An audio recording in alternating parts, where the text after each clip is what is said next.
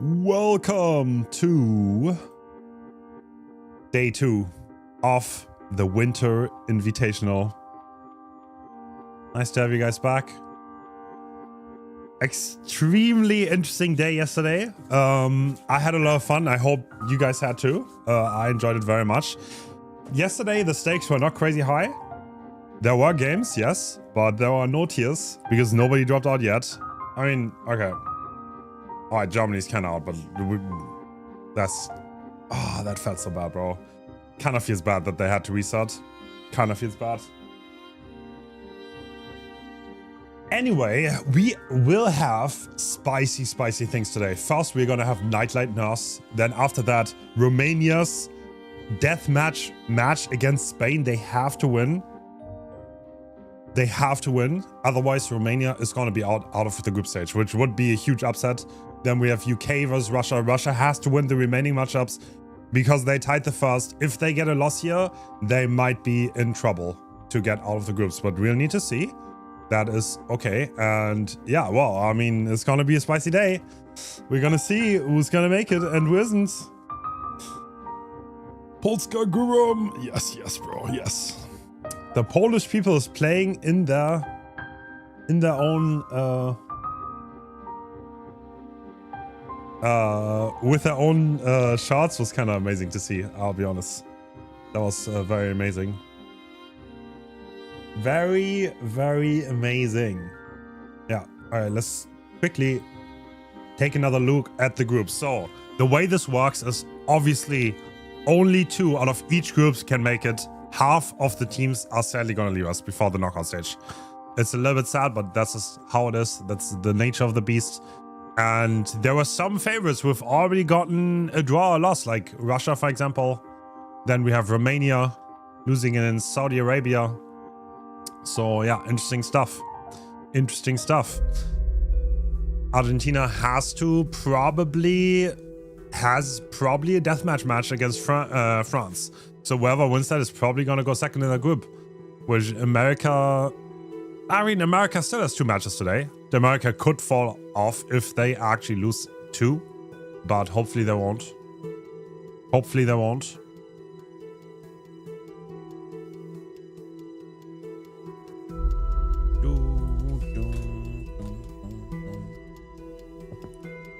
Hopefully they won't. And the first matchup will be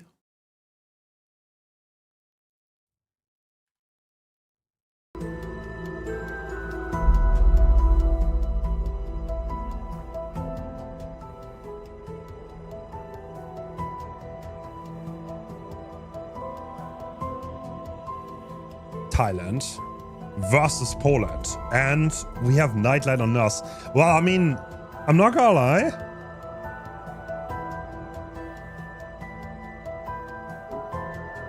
Dude, Russia has hard opponents today, honestly. Really hard. Wait, do you have plus? No, I don't.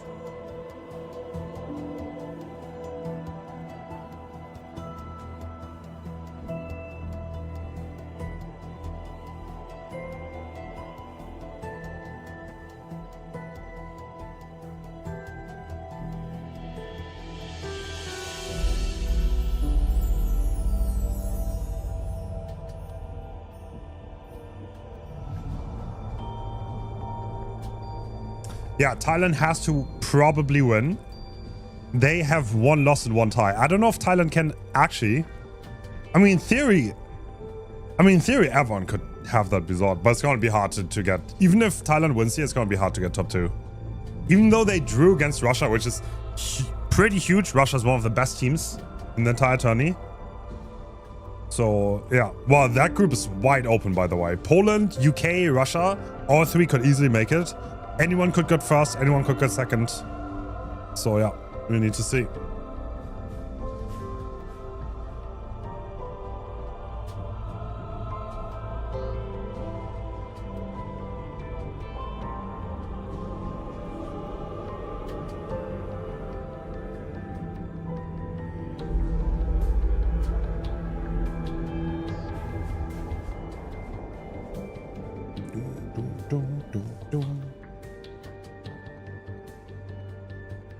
right, so we are gonna load in about a few minutes. In a few minutes, we're gonna start.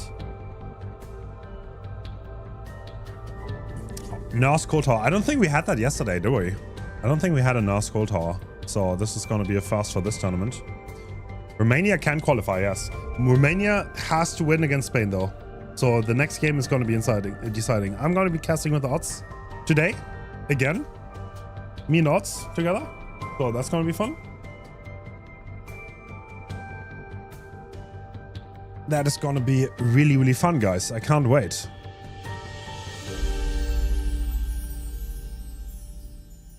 Did you enjoy the tourney yesterday? Did you have fun yesterday? I will feel bad for the teams that drop out. I already know.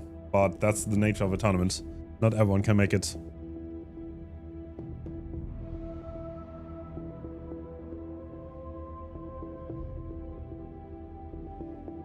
Not everyone can make it. So the only one that is pretty much guaranteed to qualify at this point is Portugal. Because they won 2 games yesterday. There's almost no way Portugal... I mean, they have to win against... Wait, no, they won against Italy already. No. Oh, yeah. Yeah, there's no way Portugal doesn't make it, actually. There's no way.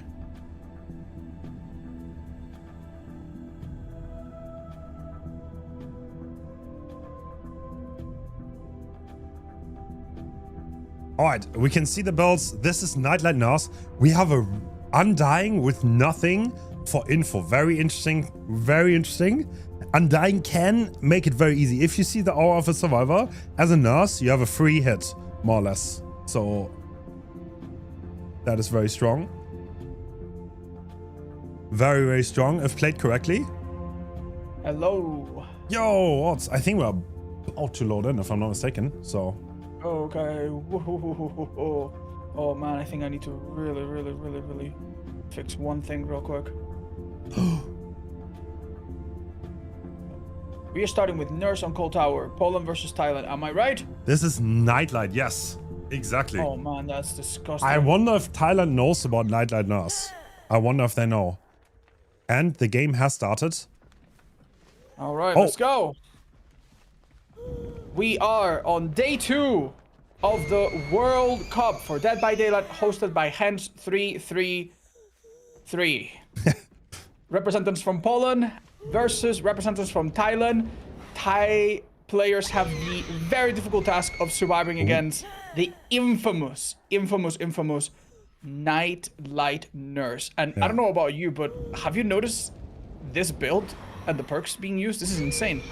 There is one perk that kind of sticks out as a bit of a outlier, right? We see an Undying by itself.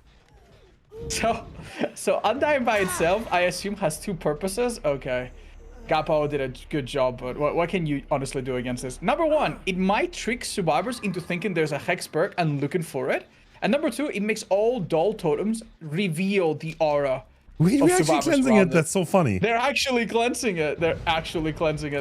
They might generally be looking for a other hex somewhere else that is not there. Instead, we have the pretty common combo of Eruption and Calibrine, as well as Corrupt, which definitely bought quite a bit of time for our killer, who's already got it down in a very central part of the map. Oh. Thank you guys for coming and for being part of all of this. So especially in the early game, I think Undying can get you so much value to reveal spawns, especially against Nurse. In a Nurse set, you really want to find survivors that play sneaky.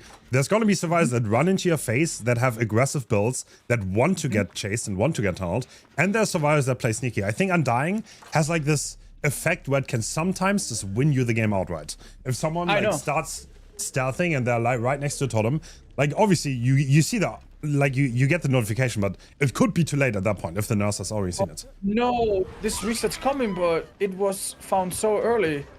Overcome has no value, but let's have a look at Claudette. She's the one to go for the rescue, but she does have Unbreakable in case she's slugged, which seems to be...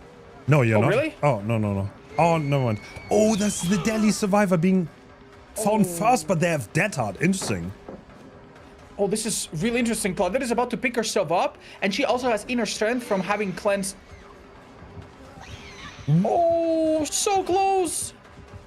This team is doing remarkably well, despite the first hook possibly happening so quickly, right? Yeah. Claudette will be fully healed if she is left alone. Adam is honestly already lasting more than some thought was possible. Wow. Oh my god. That is... What? Look. Honestly, this Adam just brought them back into the game, to be perfectly honest. That was a great chase using Data there to extend it by, what, 30 seconds? That is so much time against the Nurse. You can't overstate that. Yeah, that is, especially with Kyle O'Brien and Eruption, it could be the difference between one gen getting done. And each gen against Nurse has to be fought for so hard. It is quite common, correct me if I'm wrong, for Nurse to kill everyone with maybe a couple gens left. That is basically the expected result, right? Oh man, that was a read and a half. So like, I would say 4K1 would be pretty normal. Anything above that would be very, very hard to beat. So like, I would say 4K1 is like what mostly happens, and then there's also like the 8 stages, 9 stages. And for the people, fascinating. Now we have a stealthing Adam. Is he gonna get away though? Is he gonna get away? I think he might have. I think Nightlight does not find the survivor that has been hit with further people. Instead, might have to settle on somebody else, or maybe the rescuer, who is now broken after having used a health state to heal Adam. Ah, man, Adam has had such good help from the teammates. I think this is as good as it gets in terms of macro play against Nurse, right? Yeah, no, this is incredible. Like, honestly, at this point, I don't think Nightlight can fuck anymore.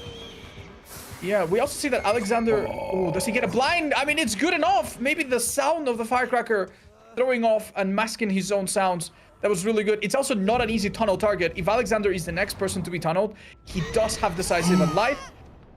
So, I think a 4K here is becoming hard. Yeah, absolutely. Without... Okay, that's a good blink by Nightlight, though. To be expected. I mean, he's the god of Nurse, to be honest. Like, he has played Nurse in competitive setting for years on years, and like everyone feared him for his Nurse and very consistent on results. And I'm honestly, Team Thailand is showing up here. Like, they know how to play against Nurse. Yeah. It's also very unfortunate that Undying got found so early. It was cleansed by a person that had a perk that activates when cleansing totems. So far, the value... Strength? Yes, that's what allowed Claudette to heal so quickly after recovering with her own Unbreakable after taking a hit. Wow. And dying to rescue Adam. So far, the perks on the Survivor team have all given insane value. Let's see how that continues. Okay, so Nightlight is definitely eyeing this 3-gen. There is a hook in the middle, and this is where Nurse excels, honestly. When you have a strong position with gens and a hook nearby, and you can sit in the middle and everything is in one blink range. But Team Thailand is wasting no time at all. They're pressuring 2 of those gens. The Adam is fearing the position a little bit, and now he's going to go back on the gen, and they're going to bounce back and forth, right? Yeah. The one in main is basically impossible for the Nurse to defend if they want to stay here. Now, let's remember, just like we said yesterday, survivors are not allowed to use the anti-camp feature. They're not allowed to take a chance to 4%. So, in just a few seconds, Frozen will hit stage 2. And they might let them hit stage 2. Yeah, it does look like... It does look like a stage 2 is incoming. The survivors will need to... Oh... They will need to get pressure on these gens because they're both low progress as of yet. And this is the dead Adam. He needs to hit that hut. No way, on ping? Huge stun. What? So much easier said than done. Okay. Oh. Nightlight did get him on time though. They're doubling the gen. This is... Yeah, he's gonna force the 3-1 with the 3-gen still up and running, but they are doubling this, so this is going to be high progress. Okay, we have a spectating bug right now that's making it look like Nurse is just staring, but she's going somewhere. Yeah. Making no mistake. The best thing that could happen to this team is that the Nurse goes on a lengthy chase and does not realize that there were 2 people on this gen, but yeah, this is really difficult. So until the Nurse does an animation, we will not know her position, so you might just see someone fall over until they swing or kick it in. Oh, really? Yeah.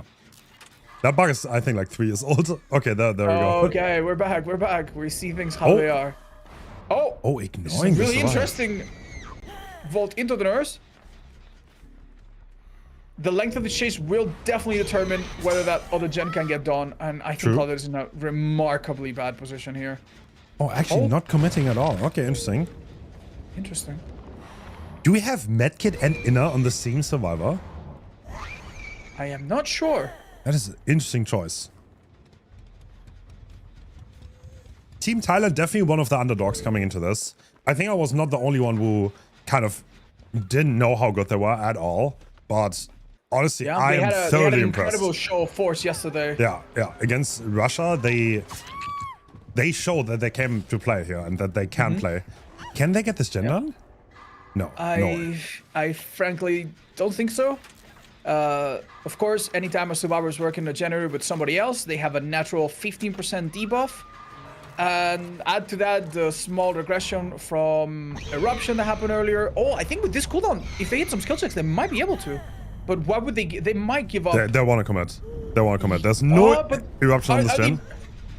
Oh my god. They are committing. Oh my god, Nightlight chose well though. This is basically giving up the entire team just to get the last gen done, which might be a calculated effort. They lose any chance whatsoever to get to endgame and survive, but they do get to endgame. Yes, I mean 4K Zero is way better than 4K1. So this is definitely worth it for them, especially with only 2 survivors remaining. There's no way you would ever get that gen done if you don't commit there. So well played from Team Thailand. I think they got a result that they can definitely work with. It's going to be up to the killer player though, because Team Poland is not going to make it easy. But we are absolutely seeing a different build on the killer side of things, because this was, I think, a very unique, very gimmicky build, I would say, or at least quite original. Maybe trying to catch survivors off guard, and I don't think it worked out super well. The early game did not seem to favor Nurse so much, and Undying, I think, did not do so much. But hey, honestly, it's just kind of crazy to think that they managed 5 gens, considering how efficient the nurse was, and how one person got to stage 2, if I'm not mistaken, and died on their second hook. So yeah, we will see just how difficult it is to just get 5 gens done when we see Thailand's killer play against or Polish survivors. And remind us, Hens, who is playing survivor for the Polish team? So obviously we have Nightlight, we have Fast, we have Storm. I think I'm not sure. I think they have more than 4 people. I'm not entirely sure who is actually going to be playing the set, but they have some good survivors. Do you remember the game against, who was it, Billy, right? On the UK Billy. They're also, I told them they have to show up in the national colors again. So, that was too funny. Very important, okay? The Polish team yesterday did something that no other team has done so far. They ran Survivor cosmetics with their flag colors. Yeah. So every Survivor was running a combination of white and red. And that was, honestly, that should give them a point. That should give them a point. So if there's a tie, they win by default. Damn. That is pretty funny. I like that. I like that. Everyone else is like using like the stealthiest cosmetic, and like we usually just see people run around in white and red. Yeah. I'm so sorry, guys. Thank you for bringing up the fact that I have the wrong graphics. I will be fixing that. I did not realize. Okay, here we go. Whoop.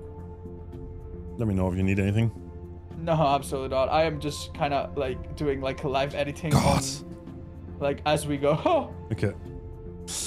Oh, what a spicy first game that was. All right, this is gonna be interesting.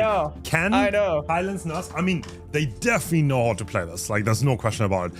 Nurse Cold Tower is one of those sets that like has been played so much in like is it like Western the oldest comp, pretty much, like the oldest form of like competitive. Yeah. If there's one set that has been played by far the most, it's 100% over the years Nurse Cold Tower, because Nurse Cold Tower like kind of not that popular anymore, but like in the older comp players played that almost every game. I don't know if you remember, but like everyone always played Nurse back then. So okay, so in Poland's favor, because they have such a strong and knowledgeable and experienced Nurse player, no doubt they've had crazy amount of practice against it, right? So they should be really prepared.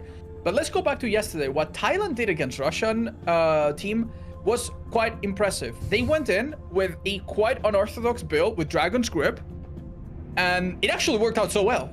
And they had an add-on that I don't think we were expecting to see on Spirit either, and it worked out quite well. So I would be surprised to see if, I would love to be surprised by seeing that Thailand comes up with a nurse build and maybe a strategy that's a little bit innovative. I'd love to see it. That Spirit add-on and the value that instantly came out of it was insane. I know. That was insane. Wow, that was incredibly impressive. That to me, I think is one of the most exciting parts of this tournament. The rules are quite limiting, and what's viable sometimes is a little predictable, but there is room to come up with creative perks, with creative combinations. We see it on the Survivor side, and we see it very much so on the Killer side sometimes, and it's a wonder to see. There are a lot of bans, but we also made sure to allow a little bit of freedom for things that don't like ruin the competitive integrity, but give options to the team. Something like Devour. You would probably, like, in a hyper competitive setting, you would not have Devour allowed, for example. But like, yeah, we're basically looking to ban perks that introduce an element of RNG. Yeah. Right? Where it's like, maybe, for example, like you get a totem that is uncleansable or a totem that is too easy. So totems are like, some totems are not allowed, some of them are. Some chase perks are also not allowed. Just, it's something that is the result of a lot of experience in the community, right? And it's something that has just been decided makes the game a little bit less volatile and RNG heavy. True. I mean, you can definitely argue that survivors can definitely counter Devour and look out for it if they want it. Because like the playstyle of Devour kind of gives itself away, right? If you leave every hook and you go for individual hooks, like it's in a competitive setting, that's kind of like a tell. So there's definitely skill to that. Some tournaments would allow it, but like some wouldn't. And we went a little bit more loose on the balancing end.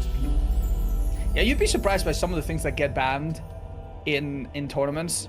For example, one of the most important things with the rules of like no self on hook and no anti-camp is to have a survivor sneak in for the rescue. Yeah. So a perk that is not very popular, such as a Weakened Awareness, is actually banned, for example. Yeah.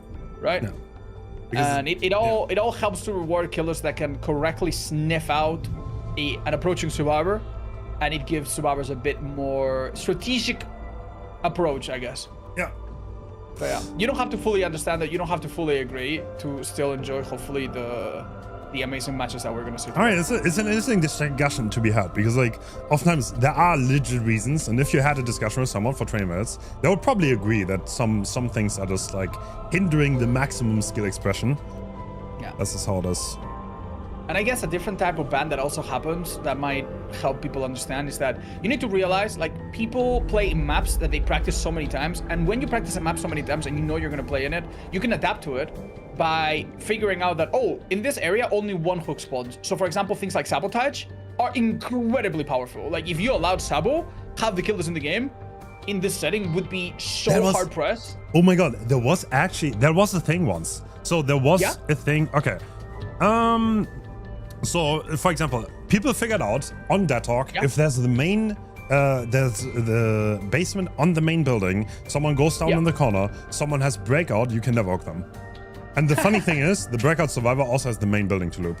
So like, they're like simple things that can completely break the game, or like Sabo, that was also allowed for one relatively big tournament, and all of a sudden, like, the killer's got no hooks anymore. Like, literally, the survivor went back died in the corner, and the Sabo survivor against the demo, they were like 15 meters away. That's so much distance that the demo can not realistically go for them, but they kind of have to, you know? And like, this is like a cycle that continues until like so the game is over. Basically, many of these bans are done to prevent cheesy situations like this, right? Where it's kind of like predetermined outcome. Whoa. We see an interesting approach from the Thai team on the nurse. Okay, we have very similar perks. We have Dying Light, however. And... Okay. Wait, that's the nurse's calling on, right? Yeah, I'm pretty sure. Yeah, that is the Batman's Keepsake, which allows you to see healing survivors if you hit them and they start healing after X time, if they are within whatever. And then the Sloppy Butcher add-on, if I'm not mistaken. Okay, Thai team has a difficult win condition against survivors this good from Poland. They have to kill all survivors before they can do 5 gens. If survivors do 5 gens and all die, that's a tie. Yeah. And if they do 5 gens and even one person escapes, Oh, then that could be the win condition. Wow, an incredibly fast first chase is happening. oh, okay. Oh my god, this is worst case scenario for Poland here. So the ace actually ran into the open gens. But I mean, there's probably gonna be 0 pros anyway. But if you die in the middle like that, the nurse can literally choose the hook freely. And that's what the nurse is gonna do. And I think she's gonna carry deep into the corner. Oh, there is a survivor right next to it though. Yeah. I mean, the good news is that compared to the previous match, the Deliverance user actually gets a chance to rescue. And I'm not sure if I'm mistaken, but I think the ace fasty that went down does have decisive. We'll check in a second, but... Wow, there's a Delhi survivor right next to it, and they're gonna get the unhook. Oh, this unhook is gonna be free. They're not gonna take it. They're not taking the free unhook yet. They're buying some time. Now they're gonna take it, right? Yeah, the unhook comes through. Yep. All right. Okay, we're going back. So the survivor has been spotted. This is interesting, good info for the nurse because now they know who is the deliverance user, presumably, and there is no decisive strike. So this dead hard kind of has to hit. Balance landing would be an option if they went to main, but it's looking very difficult. They are maybe thinking of dying in a corner, and we might see a dead hard not used, by the way. We've seen this before. They were late on the dead hard. It's quite unfortunate. Oh man, so that was a good really blink.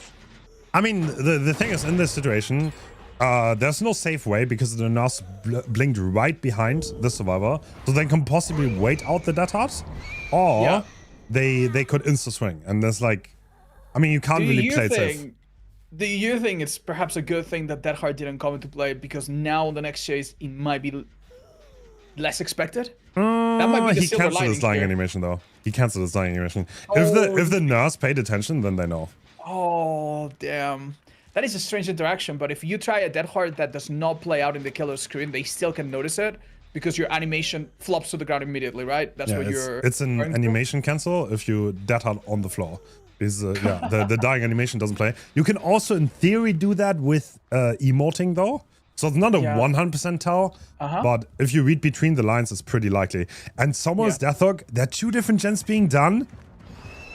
Oh, this gotta be free unhook, though. That's not bad. Yeah, I mean, Deliverance being active on Meg could buy them a long... immediate hit prevents dead hard from happening. The only problem is this balance landing cannot be too obvious. This is the nurse immediately cut off that option. Yeah, they're denying the balance. They're denying the death hard. Excellent place, but there's a lot of distance being won by the ace. Okay, and he has another hill. This is good. This hill could buy him a balance landing, but what can you possibly do that the nurse doesn't expect already? Delay. I mean, you're gonna die anyway. This is a nurse, but like every second you buy, every blink you juke, it's gonna make a difference. Oh my god. Oh my lord. It was such a difficult decision between making distance and running back into yourself, and sometimes both of them result in you dying very soon. So this survivor's dead, but you can already see the survivors were already on the last 2 generators, so they wasted no time. I think Nightlight switched. Yeah, they did 3 gen. I mean, that chase was not bad by Ace. He did a really good job, honestly. That was way above average. And now this is where Eruption and Call of Brine is definitely gonna kick. And he has a 3 gen.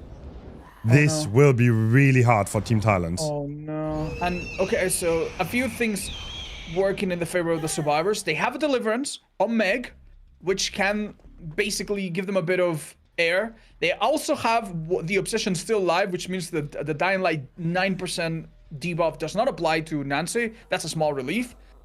Now, not in their favor. They no longer have a balanced landing to pressure the survivor, to have a pressuring survivor on the main gen. So that main gen seems really difficult to escape. Yeah. Right? And when we are in this 3 gen, it's going to be more like a 2.5 gen. So what the survivors are gonna do here, they are gonna stealth until the shack gen is done, and if the nurse goes to interrupt the shack gen, then they're gonna pressure the 3 gen again. Funnily enough, the nurse does not go directly there. Maybe tries to catch someone lingering around the area. This generator being on this side of the hill is so cruel as well, because it is so easy to see. And even though this is in a long, like a high wall tile, it's also pretty much open. So all of the generators are really visible from the middle. And the one in main without balanced landing is a bit of a death trap. So I really don't know how I would approach this. Oh, wait, never mind. Now the nurse has a open view of that generator as well. Okay, the thing is, yeah, you already mentioned it. Balanced landing being dead makes this situation almost unplayable for survivors. I don't want to spell doom on Poland, but the fact that the one survivor that's dead is a balanced landing user means the main generator is not be able to be done safely. And honestly, the nurse decides to contest the shack gen because everything else is 0. What are we trying to do here, realistically? I think that's bait, honestly, because there's nothing else to do for the nurse. But the nurse, I think, knows fully well the bread and butter of this game is this. It's gonna come down to this region. Man, they kind of sit in the middle and one blink to everything. Now it becomes really, really obvious why the team in the previous match all killed themselves to finish the last gen. Yeah. You can see how difficult that one last gen generally is in a cold tower nurse set like this. Yeah. It's gonna take blood to get this last gen done, if it can ever be done.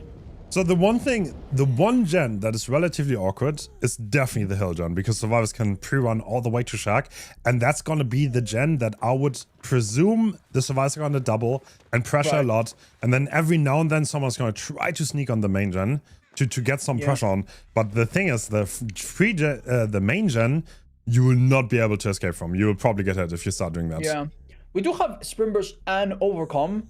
And I don't know if that could be enough to position yourself. The only problem is that when you're on a second floor and you take a fall, you obviously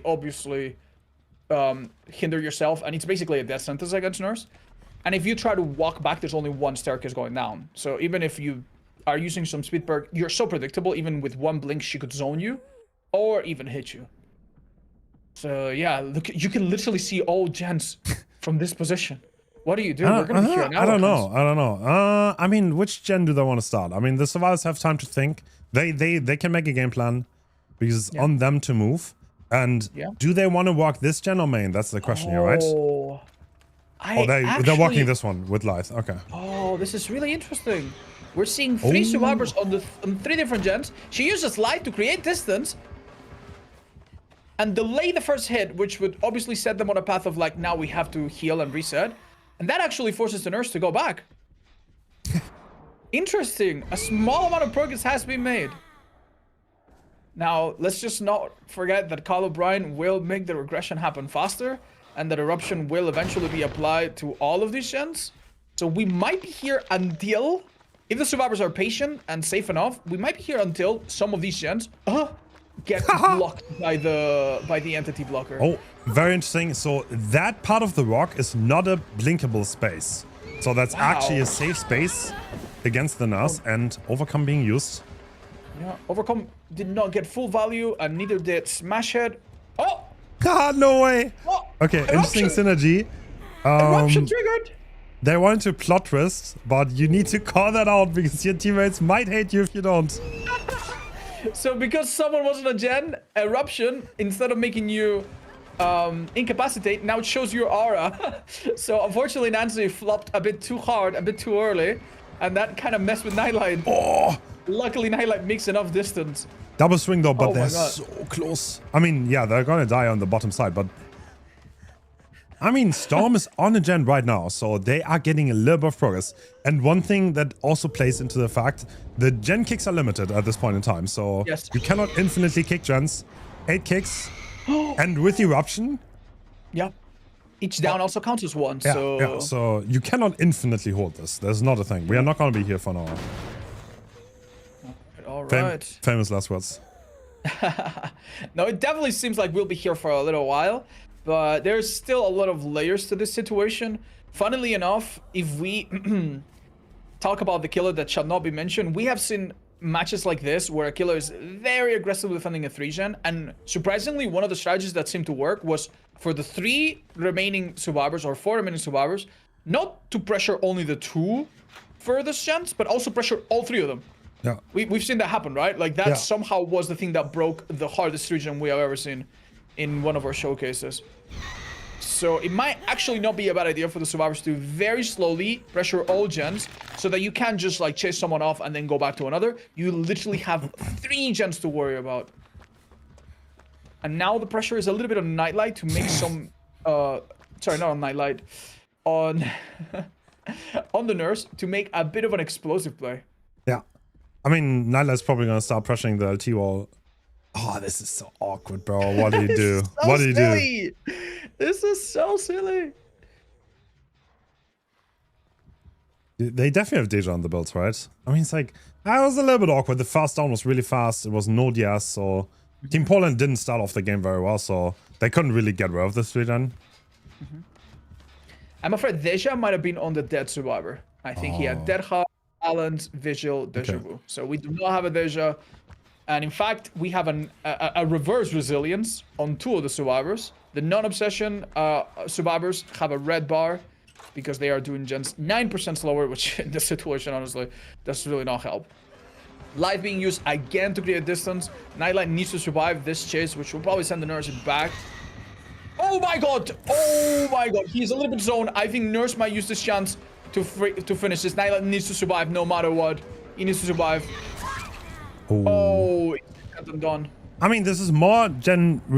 I don't know, bro. I feel like the gen regression limit is going to kick fast. I'll be honest. Yeah. Maybe not so many times on main, though, because main has only been hit a couple times. I think main still has quite a few kicks. Yeah. And as you can see, Stormito is making such slow progress that there's really not an incredibly urgent need to go back to that gen just yet. On the survivor side, though, is the fact that Nightlight can hang in there for a very long time. This is absolutely ridiculous, by the way. This Nurse is defending 4 things at once. Yeah. It is absolutely... This is why Nurse is so strong. She can't cover long distances very fast, but like if she's in a position where the 20 meters from the first blink covers everything, then that's when she's just like silly strong. I just love that we have 4 players in the game and they're all like standing still. So what's happening right now is we're waiting for max sprint burst, I think. Yeah. If I'm not mistaken. But they realize they cannot wait that long. They need to pressure because they don't want the second stage here. Oh, that's a 1 blink. This is a down. That's not good. That's not good. That's really not good. Oh my god. Right. Okay. Positive thinking for the survivors. Deliverance is definitely going to help in this situation, right? This gen has turned back to dust. Oh, we actually have an unbreakable maybe coming into play then. I mean, we can see the spikes on the main gen, right? Like, the question is how many more kicks do we have on that gen? I think we might have already run out on that particular gen. We really did kick it a lot. Maybe. I think the Nurse is expecting a rotation to go towards the back. But I don't think... Oh, yeah, I don't think the Unbreakable was used then. Once again, survivors perks really come into play. Oh, they have to play this so slowly. Okay, everyone is back to full. That gen is regressing. Yeah, okay, which gen do you aggro on? That's the question, right? Like, ideally, Macro Sprint Burst. Macro Sprint Burst is probably the best one to play aggressive and Blade Blink. But even then, on the main building gen... The seems necessary on main building, right? Yeah. It seems necessary. It seems like the one thing that can help you here. Whereas the other players have Lithe and Overcome. Once again, using the safe spot on the hill. That's so crazy to see happen twice. Yeah. That's like the one thing... All right, another kick. And there's going to be another eruption. There can't be many kicks left on that gen. There's no way. No, we must be so close. Okay, Meg takes a hit, and she very purposefully goes down on the opposite side. Wait. Oh, there's going to be Dilly. Okay, the killer this time is happy to hug. Oh, What an interesting setup. All right. Wow, that is so smart. So what Poland expected here is to the mech to be slugged behind the main. Yes. And then Nightlight is there to instantly pick so the slug timer doesn't come into play. And the Nancy pressures the other gen. Interesting setup, honestly. I wouldn't have come up with that. Yeah. Oh, dropped early though. Unfortunately. Overcome definitely will help a little bit to maybe... Oh, is it enough though? Is it enough? Great prediction. All right. Slug or hook? What are we doing now? Interesting. Every hook is obviously making it easier for the survivors to eventually die, and it's also adding Dying Light stacks. When you hook the Obsession, Dying Light does not work. Okay, Gen kick limits. Gen kick limits. Ooh la la. Uh-oh. 3 genning killers are in shambles. I think XZ was expecting this main to perhaps have a bit more action on it, but the survivors are playing a remarkably patient game here. Botany knowledge has definitely come in clutch a couple times now. Yeah, the Poland survivors, they're keeping their mental. They're playing it very tactical, and someone has been spotted. Are we gonna go for this? Oh, no. Surprising. That is surprising. I think, honestly, I don't think this nurse can play passive anymore. You need to do something. Yeah. Like if we keep doing this gen is no longer taking damage. Not only can it not be kicked, it cannot be regressed by anything at all anymore. The only thing that helps on that gen is possibly the Dying Light debuff. But even that is not going to be stopping it long term. All right, amazing aggression. 2 survivors injured. A quick down here could be really strong. But we see that dying on the specific corner of the map away from the gens is happening again. Nightlight here has an impossibly difficult task. If he gets spotted, he has to last long enough. If he were to go down, no way Mech can finish the last gen. So it was... Ooh, he doesn't get spotted. A blind, possibly?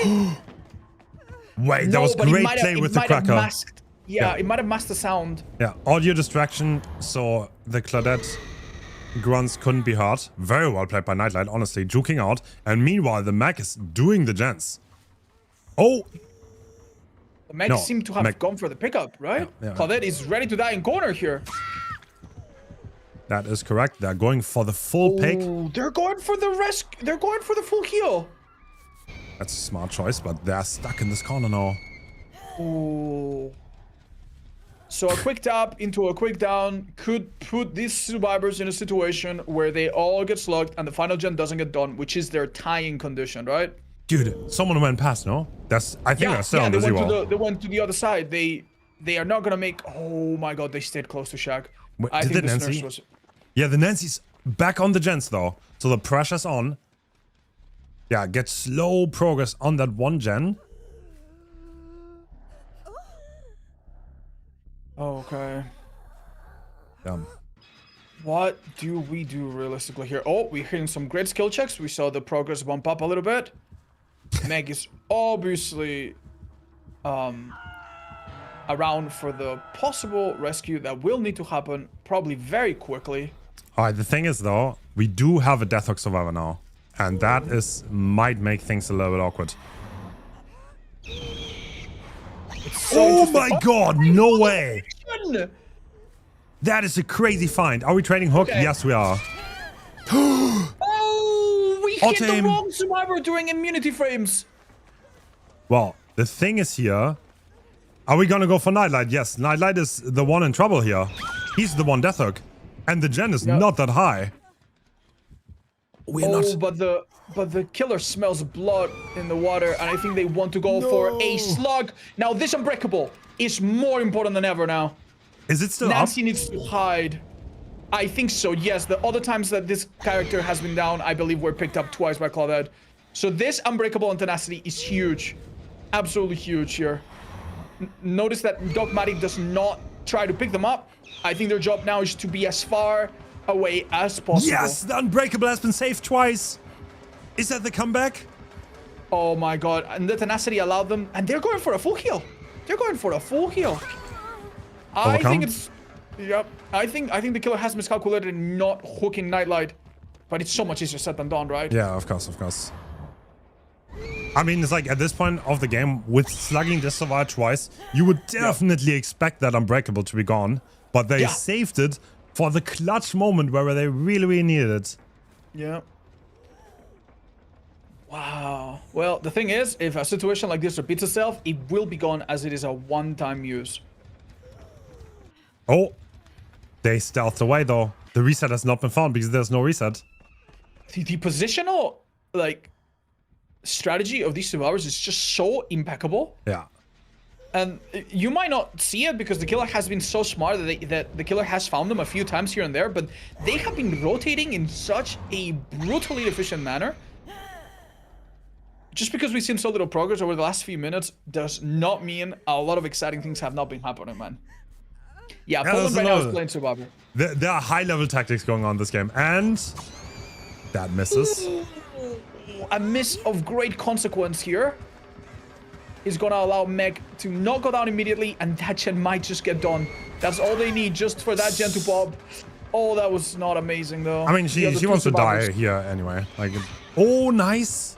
Buying some more time, and the survivors have reset. That gen is really high at this point. Can you protect that gen? Oh, great juke again. The mech buying valuable seconds. Yeah, every second you buy here is insane. The last match played out very much like this. Nightlight seems like he's already like injuring himself towards the heel again. And once again, Poland survivors just playing the long waiting game.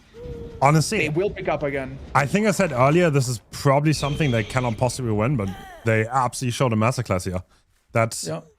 Well, so far, we are not winning this yet. Yeah, true. We are... Absolutely first step is to tie, right? Yeah, true. I mean, I thought they would never break that 3 gen, so... Yeah, well, me too, frankly. Me too.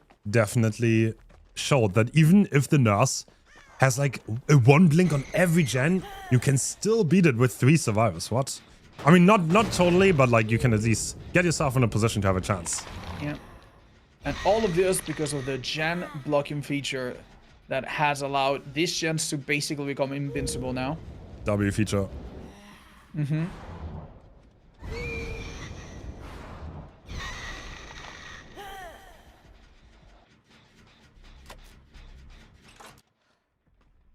So if the killer does have a way to prevent this, it seems to me like it would be find Nightlight, down him extremely quickly, and then defend this gen, right? But Nightlight is obviously aware of this, and they are keeping him as a reset healer type rather than anyone that takes any real risk. Very interesting, yeah, because he's the botany knowledge. So he's the one that rotates. If anyone gets injured, he's like a mobile ambulance that is gonna rotate and heal his teammates back up.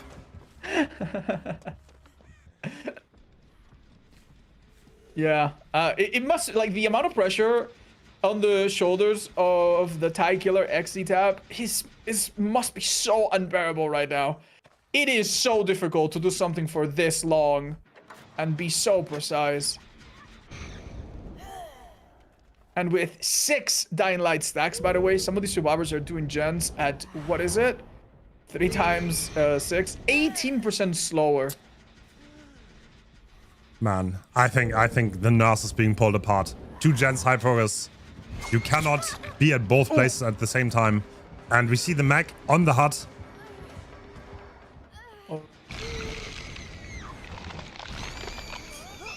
Oh, super unfortunate lack of range for our nurse. Keep in mind that if the final gen pops, the nurse will still have a very important job to kill everyone, right?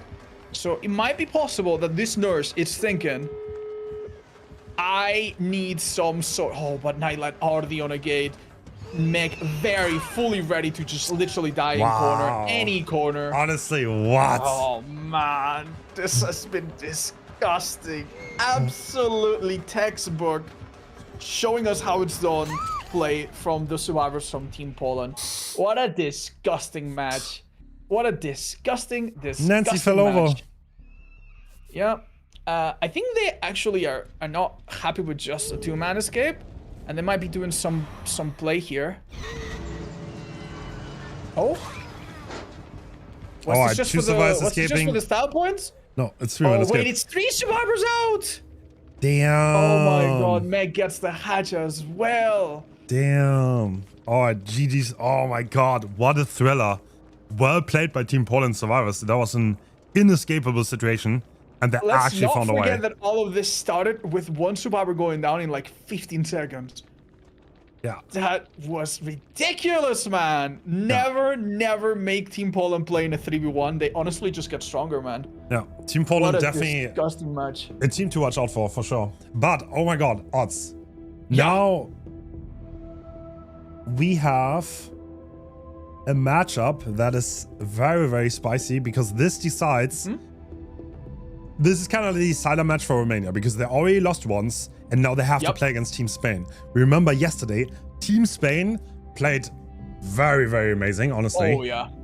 They were incredibly deadly, and yeah, playing against Zaka and Killer and these survivors is just gonna be really hard.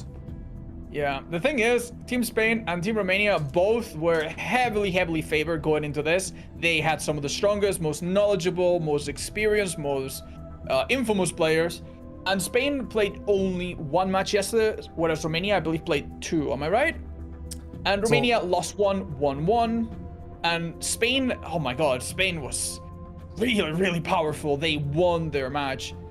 And now they're probably feeling really powerful, and they have the power to kick Romania out of this. One thing I want to quickly mention though, GG's to Team Thailand, absolutely amazing performance. And if I ever host a team tournament again, I will definitely shoot them a message to invite them if they want to play, because that was amazing and I love watching them. They put up a fight against Russia. They tied Russia, which is Bobonas, and then afterwards they played so Mayland.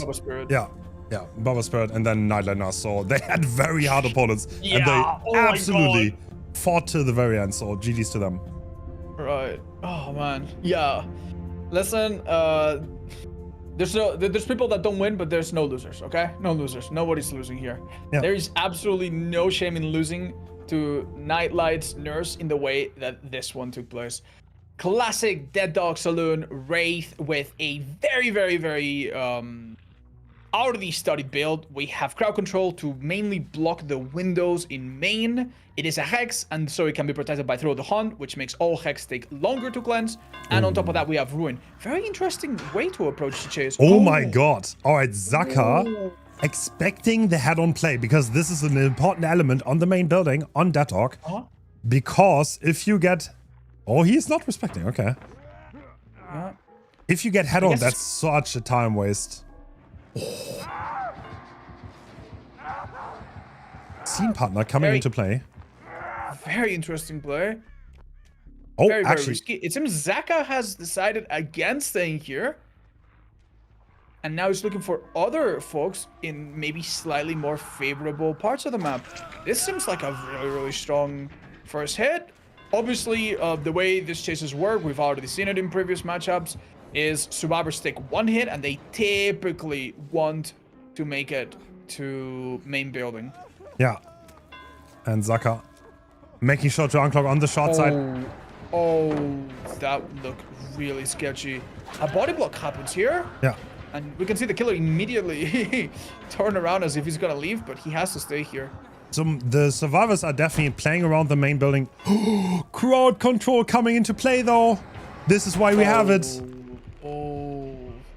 I wonder if that second vault was a good idea. So we saw that Jake tried. Whoa, head on. Damn. All right, we Metal of Man, by the way, 1 out of 3. So. Oh, there's so much going on. It's really difficult to get it all commentated quickly, but basically what we saw Jake try to do is slow vault the window, because doing so does not activate crowd control and does not block the window. Unfortunately, he vaulted it back and that blocked it. And then he went through another window as he was dying and that blocked it too. Now the survivors have to either cleanse the totem or vault a bunch of random windows until the window that they care about gets freed up. The thing is, this is kind of spicy because I think you never want to fast forward that window if you know the crowd control's active. The one on main, the upstairs, because Zaka's never going to break that wall and the windows is gone forever. Like you cannot go through it anymore. It might as well not exist.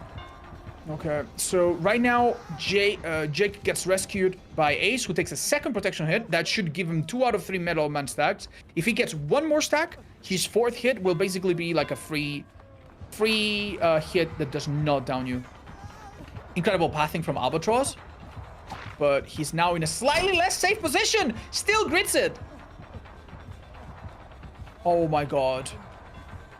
Oh, the patience and discipline to pull this off is wild. Yeah, that's very great looping. Delaying as much as possible, and the hit tank is going to come through. Oh, is it close? Is it? It is! It is on time! Wow, nice. Wow! Zaka, being one of the most experienced killers, you would think would be able to do something about this, but some body blocks are just too difficult. This will be the final Metal Man stack if Ace takes the hit successfully. All right, that is a lot of hits taken with Ruin still up, which means that gem progress in the background will be probably a little slow. Masterful prevention of that body block from Albatross, who move in a very deliberate way to prevent the Wraith from getting ahead of him. And this tunnel is being very costly.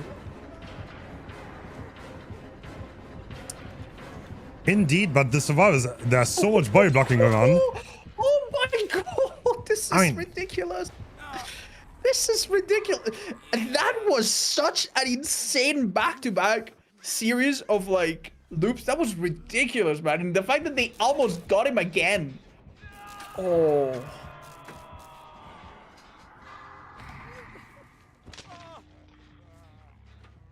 So it doesn't seem like there's a world where these totems get done, right? With the amount of manpower they spend body blocking? I don't think so, no. I mean, I don't know. You kind of want to, right? I don't think you want to deal with crowd control and Ruin. But I guess at this point, it's almost too late, right? Like, you kind of just want to do the gens. I mean, if you see a totem, you could cleanse it, but Thrill makes it such a time waste. They do have a person with counterforce, which can somewhat mitigate. Here we see David with Jill's perk. He could somewhat mitigate the effect of Throw the Hunt by doing turns a little bit faster, but it seems like they are trying to squeeze as much gem progress as possible. Oh my god! This guy's not gonna go down! He's not gonna go down! Is that another metal? Did he unlock in time? No, he has metal. He has metal. Yeah, if you get a stack or not. He already had it from before, I believe. Oh. There's a Metal Man. You see the Survivor glow white, but notice he does not have Deep Wound. That's the power of Metal of Man. The meta perk. Alright, let's see what Albatross can do here. Going to drop the Shark Pellet. It's gonna vault it afterwards. Yeah. Oh, man. Oh. Albatross is just so interesting to watch. Yeah, he's doing a great job holding one of the best killers in the game, Zaka, back. And another hit tank is coming out. Team Romania is very coordinated here. Impressive. Wow, have we actually given up on the possible tunnel? Oh, we can try. We could see Zaka desperately. Nah, he doesn't make that. He slow vaults just to waste time and make him go around, right? But doesn't slow or doesn't medium or fast vault to prevent the window from being blocked. This will be a pain rest. These are like the tiniest min-max that you can do. Looks like we are abandoning the idea of the tunnel out. But there's so many pallets gone. There's still 3 gens left to do. Ruin is still up. I think this is spelling trouble for survivors, honestly. Yeah. If this reset party is found, and it seems like it's not, it could be really, really bad for their efficiency. Instead, we see Ace taking on the next series. The killer uncloaks in the perfect spot, forcing him into... Oh. Wow, the killer actually gives up. It seemed like this down was about to happen.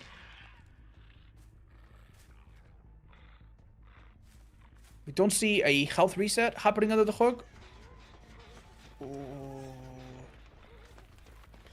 Huge play. Do you notice how every time he tries to body block something, the survivors are very, very able to like move on to the next one? But Zaka is just so good at positioning himself and cutting out their options.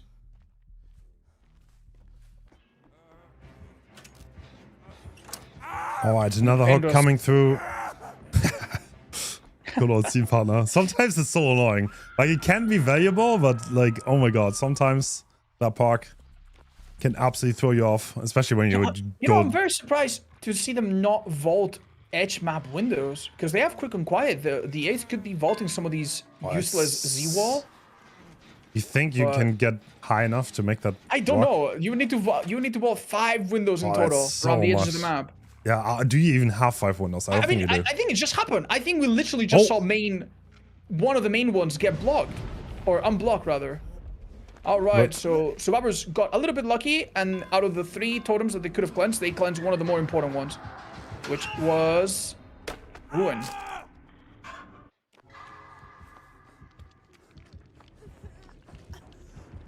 Uh-oh, this is the Paintress. Oh, wait, was that Weiss?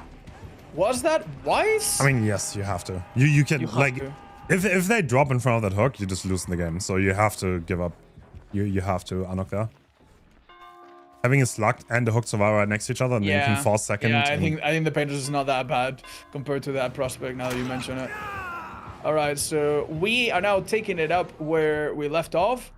Oh, never mind. The killer has completely abandoned the idea of tunneling out Jake, and instead is trying to capitalize on his other strengths, namely the fact that every survivor is injured. Alright, so you're gonna try to body block for a little bit, but now his time is up. He might be behind a... No, that pallet is just too distant, right? Rafa has had such a difficult job. He's had to do all the gens in the background. He's had to come in for body blocks. And now if they do take a chase, it's gonna be one with so little resources left on the map.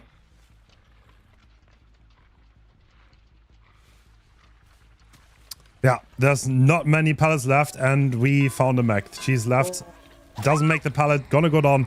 Yeah, I think this spells trouble. Can they maybe do one more gen?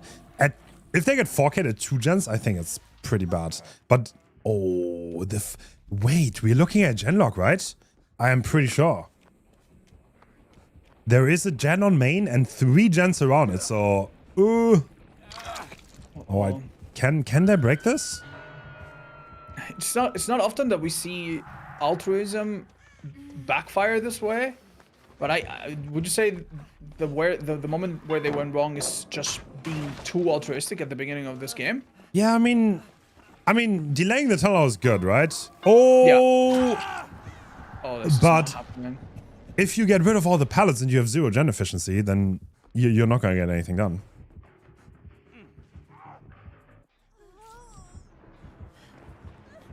I think the survivors might have managed to undo... Yeah, crowd control is still up, and it's not affecting main building. I think they've actually managed to undo it by strategically vaulting other windows. Talking about other windows. No, David, no. Oh, he had the surprise Pikachu face. No. I think they will have to get one more gen on. Otherwise, this is such a hard win con. I mean, it's like, it's not impossible to 4K2. It's not impossible, but that would be hard. When survivors know that they have to... Like, these survivors, for example, they would have never in a million years gone for so many body blocks if they knew their job was just... No, he can't vault back! Oh no, crowd control is definitely the perk in this match to make it happen for Zako. And I guess we see why every Wraith has... brought it so far, right? I think in this tournament. I think so. Yeah, we've seen Bamboozle, but on a Bubba. Yeah. And we've seen Bamboozle, but on a Legion, I think. So yeah, for Wraith, I mean the fact that you have to do totems very slowly, and you could spend upwards of 25 seconds doing a totem only to be interrupted last second by a stealth high mobility killer. It's scary, right? Even with counterforce. You know what? You might have noticed there's one player missing on Team Romania. Yeah, Zeno is not playing Survivor, right? Yeah, I think Zeno will not be playing today. So Romania is going to have a hard task. They are playing without that captain. What? No. He is currently counting sheep. Oh, that's not... I mean, it's Sunday. Maybe he went to church to attend mass. Yeah, true. Maybe. Oh, that is unfortunate. Well, yeah, Zeno was definitely one of the sources of strength for this team. We absolutely talked about him and praised him yesterday, and I think he kind of lived up to it. He played a really cool Vecna set, True. Where even if he didn't win, he was still like mechanically very impressive. I would not count Team Romania out. They have a solid roster, and they definitely showed that they can play the game even without Zeno. So, like a lot of people. I mean, Zach is so deadly. Yeah, it is. He is so cruel. Oh, wait. What's going on? What's going on? Yo, what's going on? Yo, wait, what? Wait. The things that playing com will do to a person. Wait, that was clean. Holy. That was the most impressive thing I've seen all day. Yeah, but unfortunately, in case you're curious why he's not trying to go for the hatch or something, in this match, we know where the hatch is. Oh, the Bartek being attempted. Sadly, Zaka did not forfeit. Yeah. Zaka spends all the evenings in the bar.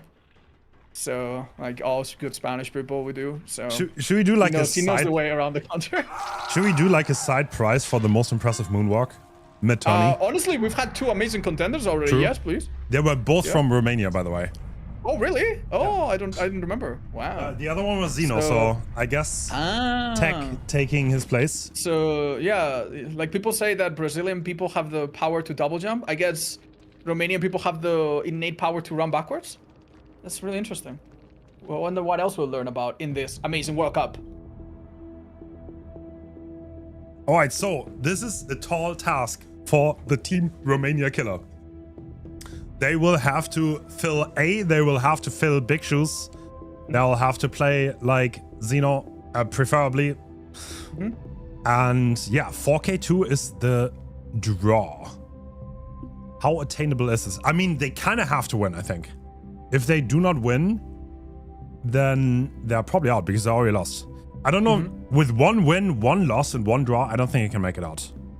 No, likely not. Especially considering that in the group, Spain has 2 wins already, and Mexico could easily get there, and Saudi Arabia still has 1 win at least. So yeah, it's looking very, very unlikely. How do you pronounce it? Mexico? Okay, so I'm not super educated about this. Okay. But I think the X in Mexico is actually like from like a native word. And that's why you say it Mexico. That's how Mexican people say it. Mexico. Even though in Spain, like my name is Alex, right? So my name in Spanish is like Alex, and it's the same X as you would say it in English. Okay. But I think the native way to say it is Mexico. Oh, okay. But I mean, if you say Mexico, I don't think anyone's gonna be bothered. I'm sure someone in the chat will educate us. Surely.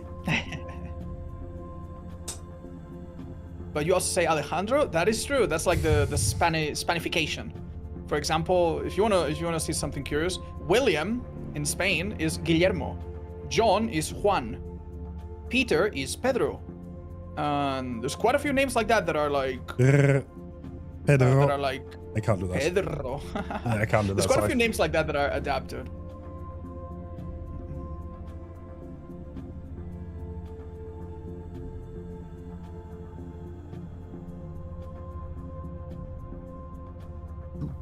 Wow, this is the knockout game. This is definitely going to decide it. This is the decider for Romania. Yeah. What do you think? How big are the chances?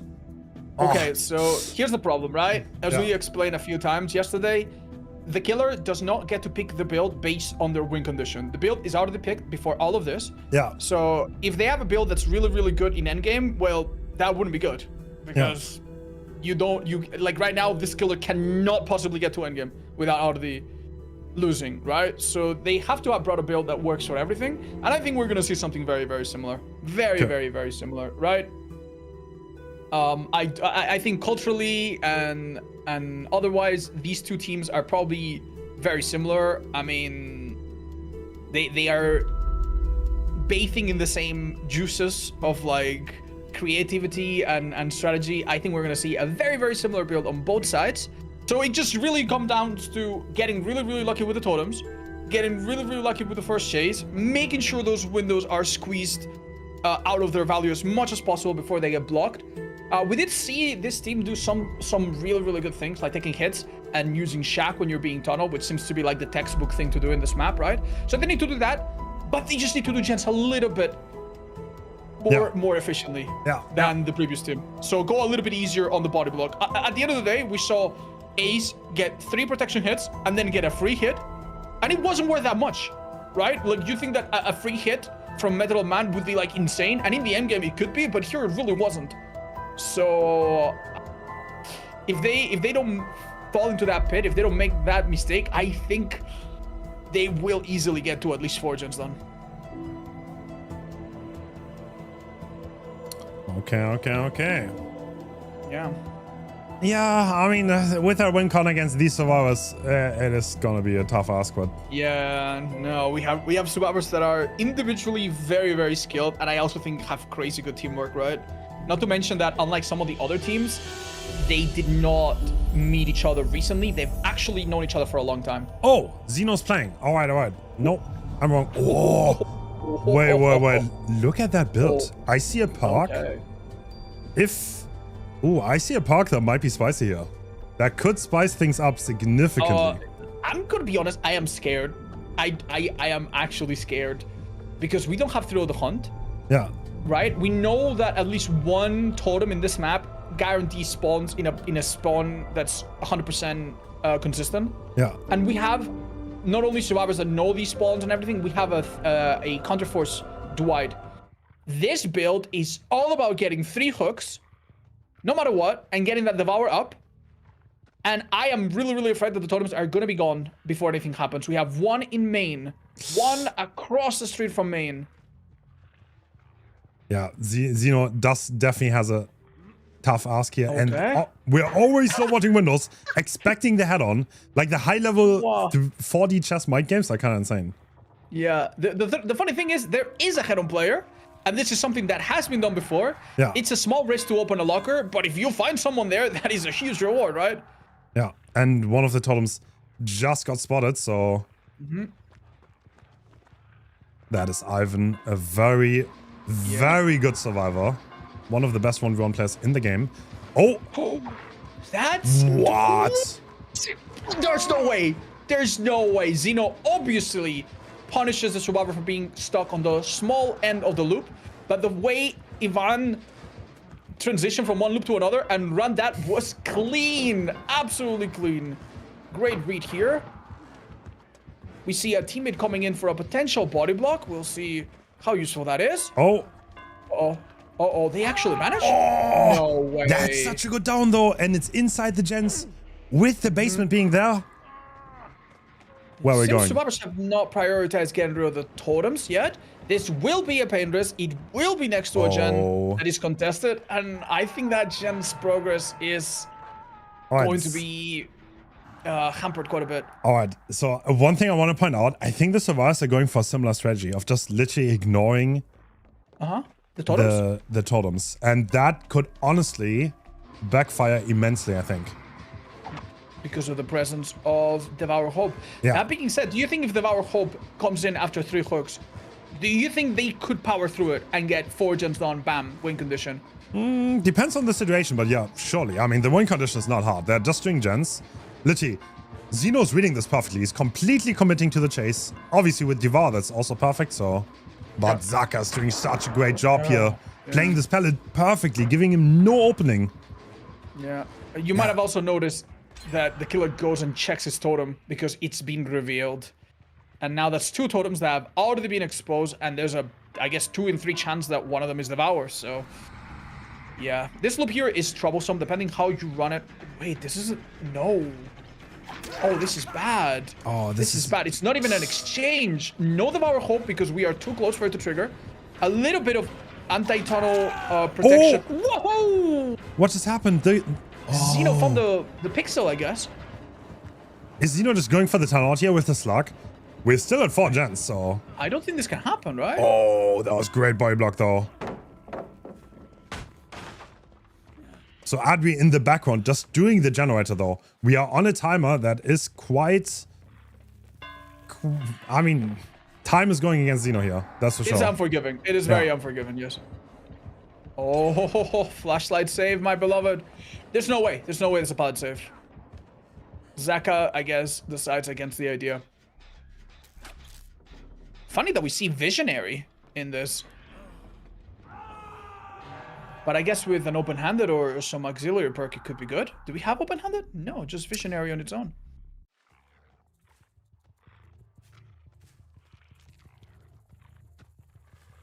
So let's remember, because the first unhook happened so close to the killer, Devour Hope did not award any tokens. Oh. So yeah, can you still go for Devour even if you miss 1 stack? I feel like it's almost too late now, right? I think his gameplay suggests that he's given up on the idea. But I generally don't know. Ooh, fantastic read there. He still makes that actually window. Gets a nice vault, and this ballad might buy him a bit of extra time. Oh, it does. Oh my god, and he's got this ballad as well. How did he come out of that situation and a stun here? Okay, surely now he's understood the fact that he's going to go down. Oh, at the grab. Do we just hook there? Get the Devour stack maybe, and then hopefully do something with it. We are 1 stack right now, if I'm not mistaken. But like, oh, I mean, it's only I guess 2 more gens, right? 2 more gens before the win condition is met for survivors. To be honest, even Romania needs to win. To be perfectly honest. I don't know, like, because otherwise they have 1 win, 1 loss, 1 draw. Yeah, no, so, like this is they are waging everything on this match. So they cannot have it as an afterthought that, oh, maybe we can come back later. It is now or never. Yeah, Spain effectively is probably gonna get first in the group if this is a draw, and Romania's yeah. I mean, they could. I mean, it's not over for Romania. That depends on other results, but yeah. Crowd control making this shack really not very safe. An amazing play from Zeno that cloaks, uncloaks, and so perfectly clean. body blocks that. Wow. Yeah, he knew he had to interrupt it to get a bit more speed and be able to body block it. Extremely patient, and an obvious testament to the experience of these players. Oh my god! I don't know what was more. The fact that he managed to body block that by getting next to the window by just a pixel, or the fact that Zaka reacted so quickly to it. Dude, Zaka's is going into the, like, Zaka knows. Yeah, the jump ups. What? Yep, that means. He went into basement. Oh, just trying to buy any time at all, right? Yep. This is a bit of a 50-50. Wow. Chandelier got in the way. Chandelier playing for Team Spain right now. Yeah. Toxic. Looks like Zaka's after. He has a good setup here. I mean, okay, if 1 more gen completes, then Spain won this match. Yeah, so right now what Zeno needs to do is basically kill everyone, no more gens can be done. Yeah. And to do that, he has to get through Zaka first, which, you know, good luck with that. Yeah, Zaka Another pallet around the corner. Oh, actually not being used. Uh-oh. All right, a Paintress is coming. And I believe the final token to give us Devour insta-down is also possibly coming. Yeah. So it's really not over, but he will need to do some massive juggling between targets here. Yeah. So, I mean, every totem's still up. Team Spain did not pay any attention to totems. And this insta-down might hit real good. If it comes in time. And Devour Hope speed boost as well is probably helping a bit. Oh, they actually vacate the gen. They do not try to do it. Oh my god! He waited for the unhook, and this is the insta down. Oh my god! This might be the swing he needed. Oh, that is ridiculous. With 4 hooks in, there is such a small chance that Team Spain was even suspecting a possible Devour. That being said, they know at least 2 of the locations of the totems. So now that they know about them, they will most likely try to do something about it. One of them is right next to the hook. That's not good.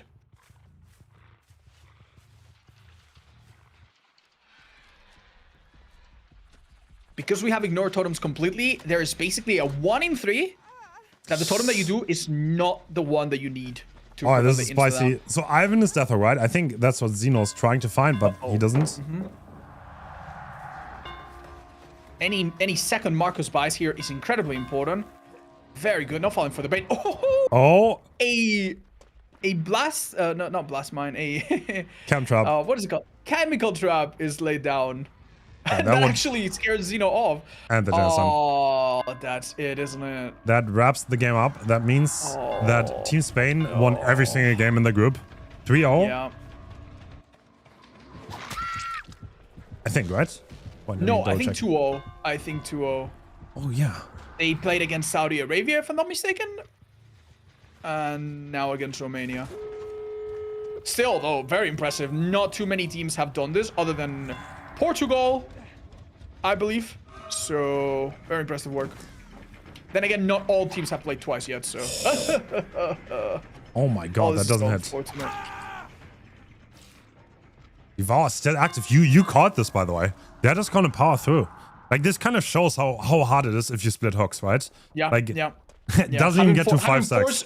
Yeah, look, we've seen, especially in our first nurse match, how the dynamic changes completely when there are 3 survivors left, right? Yeah. Instead of having 4 survivors all doing different things, you have 3 survivors that are all basically choked out of options. One goes down, one has to sneak in for the save, one has to desperately try to do gem progress or desperately try to heal themselves.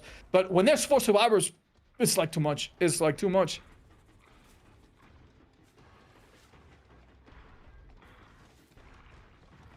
Oh man, it honestly seemed like the right build for the job. I wonder what would have happened if he had been a bit luckier and his first hook actually gave him a a token instead.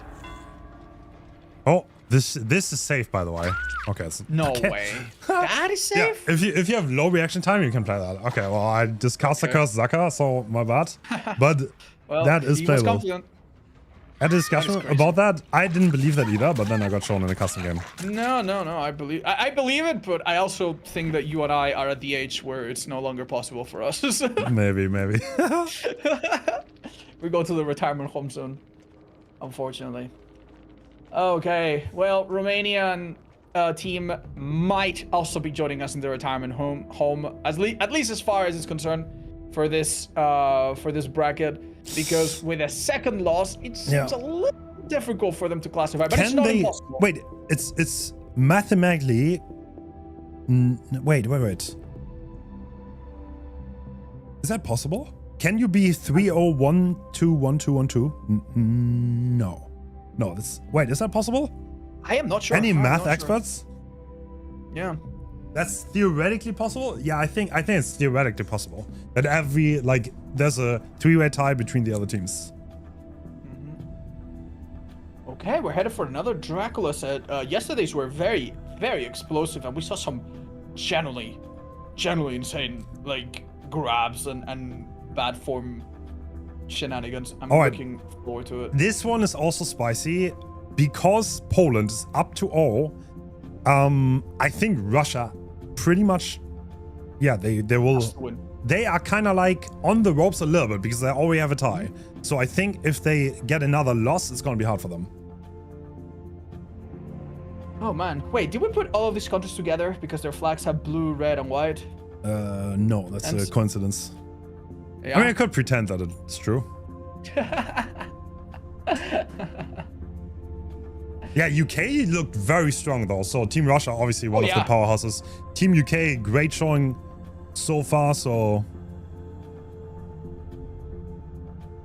right. So what we saw yesterday was very, very interesting in terms of like the add-ons that you bring. It seems to me like there is one add-on that seems unnegotiable, and then the other add-ons are so weak and so like small of an effect that they have been mostly interchangeable.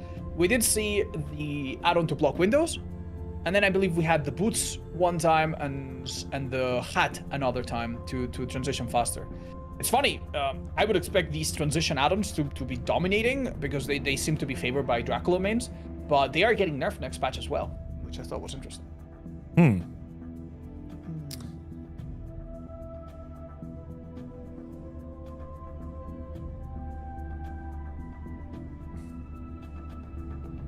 Team Russia also has a very, very strong survivor roster.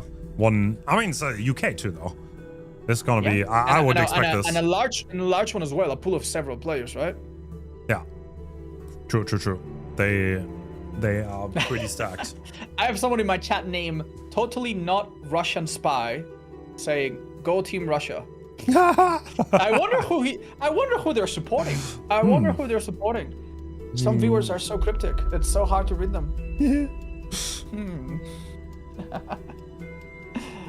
What is the talent gap between comp players and streamers like Hens, Aaron, or Odds?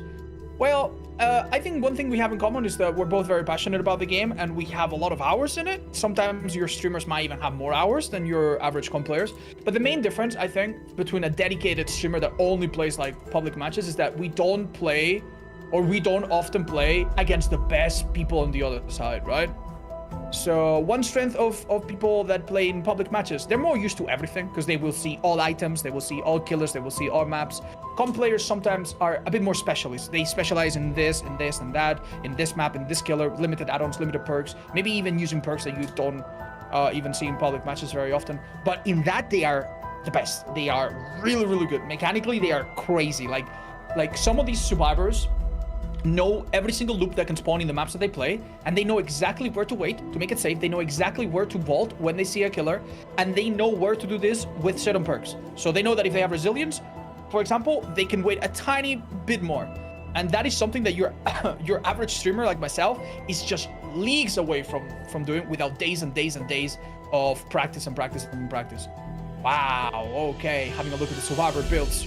We see basically nothing too special, right? Anything catches your mind here? This is pretty normal. No, this is exactly what we seen yesterday, right? I think Spitz ran this exact lineup of parks and what we're looking at is a killer that has a really easy time finding people and tunneling them, and so you have to basically be really prepared for the eventual 3v1 and the really, really powerful perks to keep those gens alive, right? And that's what we're seeing with Calobrine, Eruption, blah, blah, blah. All right, Bobo. Very experienced killer, one of the oldest, okay, one of the most experienced comp players. I don't know how old Bobo is, but he has been playing comp for absolute years. And we see now the green boots allowing him to teleport even further. That was a really long flight. When you teleport like that, survivors do see you and they hear you. And we see a lot of perks, the goal of which is to leave no scratch marks or to minimize the scratch marks. Yesterday we saw an insane play with a survivor using light and then walking to leave no scratch marks and confuse Dracula player in bad form. And even though we saw some scratch marks here, it doesn't seem like we can turn it into a immediate find. Yeah, that's a great start for Team UK. This is how you want to start the game, because now they managed to split out of spawn, and this is always great if you can a little bit out-stealth the spawn and then split on gens, because now when the first chase happens, the survivors will already be efficient on gens. Ooh, Calobrine revealing someone. Unfortunately, Lara finds herself slightly out of position. Light is still available, and doing so will exhaust, and that triggers rapid response, which blocks. Oh no!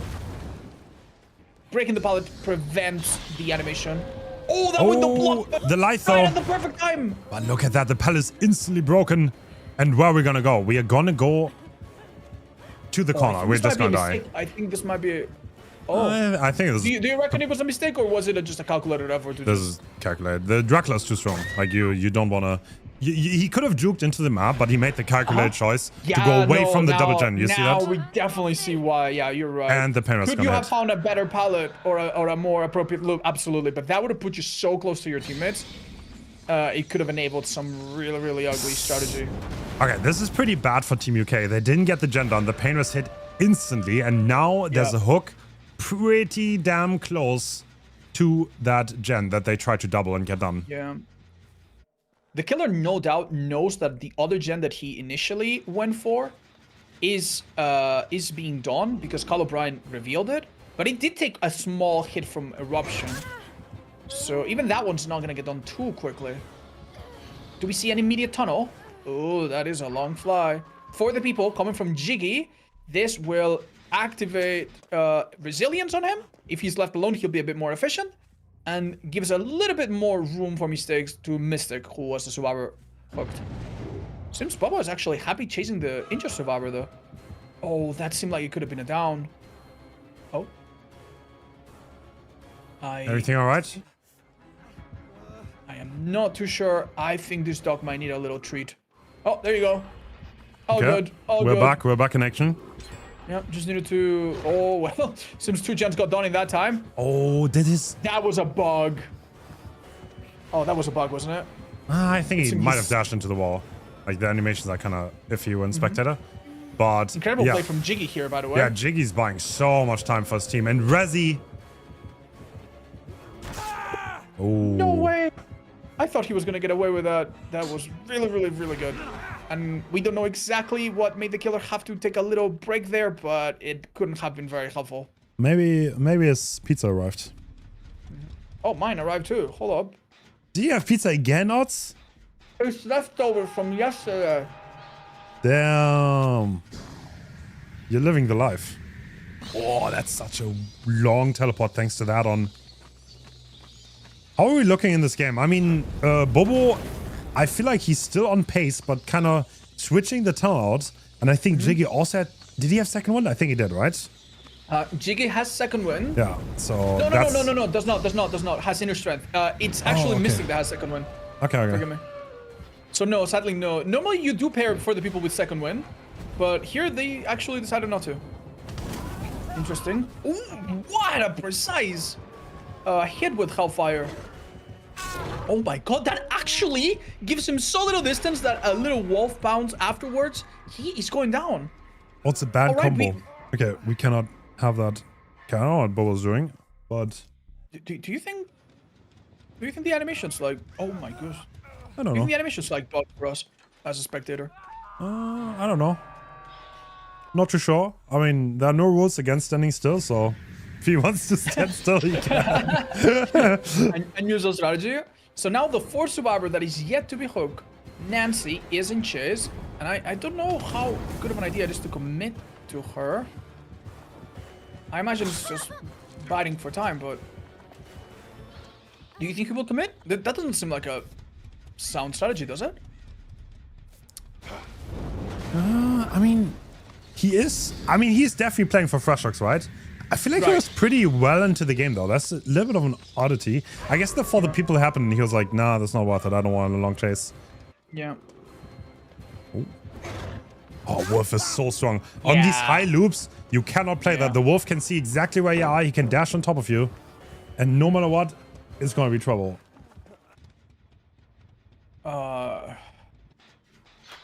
Have you ever seen one of those videos of fainting goats that just like stand very still and then they just fall over? I think Bobo's dog needs some rabies shots or something. He seems to be having some little hiccups here and there. Maybe we need to pat them on the back a little bit. We don't really know what that's about, and I guess we're gonna find out in a minute. But yeah, it's giving the survivors a little bit of air that they really don't deserve yet. Oh, that was a very precise bounce play.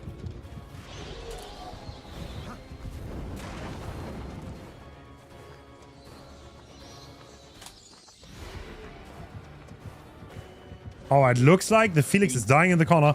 I mean, it's got to be Eruption, right? On at least on Jiggy's gen. Oh, they're on 3 different gens. They're on the last gens already. This is so hard to watch. Okay, Bobo did not complain to the referees about anything in this game, so... Why ever he's standing still, he did not complain about it. Yeah, that maybe reinforces the idea that this could be a spectating bug or something. We don't understand it, but we'll try to do our best to pay attention, see what else we're missing. Eruption goes off cooldown, gets reapplied. Some of the last gens could be difficult, but we've already lost 3, and we only have 1 person dead on hook, I think. True, true. Still, well, we're down to 1 gen. I was about to say 2 gens left. Ooh. Oh, this looks like the first possible tunnel. Oh my god, we have a bit of a doctor-like strategy. Wow, that's so great. They faked dropping the pallet for their teammate, and now they're actually going to take the down. Jiggy absolutely doing amazing. And oh, the hook is being taken. Actually okay. takes the hook. Interesting. So he's just playing for Freshhooks. I don't think he wants to fork anymore. That is interesting. I mean, the last gen is commencing, so he will have to interrupt that. And seemingly, this might have been a pain rest, considering that they let go. Yeah. It seems to me like maybe the best case scenario, if you're not gonna try to kill everyone, is to get Nancy, who is the last fresh hook survivor. Am I right? That would yield 3 hooks if she were to die.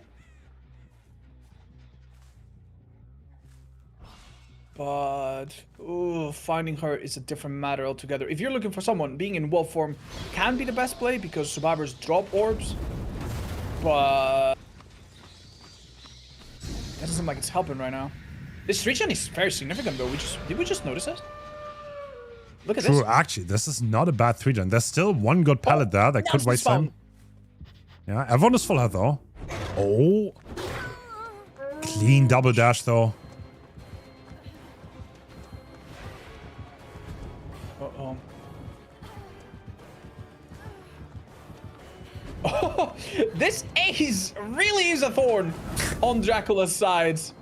He really wants that attention. He is Deathhook though. He needs to watch out. This could work out, but yes, it does. Oh no. And now the gen is so high pros. It's about 75%. You can definitely tell they left this last minute. These survivors are not in immediate danger of going down. Even though Zynox is dead on hook, they left a little bit early and they are healthy, so. While playing killer, this is kind of like the point where you consider, who have I not hooked yet? Because 4King this seems impossible, even though they're 3 injured. Yeah. And yeah, maybe you commit one of the survivors that has never been hooked. Just spot Nancy? Surely not. No, it's actually just Jiggy who's far less useful. Oh, this eruption's big though. Yeah. And we're taking the slug for more pressure. Jiggy's death hook, but Bobo the auto beat here is useful. Clearly being afraid that the gen is going to be completed. Mm-hmm.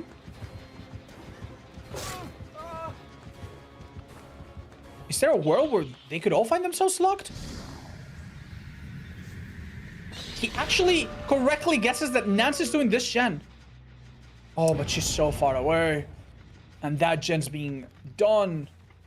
Wait, is he going to take that hook? Wait, do they get the gen then, the idea here is to kill Ace and then not lose Nancy. Nancy, yeah. The problem though is that Nancy can get hatched and she has hope as well. Ooh, that hope could come in very, very handy, especially because she's by Shack, and if she delays a little bit, she could get the. Oh well. Well, hope's not that good after all. Bad park. All right, this honestly, all things considered, 4K aside, was possibly the best outcome for Dracula. We have, I believe, how many hooks? I mean, we're missing 1 from Felix and 2 from... So that would be 9 hooks, am I right? 9 hook stages. That is quite really a lot. Not too bad. Yeah, that's quite a lot. Honestly, like, to beat that, you have to 4K, more or less. So... Yeah, most likely. Wow. So, yeah, Bobo... I mean, I feel like he gave up on the 4K relatively early, right? But it did work out. It seemed possible. It seemed possible. But that's only because we know what is going on and we have like perfect macro understanding by switching cameras and point of views. From his point of view, maybe he figured, okay, I know my team can get to endgame. I know going for hooks here is better. And given the nice result he got, maybe he was right. So, I mean, there's gonna be. I mean, Russia is a strong survivor squad, so 4K'ing them is not gonna be easy. But Dracula is also a strong killer, so it's not too rare to see 4Ks. Right. Someone's asking, where is Argentina? Well, it's a country that's like in South America somewhere. But don't worry, if you're talking about the players from Argentina, we will be sending them today, right? Sure. We can maybe look at the. Everyone's gonna play at least once today, just like yesterday. And they're gonna play against France later on Doctor. So this is gonna be the deciding match for that's gonna be the I'm sorry, dude. I think Doctor was like my second favorite match yesterday. Yeah, that was a good match. It was incredible. Like, it is a little cruel for the killer players, but Doctor gives so much room for creative body blocks and creative altruistic teamwork that it's actually really fun to commentate. Really fun to commentate.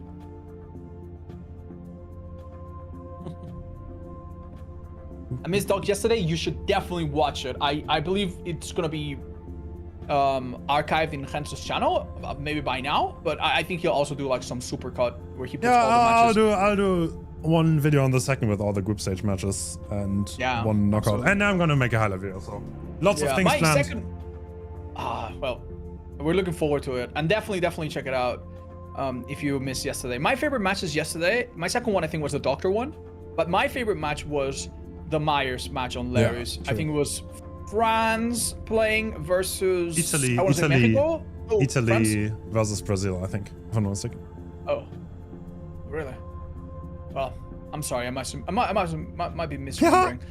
Come the thing on. is, Yeah, it was that's a really an insane chant. Come it on, was an bros. insane match. Oh, go ahead. Come on, bros, to expertly dispatch your opponents with exquisite precision. Lovely show, chaps. To Alf cheering on his UK lads. Love to see it.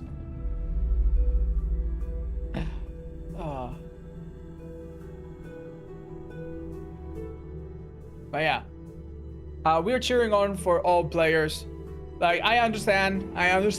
Like, whenever a flag is on the screen, we're gonna feel politics creep in, but this is not, like, it is completely outside our scope here to talk about politics. We're just just have a gaming. good time. We are just gaming. Exactly. That's true. We like, believe it or not, like, if Spain wins, we will not like suddenly conquer France or suddenly declare ourselves. It's not Spain. It's just 4 dudes from Spain that are DBD nerds, and that's the one thing that maybe gets us all together.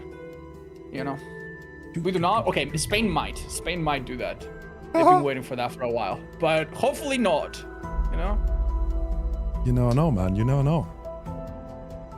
All right, it's Zynox, by the way. It's not Devour. That graphic was a little bit incomplete, but we see a repeat, the exact same build. Okay. Exact same build, exact same add-ons. Wow. So, okay, this game already has a different pacing to it. We can tell. Fast chase commencing instantly, and this is balanced landing. Yes.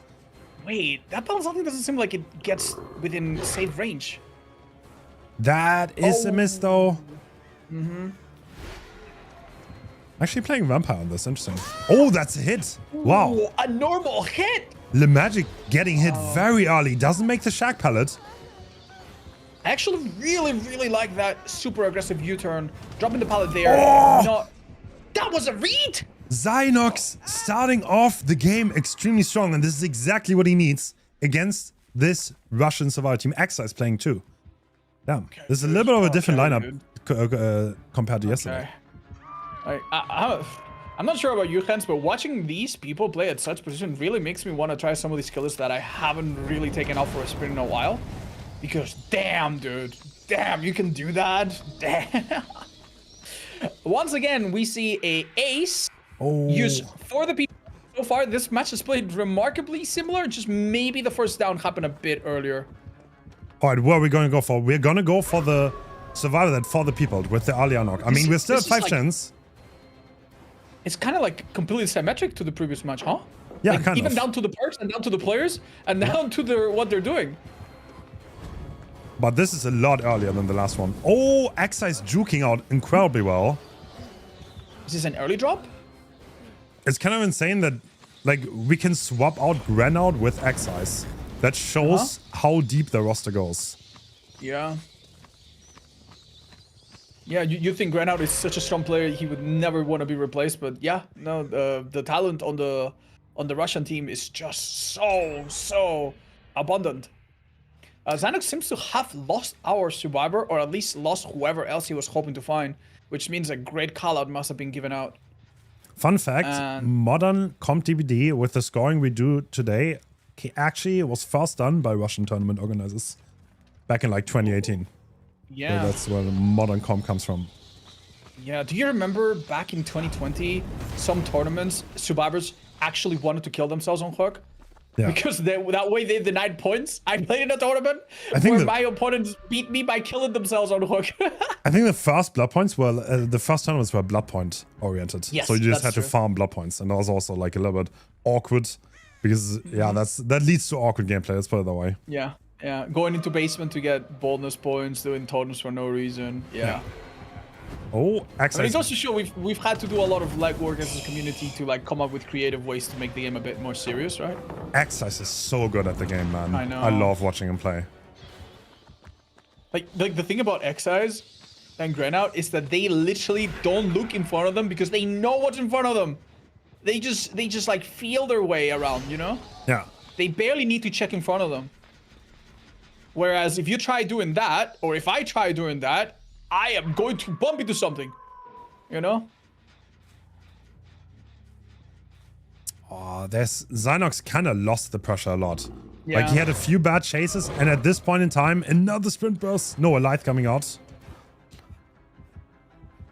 Breaking the pallet, going back. Oh, we need To be downs. fair, it really doesn't matter how bad it looks. As long as it's a 4K, it's basically a win, right? True. So even the most desperate last minute Dude. 4 kills.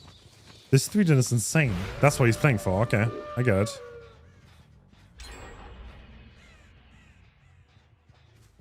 Oh, can you like?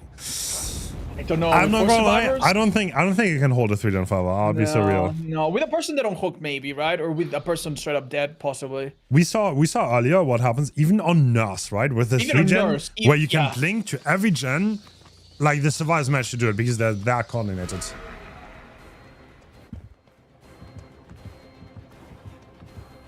And we are gonna go for them one on Access, and Access taking the chase far, far away. And once again, Zynox choosing to leave. And as soon as the call gets made by Access, the survivors are already leaving the 3-gen to not get caught in it, because at this point they definitely know what's up and what we are playing for, and they are counterplaying it perfectly. Yeah. It's a battle of third persons here. And the moment the Magic loses the third person battle, the hit happens. But this follow-up is just a little cruel. That we do have a paintbrush right here, which could be wonderful. Oh. What an amazing read from the Magic. This does kind of condemn him to go down. Just delays it, right? Right, so a fresh hook, a paintbrush. But that's too many survivors on too many different gens, right?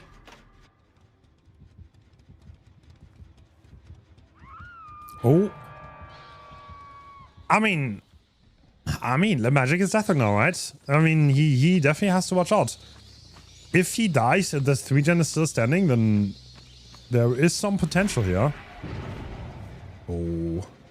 High pro gen, but he wants to punish the greed from Hardwell to still be in the gen setup. Oh, he's just walking him down. Okay, Hardwell's gonna get hit. Now we have to go kick the gen, right? Yeah. Alright, Zynox definitely wanting to play the long game.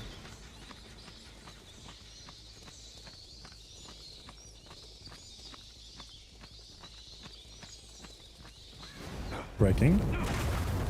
Is the 5th gen also close? No, SWAT is on one. I'm not sure.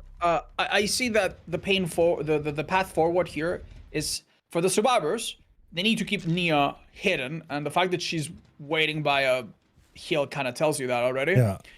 And for the killer, it's to find Nia, or stall until he finds Nia, get her kill, and then suddenly doing this 3/4 gen /5 gen. That's ridiculous. As a 3-man would be really hard. I mean, not gonna lie. I don't think it's gonna hold, I'll be honest. I think it's gonna crumble, but let's see. Unless he gets someone out. But against 4, you cannot hold this, I think. Swatter dodging expertly. Beautiful movement. Oh! A little bit of bait does take place. Another down could happen. Yeah, but... This is very, very similar to the previous one. Maybe he will do something similar to get it as well. Oh, he expected the dodge.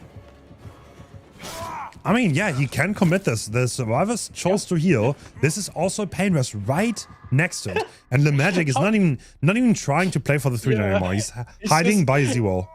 He's defending the Z-wall. Come on, beans on toast. Farming resources. Damn.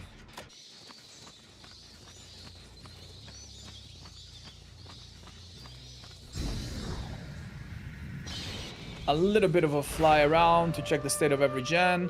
Naturally, survivors are doing the ones that are furthest from each other. And this should be excise, right? It is. Oh, that's a hit. Ooh, yep. Are we going to follow up on it? No. Eruption, and we look for someone that has either been hooked or ideally is dead on hook.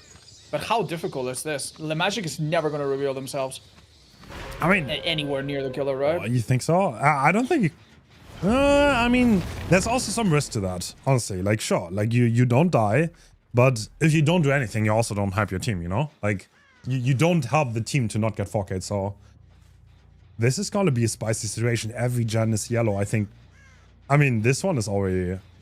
We can see with the eruption spikes. hitting the gen limit twice each time you kick it and then apply it, right? I don't think it's that crazy for at least some of these gens to hit the limit. Yeah. And then if they play it slow, we could see a repeat of the nurse game from earlier. What would you do in Zynox's place here? I mean, he has to commit. We saw it in the nurse game with Thailand.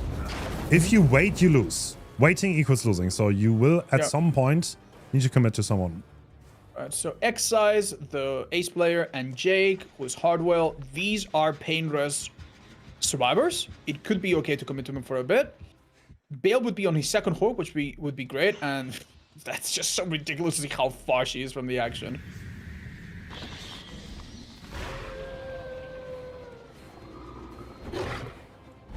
That seems like the closest miss ever on Hardwell. Hardwell also one of the most experienced comp players there is in Modern Comp. And he's getting hit with the Hellfire.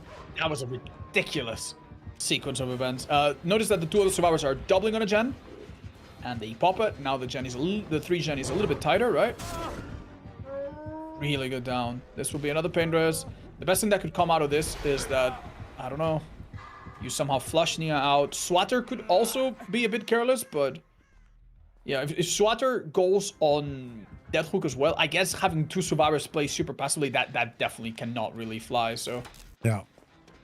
Maybe that could be another path to win. Oh, a basement. Ooh.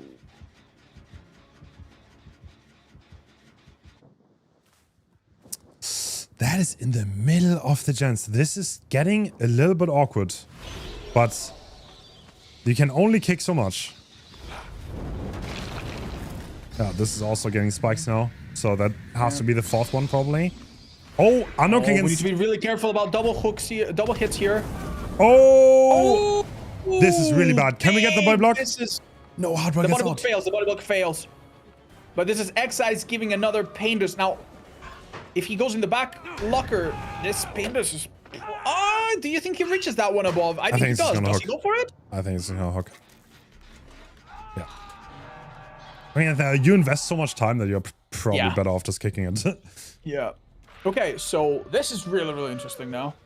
Alright, so this is the point, I think, where the hook stages are starting to become interesting. We are already at 5. 9 would be tough. I mean, 4 is that's a lot of stages, you know, but... Yeah. You'd need to kill, I don't know, fully kill Hardwell and then fully kill Excise. Yeah. Basically, fully kill 2 people other than Nia. Oh. And that would be for a tie only, not even for a win. Oh, we're going back. Oh. This is where Hellfire is absolutely insane. No way. Okay, Nia has been flushed out of hiding. I think she is enemy number 1 right now. Yeah. They're on a gen that is halfway, so how long this chase lasts matters quite a lot here for how the rest of the game goes. That. And he misses. Directly reads that the killer will try to hit through the loop. Cannot go for that. To take a hit, but that Hellfire might have been the decider. What? Oh my god. Did this gen have so much progress that they started healing right away? How did they get away with this? I mean, they're doubling the gen. He has to top. They would win either way. Really? Wow. Xanox does not have time. He needs to interrupt that gen. It's still regressing for eruption though. Okay, that's good. So for him, I cannot believe that was a double heal and they got away with it.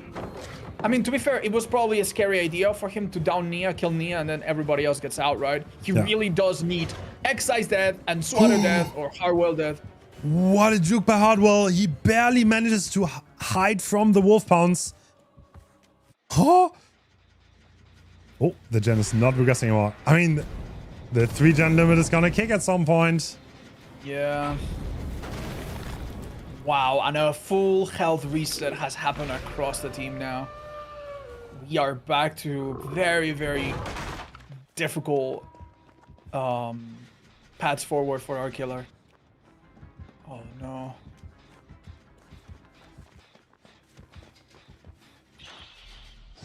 All right, so they're doubling the other gen. Everyone full health though. We will need an injury quickly, otherwise this is gonna slip away. Oh, that could have been really meaningful. Oh. Kind of goes to show how much 9 stages really is.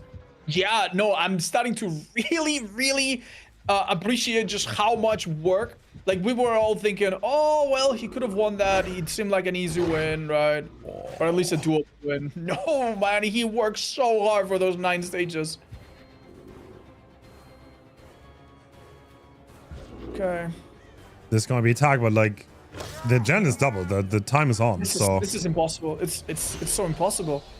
Like, killing Swatter, sure, but then they can just send Le Magic, and then killing them wouldn't be good either. Yeah, they can't commit both. I think that he is going back, but look at that. Both of the gens are 80 and everyone is full health. I don't think he can hold. This is slipping away. Slowly but surely. Tired right now. He needs to do something risky, and that might look... Oh, adrenaline on Swatter as well. Basically cements the win for the survivors. Surely it is impossible for him to down the 2 people he needs and kill them both. Oh, great pounce. Hardware is doing an amazing job dodging. Yeah, they don't need to survive this chase. They just need to. That's it. That's literally it. And they're gonna leave. Escape. Oh, dog. Dog's playing tunes. Fair enough. And that's a wrap. They know that's all they can do. Damn, exciting game. Honestly, that looked close. Imagine he hits that Hellfire though on the Magic. Can you imagine that? I know. We were looking at a different game because that one Hellfire would have meant that the Magic dies. He's one more stage. Yeah. Damn. These tiny things can make the difference. They absolutely can. That spells trouble for UK though, because of the 1-2-0. But does that? No. Yes. Yes. All right, cool. That means that I think UK is out. I'm so sorry. UK and Thailand is out. The 2 that are gonna advance out of the group are gonna be Russia and Poland, but they're gonna play who's first seed. That matters quite a lot because in the quarterfinals, if you get the first seed, you play against the second seed of a different group. Meanwhile, if you're getting the second seed, you will have to probably face one of the really strong teams. So yeah, that is a battle that we're gonna see in a bit. Right. And now Mexico versus Saudi Arabia. Who again we have they've shrunk. Yeah, they shrunk. They have become small overnight. Oh no. Oh, you gotta feel bad for the players. But hey, I'm sure they'll still do a great job. I thought it was Italy. I'm so ashamed. Don't worry, man. Don't worry. The truth is, there are so many countries that have similar flags. Romania and Andorra are almost identical. Italy, I think Ireland and Mexico. Mexico has a little eagle in the middle, so that's like the thing that gives it away. Yeah. Right? But yeah, are there any other flags that are really, really similar? I think Germany has a country that's also really similar, but it's like upside down. Belgium, right? Belgium has a similar flag. Yeah, I think Belgium. Yeah, it's not. There's no shame in getting them mixed up. I think Uganda also has a similar flag. Oh. Yeah, Ireland and Ivory Coast is basically the same flag, but they are like it's like a small amount of hue different, I think. Game was quiet. I did increase it the audio levels. Should we make it louder on the stream? I could if you want. No. Okay. Like I'll ask now how people like it. Like give me feedback and give Hens feedback. We obviously all each have our own volumes. So give us feedback on how it sounds, and I'm sure we'll find the perfect middle ground. Sure. Damn, spicy matches, man. I feel UK played amazing, by the way. I just want to shout out to Team UK. Well played. Great showing. It was fun watching you guys play. Man, it's so sad to see teams go, but that's just how it is. Yeah, we can't have a finals with 16 teams, man. Sorry. Certainly not. Oh, yeah. Oh.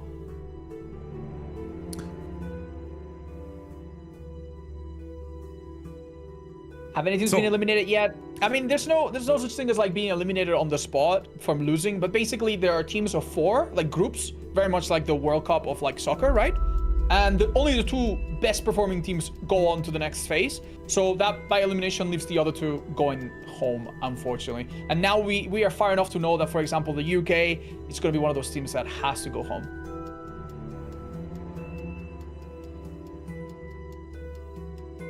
They shrunk? Yeah. Okay, do we have a look at the builds? Coming in, Wesker with, Unicorn and Jewel Beetle. Ooh. And in terms of perks, I mean, usual. Slow down, and a bit of agitation. Yeah, edgy. Okay, so no eruption on this. Damn. Okay. No eruption. We have Pop, though. That's an interesting choice. Pop over eruption. Don't see that often in comp. On the Subaru side, interesting. We have Head On, which we've seen many times used, but very few times like actually brought to good value. And Saudi Arabia versus Mexico starts right now. Hens mentioned yesterday that starting at the main building can be beneficial for killer. Is it the same here? Yes, you kind of want to start by the main so you can instantly break it as soon as you spawn, but it doesn't make that much of a difference. But it's a little bit of a benefit for sure. Oh, that's a great start to the game, though. Really impactful. Oh, what a beautiful pathing from the Survivor. And he actually baits it and runs on to the next pallet. Oh, that takes courage. Great bait by the Dwight. Oh, you could tell Ultra from Mexico was trying to aim sideways to slam the Dwight against the hill. A good early hit happens. Okay. Ooh, not far enough. Unfortunately, the Unicorn makes your second dash a bit shorter in exchange for making the first one longer, so hits like that are a bit harder. The second add-on is the Jewel Beetle, which makes it easier for the killer to throw Subabas against stuff rather than slam them, which has some benefits as well. We see the Park rapid response to show the aura when he drops off, so he can use full distance and doesn't have to be scared of getting mind camped on main. That's interesting. Yeah, it seems like a really important thing about the main building to be used early on for survivors. And I'd say so far we've had amazing. Oh my god, that was perfect. Oh. Super safe gameplay here.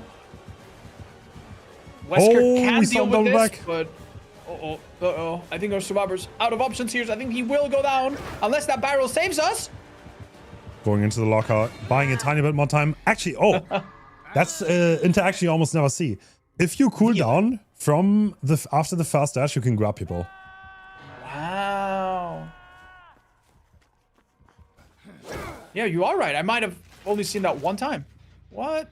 And I thought it was a bug. Right, I guess the one upside of having chase around this area is that we actually have a very nasty fortune. We have this Shen, which is in the middle of the map, but very close to main building. The one that is in main building, obviously. Excellent place from the ace here. Oh, wins the 50 on the pallet. This whip pain could be a hit. Oh, it was not, sadly. Must have been real close. Oh. Firecracker comes into play. Does not blind the killer. Still makes the window.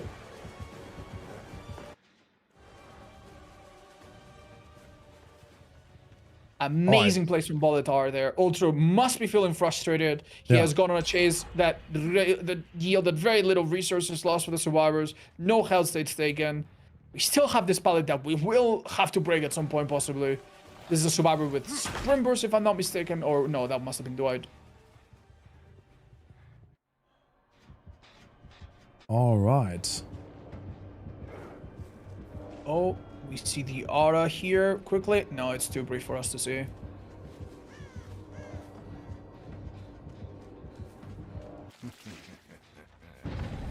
Going for this survivor would not yield a pain dress, but maybe with agitation, you could bring it back to the apparent fortune that is in the main. No, excellent. Nothing gets hit though. Oh. Yeah, that was so close to greatness. But it's still going to result in a hit. Yeah. But now we have to take the cooldown from them. One attack. And is Madeira gonna get anything? Yes. Wow. Okay. That was very precise. Yeah, great dash by Ultra. And this is gonna be a good hook in the middle of the map on the Painless. Wait. Oh my god, look at these gens. They're forming a little circle. True, true. Okay, Ultra seeing if he can get anything. Are there 3 around here? I only see 2. I mean, Seems this pop might not actually get used. Oh! No way, no way! That's a great throw, though. The Beetle add-on giving value. The pallet gets dropped, though. This is the God Rock. On this ping, not very God, though.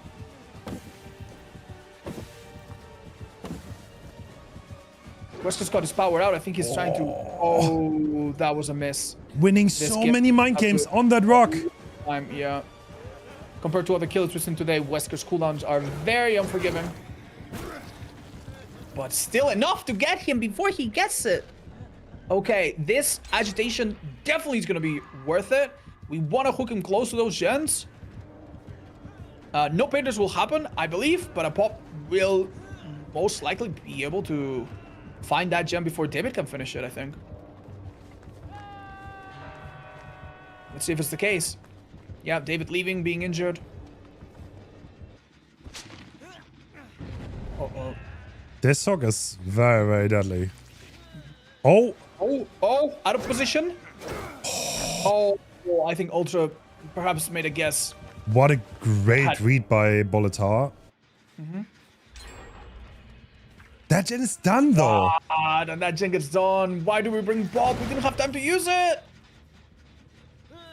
Oh, this changes things a lot. We went from an amazing 3-gen around main to now 2 gens on the main side of things. One of them in the building, and then 1 close to Shack. So... Okay, but... It seems to be like the... so the one thing about... Yeah? I mean, one thing that's really awkward. Against Wesker, you cannot... Oh my god! Sky Wesker's real. That's a great hit. And the other 2 survivors are on a gen. And they haven't even cleansed their infection. Well, at the very least, Shaq is up, so... What? What? These mind games? Oh, they barely get the unhook. That was so close. Oh... Another great The juke. last gen is about to get done. I mean, this survivor is valuable. He has 0 hook stages awarded. And he could be a painless, but does the killer know? Does the killer know? Oh my god! Do you Oh my get god, that? that could be a save. They get it on ping. Oh my... And they have adrenaline, so they can take an extra hit. They are at this point 99 in the final gen. Surely. Okay. Let's see that adrenaline. Wow, Oh and the gate is being opened instantly. This is precise play by the Survivor team. And that's gonna... Oh, this very, very narrow miss. It was a good effort. It was a good effort. You had to try. Here, we are going for hook stages, and the most valuable objectives are Dwight. Wait, what? Renato, unfortunately, is dead on hook, so he will only be awarding 1 hook stage. Wow, that is... Wait. Keep No, drop? no. Was that even possible? Surely not, right? Without fire up or something? No, probably not, but... I mean... Dude, this is gonna be so hard. Expertly played by the Survivors, by the way. On a pretty big ping, by the way. You wouldn't notice watching this game. Because they played that so well. But yeah, well... That pallet save, for example, you could not do it the same way you normally do. But honestly, we've mentioned this before. Players from the Middle East are often quite used to playing on high ping because they don't have their own servers yet, unfortunately. So I imagine this is not that far of a stretch for them. They probably are. I mean, they do have closer servers maybe not now. to Mexico, though. They do have the Mumbai server now, which gives them lower ping, but it's further east. Oh. But no, now they have 60 ping, I think, instead of 110. But just as a reminder, this game does matter, yes.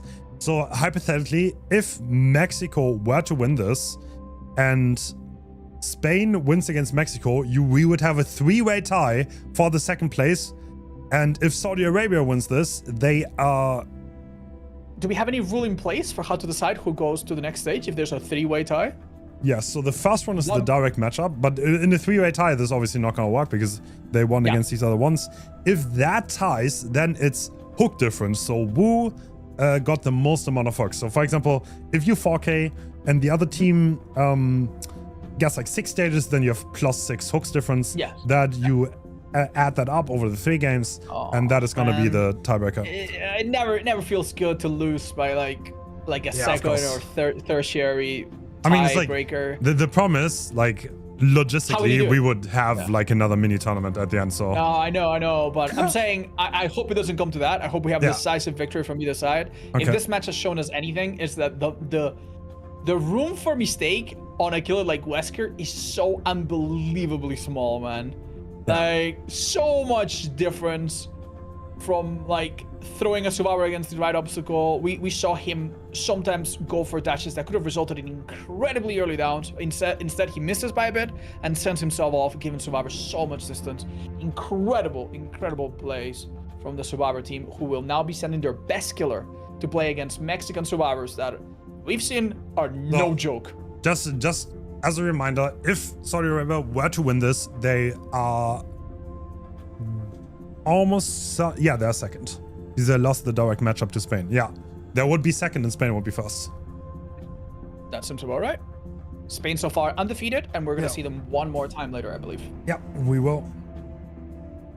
So, agitation was used. Eruption, we kind of found odd that was missing. We might see some changes there. I also think add-ons might be different. I don't know if you expect maybe egg, possibly. I think unicorn is fairly mandatory here, right?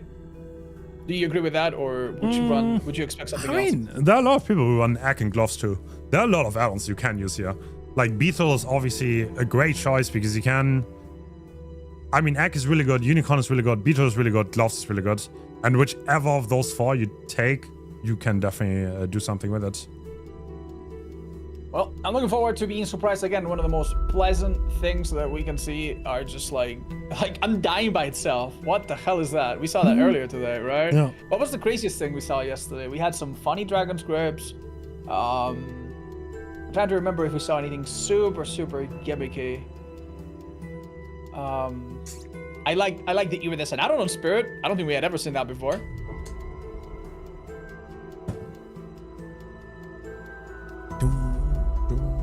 Perkless Bubba, yeah, I remember that. That was good. Yeah, Monster Shrine being used twice was not on our bingo card either. Did not really work out though, I feel like. No, that's true. We do kind of attribute some of the blame for Xeno's loss to that perk not really carrying, sadly. But yeah.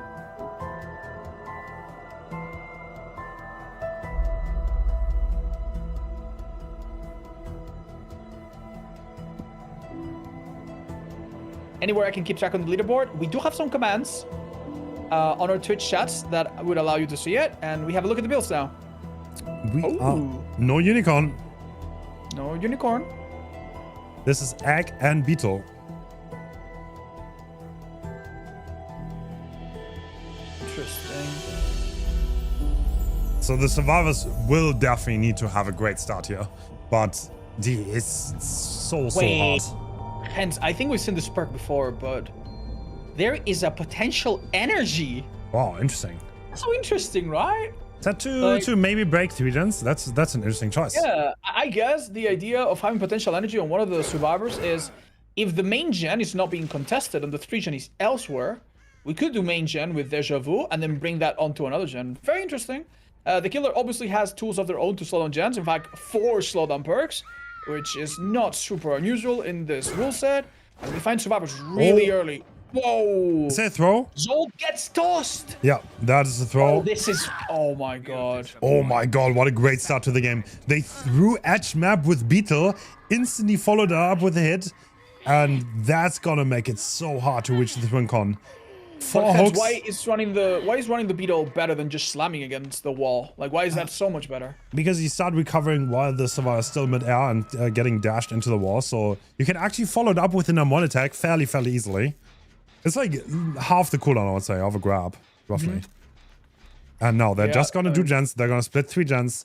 But, ooh, how do you come back from this? There are no gens, though, on this side. There are like 2. That's kind of an interesting gen split. And Boleta does seem to be wanting to venture out here. Yeah. I mean, it's not unusual in situations like this to sometimes let a hook survivor in basement just go stage 2 if it gets 3 gens done, right? We've seen that before in this tournament. Alright, Pop finds a home, which is really nice to see.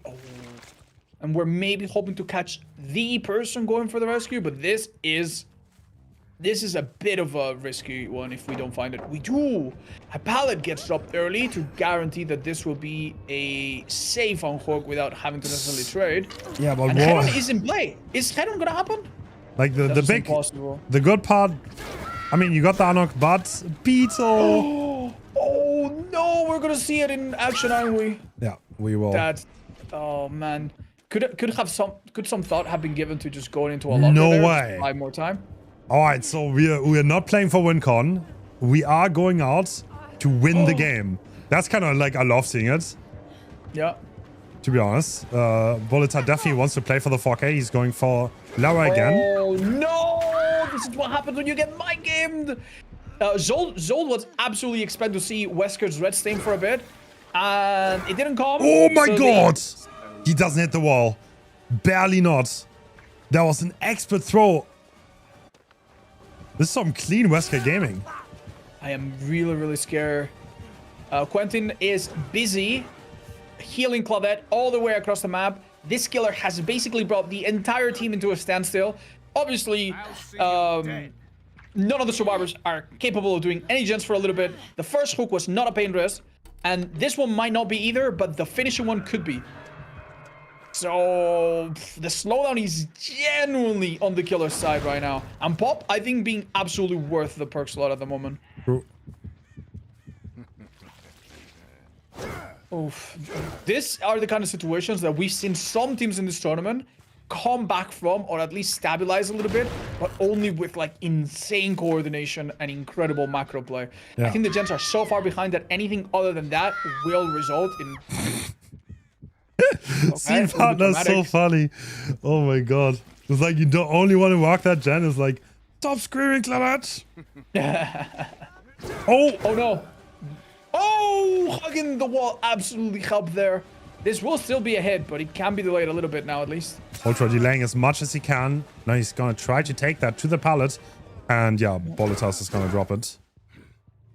Basically, you have the difficult decision here of do we send Claudette to trade? And we know that if you trade with only one survivor against Wesker, they can hit both survivors at the same time, right? Are they just gonna die on that hook? I think I think they're dying on hook. The thing is, alright, the thing is, you cannot really solo trade against the Wesker, especially with Beetle. Because if he gets thrown, he can kind of zone the unhook. Yeah. So it's something you can't really do. It's not even guaranteed that you would get it, you're right. Yeah. And that's why it's kind of not possible. There's no that's a ping hit. That is definitely a ping hit. Oh my god. It's over. It's over. Oh, well, since Wesker expected a vault, this is so difficult. Damn. Yeah, if you're stuck on the short side, that's really hard. Especially with cross-continental matchups, it gets even harder to play that.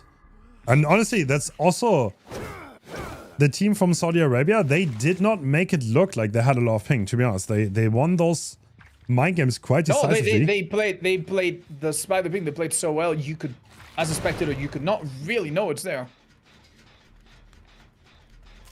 Right, so Hens, walk us through what this Survivor team has to do to come back from this, because it's looking mighty difficult at the moment. Oh, okay, there are 4 gens left. I mean, for the WinCon. They need to do 4 more gens, aka get to endgame. Yeah. This is balanced landing. So the mind games are happening right now. Oh my god. He jumps off the hill. Denies the exhaustion completely. I'm so sorry, I didn't mean to interrupt. I just figured out they cannot go down and get hooked even a single time anymore. They have to finish all gens and not give him a single down for the remainder of the game. For them to even tie, I think. So... Yeah... I mean... I think winning is almost all the question here, yeah. And I believe with this, we might be at the point where survivors have to do their best, but they no longer can win this.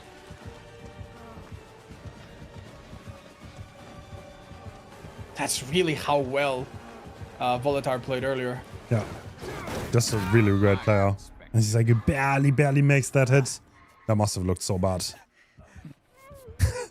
Yeah, no, what we're seeing right now, I guarantee you, is not what they're seeing. They're probably playing very precise, dodging very tightly around corners, and they are still getting hit. True.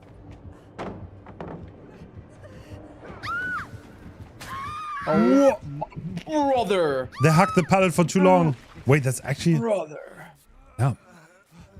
Oh my god. They got slapped. This is... Oh, they are not getting this rescue. Oh, wait. Seems like it might be a last minute pickup. Can they force the lock? No, they cannot. I mean, it's a sprint pass. Alright, and we're in the last one. Yeah, 4 gens. Damn, absolute sure force by Volatar here, showing how deadly he can be. That is not a hit though. Oh, you've got to feel bad. Ooh, excellent play there. I really wanted to see some of these perks shine, but sadly, survivors, they had a difficult win condition, but man, that start set them on a path of like no return. I mean, before hook status win con, it was realistically over the moment the first hook happened. Like the first throw of the game, within 10 seconds, effectively the game was over. Yeah, I'm afraid so. Yeah, but Volatar showing how well he plays on Wesker, honestly.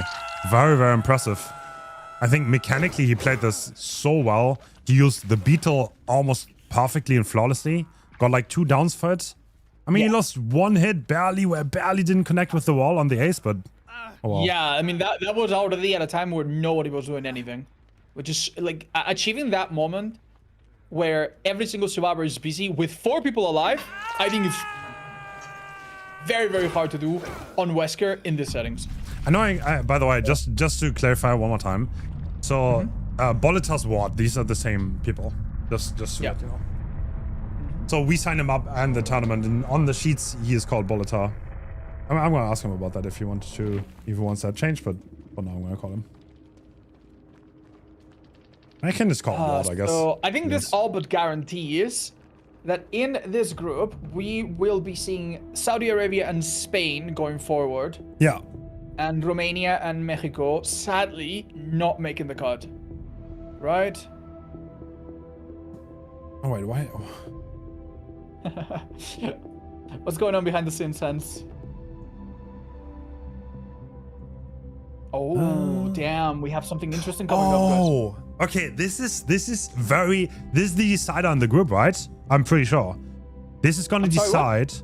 This is going to decide who is taking the first and second place of Group A. We have Russia versus Poland on Twins. Twins is a very, very interesting set.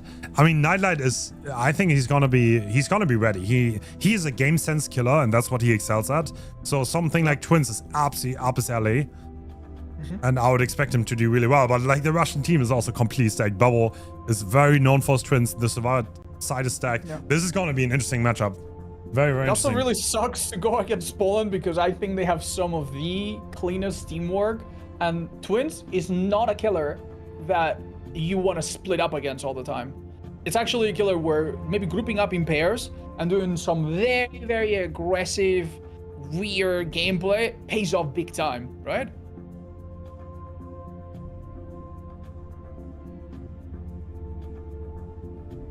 Love to see people cheering for their respective countries. Twins, my goodness. I don't expect we'll see much creativity in terms of add-ons. We're probably going to be looking at Toy Sword and Speed or double Speed if it is allowed.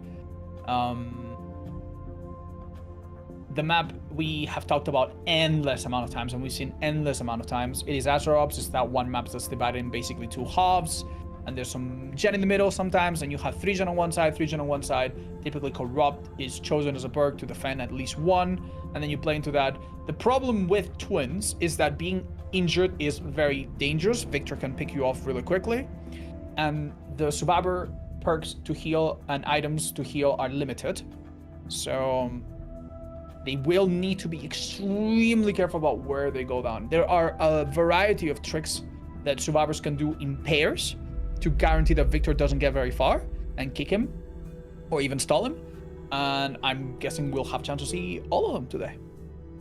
Which countries playing Twins? Both the teams representing Russia and the teams representing Poland are playing Twins. First, we'll have one go and then the other. I don't know if I remember which one's going first, sorry. Well, we're gonna wait and see. I'm not entirely sure either. Yeah, I could quickly look. Hence, is Victor allowed, or is Victor banned? Victor is banned. He's not deemed not competitive, so yeah, it's only Charlotte thing.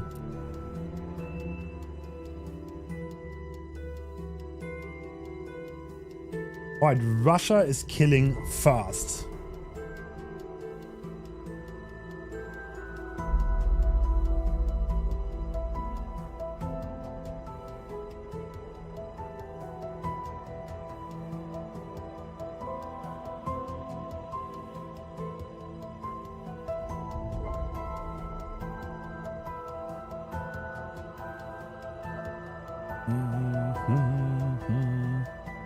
And now we're gonna see the parks.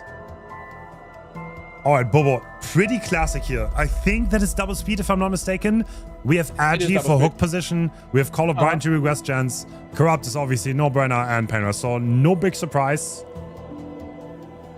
Wow. Oh, actually. Metal of Man. Metal of Man, yeah. Leader. Metal of Man leader. That means other people will be able to heal Nightlight back up faster. And he will probably try to get some protections going. We also see a head-on.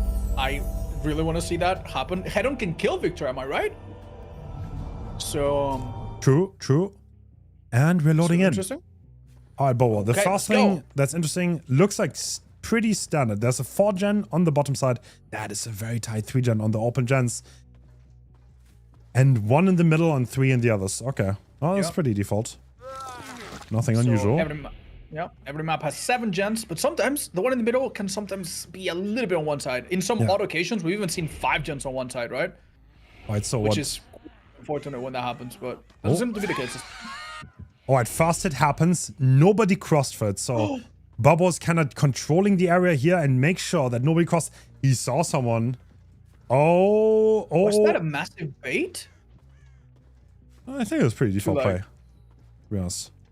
What's called? They're trying to like sneak past the Victor, perhaps?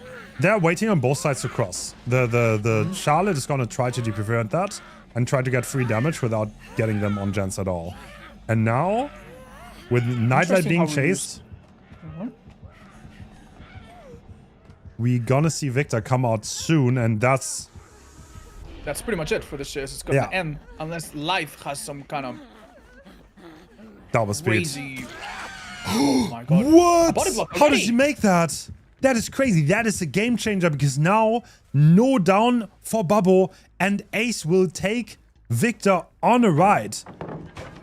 Oh, he's so zoned. He has to play an edge map palette though. Charlotte might get the down for Bubbo here. We now have to play this filler with Life, however.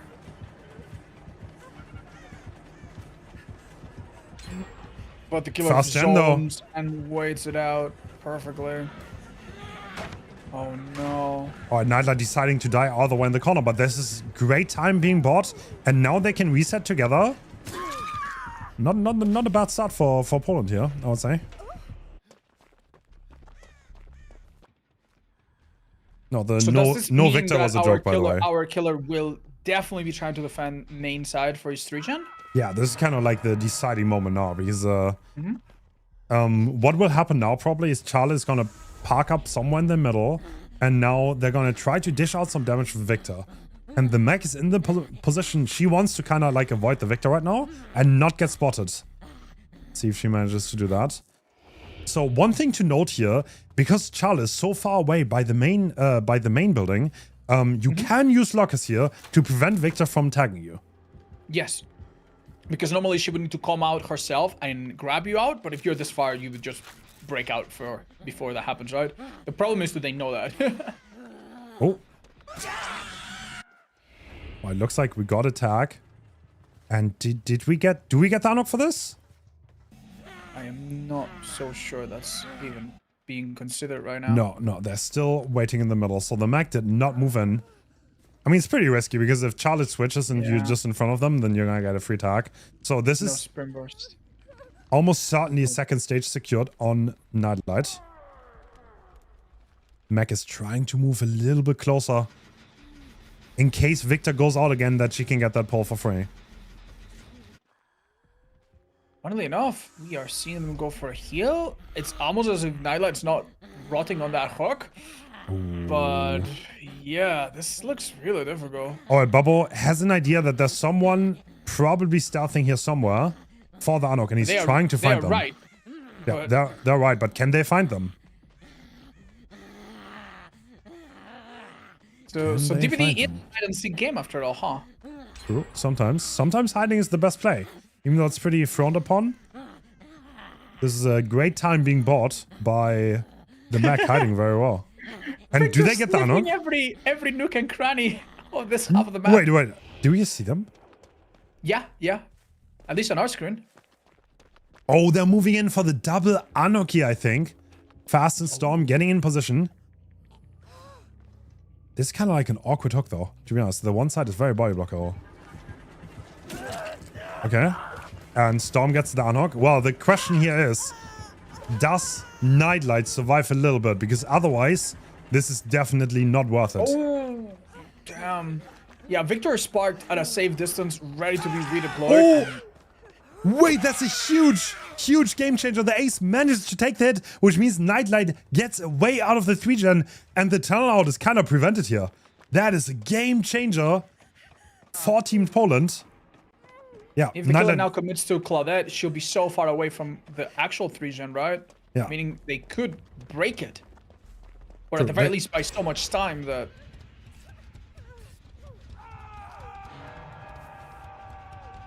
Oh, wonderful combination of empathic connection and leader speeding up the heal so dramatically here. Yeah, the ace getting those two hit tanks really did put Poland in a pretty good position, I would say. So unbelievably close, right? Yeah, they were. Okay. Bubble actually has a great idea of where they've been. He's just a couple seconds late. Oh. You cannot make this up. You cannot make this up. Yeah, this is the locker safety. I mean, trying to see, can we get a hit? No. Oh, they're both in there. Oh. Yeah, one of them with head on and the other one, I mean... Oh. I mean... They actually finished the heal. Well, I mean, now we got another survive second stage, though. The 3-gen is still...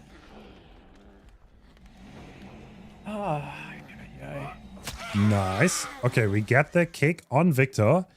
And, well, the 3-gen is untouched. We have another survivor who's gonna hit second stage. So, I mean, do they... Oh, this is still gonna be a rough ask for Team Poland here to break this 3-gen.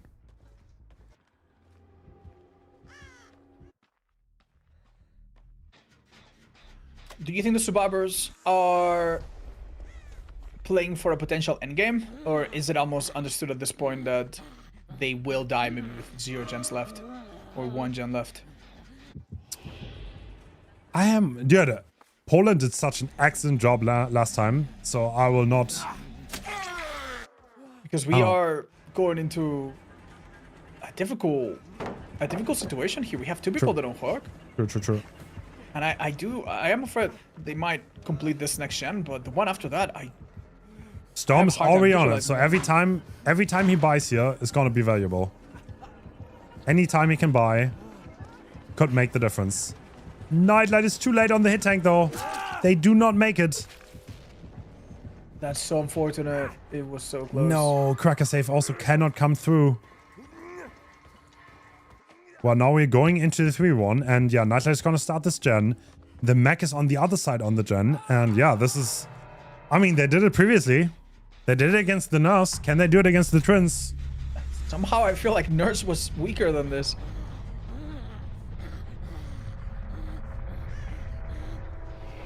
Yeah, Hens, remind me later to do a little synchronization, okay? Because I'm like 5 seconds behind. Okay.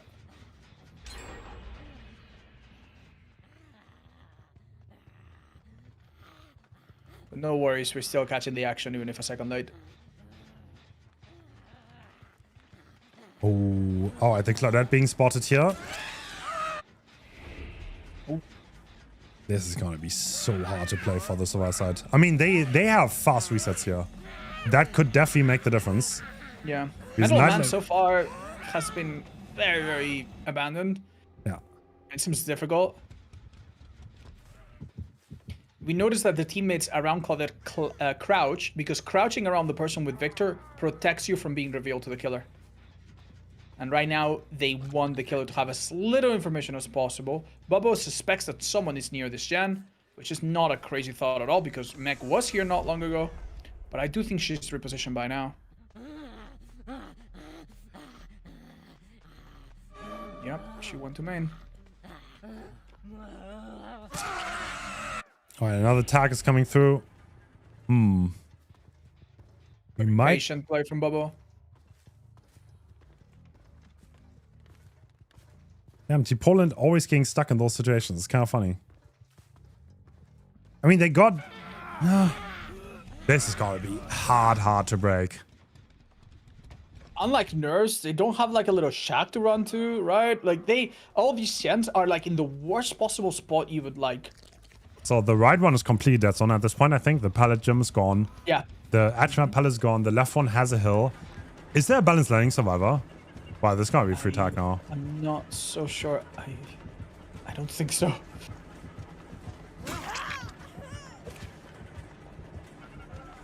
Oh, can we get a hit tank in time?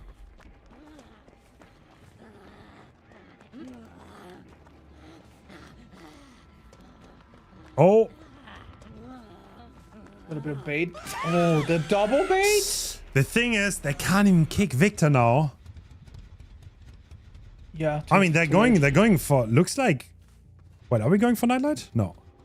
Well, they are ready for the pallet safe here. Is what we're gonna expect it? Nightlight is getting tagged, probably. Looks like it. Oh, he's juking on the hill, though. The elevation difference can make it really hard to get hits, but he knows exactly what he's doing. If he's hugging the hitbox, he can still hit it, even on different elevation. Oh! And Tap has been spotted. No, this is so unfortunate. Nightlight is stuck on that side. I think long term, I think they're gonna have trouble. But oh, Pick is gonna come through. Nightlight being Deathhook though, does not fall for the mind game. Has to use his life.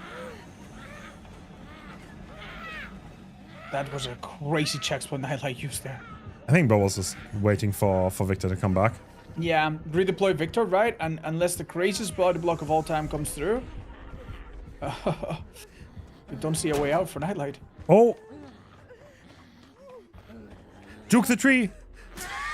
He does not juke the tree. Can we kick in time? Yes. Oh, but we're so close to Charlotte. No, that's not an angle. And Nightlight is dead. Which means... yeah, well, there's only 2 survivors remaining. Left on the horizon, I think. Yeah. I mean, let's just keep in mind, this can be a good performance when Poland has to play killer in the next round. They could easily match this. True. They could possibly beat it. But I also see a world where they fail to do that because it's hard. Arbo is so clean with Victor. Like, some of these things are kind of awkward to play against, and the survivors are kind of trying to make him screw up, like on this pallet, on this hill. But he doesn't waste much time at all. He's just getting it done.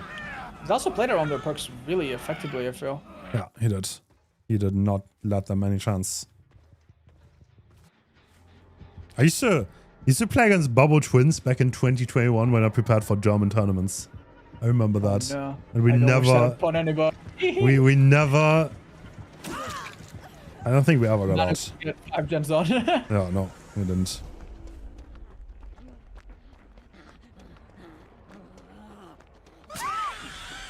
I have to say that Twins Azurobs is becoming also like a classic.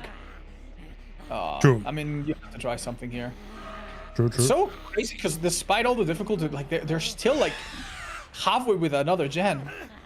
True. Oh, doesn't get the kick though. Back on the tab. And that's it. 4K1 secured. But this could definitely be matchable. Well, I mean, So, it's like, not like Poland has a bad killer player. Thing is, a match would mean Poland advances to the next round, because Poland right now is 2-0, Russia tied against Thailand. So that means if Nightlight gets a 4K1, Poland's gonna be first in the group and Russia's gonna be second. I think, okay, I don't know if I'm right, but doesn't that mean we get Russia versus Portugal? That would make sense, because if Russia does not play, it's either Russia versus Portugal or Russia versus Spain, right? Depends on which matchup occurs. Either way, basically, the reason why you want to be number 1 in your group is because if you are number 1 in your group, you don't go against the number 1 in another group. Yeah, right? you go against the second. And if Russia gets second, then we might have a clash of really strong teams very early on, but in the knockout stage. But, well, first Nightlight will have to play Twins against the Survivor team that has proven to be very, very strong. Oh, multiple man, what would have occasions. happened if it was Ace that got chased first and Nightlight actually could have taken the hits and used his medal, man? It really, really goes to show how important it is for the designated savior or the designated protector to not be the one that needs saving, right?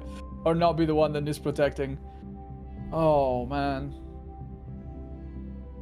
Yeah, it is true. It's true. So this is absolutely true. Whoever gets second is going to go against Portugal. Whoever, like, yeah. So there are big stakes. I don't think anyone wants to go against Portugal. And like, I did a fantasy bracket on my Discord, right? Where everyone could like predict the outcomes of the brackets. And if you look through there, Portugal was definitely seemed to be the favorite. So like, I would say like 60% maybe predicted Portugal to take this entire tournament. There were definitely a lot of people who predicted Russia too, though. So, but have you refresh us. Have you considered that when they play against Spain, they're gonna be really, really close to Spain, and we can maybe like throw something over the border and mess with them a little bit.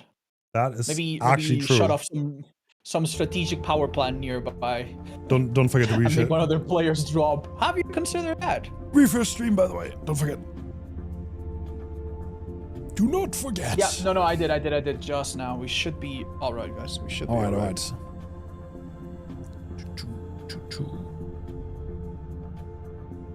We will throw some Francesinas. I'm gonna catch them all with my mouth. I will be a defender of Spain if you throw Francesinas. They're so delicious. Friends, you need to try one. Okay. You need to try one. There's a lot of Portuguese people here where I live. You could come visit someday. I'll take you. Yeah, I'm gonna take you up on that, Otz. I'm gonna come over. I mean it. Okay. I mean it. Yeah, Saudi Arabia had a impressive performance against Mexico, I think, earlier. They played a clean Survivor, made Wesker really struggle. And then when they played Survivor themselves, when they played Killer themselves, the Wesker got it down so early. I think it was like one of the most oppressive sets we've seen so far. Yeah, that was brutal. But like, Wesker is one of those killers. Huh? We've been asked how many more matches today? Well, that's a good question. It's like, I think like 6 I mean, or 7 we have a more, at lot, least. to be honest. Yeah, we have we're like, gonna be here all day, man. We're gonna be yeah, here not all gonna day. lie, we had like a few stalemates where people like, well, I don't know why, but today everyone wants to hold chance. So yeah, and I've been dreading the possibility of the singularity match lasting forever. But we hey, did, man. Okay, I'm gonna tell you, we banned oppression. So that is a tactical ban in case anyone wants to hold the gens for 10 billion hours. So that's at least gonna make it impossible to play around the 3-gen limit. But yeah, we're gonna see how long that goes. I don't think people are gonna play for the 3-gen that much, but we'll see.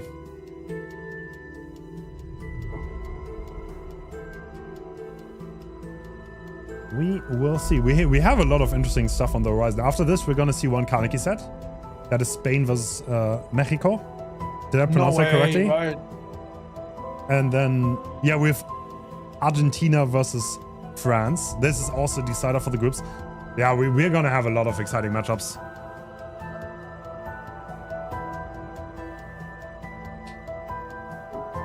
Okay, Hens, you want to make sure we're not on any delay?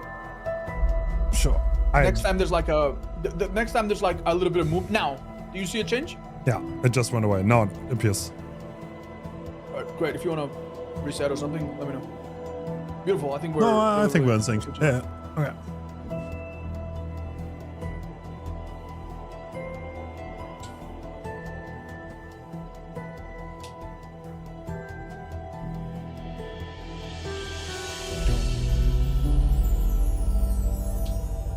Hence, I've been terrorized lately by people bringing up 6-7 in my chat every time I say. I still don't get it. I still don't get it. I asked someone. They were like, "Haha, you're a boomer." Like, okay, thanks. Do we need like a youth translator? Like, could we hire one between the two of us? How do two numbers said one after the other all of a sudden becomes cool? Like, how does it happen? Like.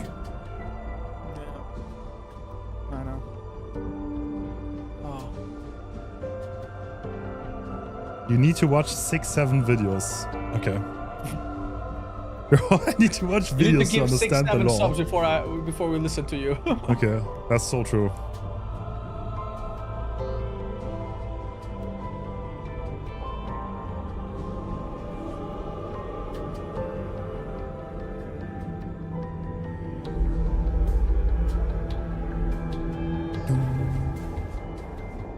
All right. Okay, and we have a look at the build.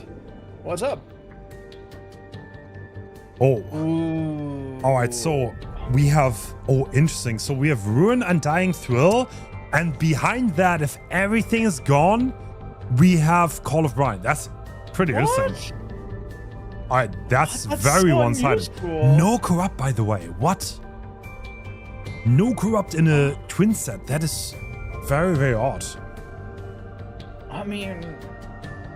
there's gotta be a reason for it, right? So no Corrupt. Always we have a 4-gen. Start. We do have a 4-gen. There are 4 gens on one side of the map, and that's where Nightlight is gonna run right now. No, we're gonna go left, right. This is the same kind of gameplay. He goes to the middle, and they already want to cross. Doesn't it look to you like these totems are so awkwardly put in the middle with the extra time to cleanse them from through the hunt? It's so dangerous to get them done. Oh, that 3-gen on the left though. God damn. Alright, so looks like Nightlight is looking. Is anyone in there waiting to cross? And looks like the answer is no. So Granot just ran up the map aggressively. And he got away with it. Yeah, it seemed to work. And this gen is already being priced.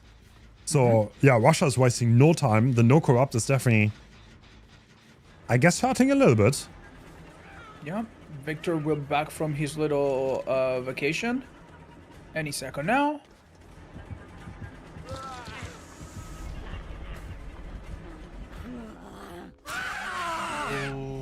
A light here could create enough distance. Yeah, Hardwell, otherwise looking a little bit difficult. Oh, Hardwell wanting to switch sides really, really badly. He does not want to die on the 4-gen, which the survivors have already figured out, like 5 seconds into the match. Yeah, not removing Victor eventually does reveal your aura, but not immediately, and it honestly wouldn't even matter because you can see the killer from some of these loops so easily. That shit was nearly done, wasn't it? Dude, the Russian team is so fast on the gens. We see Victor being crushed in the distance, and one of the connecting gens of the 4th gen has been completed. This is huge for the Survivor team. My god, Swatter is back on his gen on the opposite side from Shaq. And we're gonna be in a position where there is no 3 gen anywhere, I think. Is this within plans or? Oh!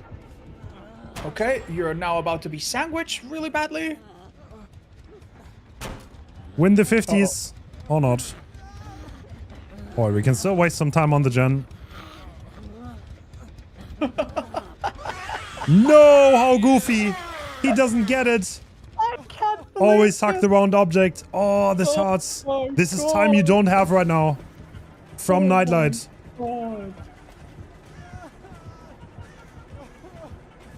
And Hardwell has another pallet. Okay. So this would have been difficult even if Hardwell had gone down nicely back there at Shaq. But now? Oh, I mean, I think there's theoretically there's still 3 gens on the side. Nightlight trying to venture out, seeing if this gen is gonna get completed because he needs this gen. Otherwise, he doesn't have a 3 gen, and if he doesn't have a 3 gen, then yeah, I don't think he's gonna lose long term. Like this is the Azeroth's resting place map with 2 sides, and as a killer, you always want to focus on one of them. If you switch back and forth, you're almost guaranteed to lose because you're gonna eat all the resources, all the pallets on both sides. So just playing one of the 2 sides, ideally where you have the hook should be ideal. But I mean, yeah, he still has that 3 gen, but is it gonna hold? It's pretty far apart. The 4 gen tie condition seems like it's gonna be reached really easily. Yeah. Obviously, the person on the hook calls out that Charlotte is really far. Swatter, the build player, gets back on his gen, which is nearly done. I think Le Magic will be doing something similar. In fact, it's already done. No, it's not Le Magic, it's actually out. Did he get spotted? I'm not entirely sure if he went far enough. I don't think he did. Granout is also rotating. Do they want to go for a double save here? Could be on the cards. Nightlight putting out Victor just to get Kill Instinct if anyone is nearby. And now the ace has been spotted. This is not enough. Not enough to prevent this on hook. Granout has done a little detour. And so has Swatter on gens. Oh, is this a 1-for-1? I mean, he's so far away though. He kind of prevented the... No, he prevented it. Le Magic went so far away from the hook because Nightlight zoned with Victor that Granout would have had to 1-for-1. The thing about this though is they were not gen efficient. 2 people ran across the map to get this unlock and they failed at doing so. So this could definitely buy Nightlight some much needed time. Oh. For the people? Yes, for the people coming in. And even taking the death here. Oh wow, but yeah, well, Hardwell's still being stuck on the Shack side. Damn, we have 2 gens simultaneously being worked on. Swatters is now nearing 50% completion. We need to basically stop that right now if we don't want to lose 1 more gen from the Russian survivors, and it's over. Their progress is so high. Look at this. Sprint burst being used. Well, at least the tag's coming through, but there's someone else doing a gen too. Oh wow. Like they make the 3 gen look like nothing, honestly. For the first time though, we're starting to have multiple survivors injured, and Ruin still up, Undying still up, Thrill still up, and Strong. Doesn't seem like the survivors have minded it so much. Oh. He's going to force locker because he knows he doesn't have time. The thing is, the Bill is also going to do the same thing, right? No! They're straight up just going to commit the gen. Uh-oh. If they get the gen done, the game is over. They will get it done! There's no way! No way! The efficiency. Oh my god. Oh man. Where did we go wrong? Was the lack of corrupt just that bad? It's obvious Kyle O'Brien did so little here. Yeah, I don't know. It does feel like the first initial push the survivors got was just too much, right? Like they had halfway done on Shack. I have no idea how they simultaneously got 2 gens from across the map, so close to completion. 1 in Shack, 1 across. It's like they did play like so aggressive, right? Like they ran into the Victor, took the hit, very coordinated. That part blew my mind as well. Granout did not seem to give a single damn about getting caught in the middle. Do they have a gate here? No, it's far away, the one that's open. Oh. Do they get this? Oh. No, they don't. Oh. Down. Honestly, no hitting. It's very difficult to win this. What? Okay. Just to be clear, Poland has already lost here. Oh my god. How does that not hit? I guess resilience works when you're healthy too.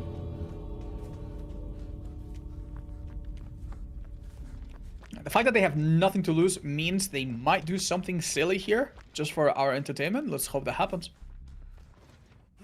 Do they? No. Oh wait, actually, basement across the map. Okay, no, I think Swatters not coming home. I think Nanda's like, no, you're not gonna escape today. We are taking the bow, and we're gonna keep him. GG's. So that means Russia's gonna be first of Group A with a 2-win and 1 tie record. Meanwhile, Poland has 2 wins and one loss. They both played amazing, and I'm gonna be very interested to see them going forward in the knockout stage. Congrats to both teams. Good luck going forward. Okay, what's coming next? Let's have a look. Ooh, it's the Spain versus Mexico. Ooh la la. With everyone's favorite killer. To be honest, I like watching. I'm not gonna lie, I like watching Go on the high level. It does strike me as Why can't they just kick Charlotte? She's a bit bigger, unfortunately. She has very strong knees.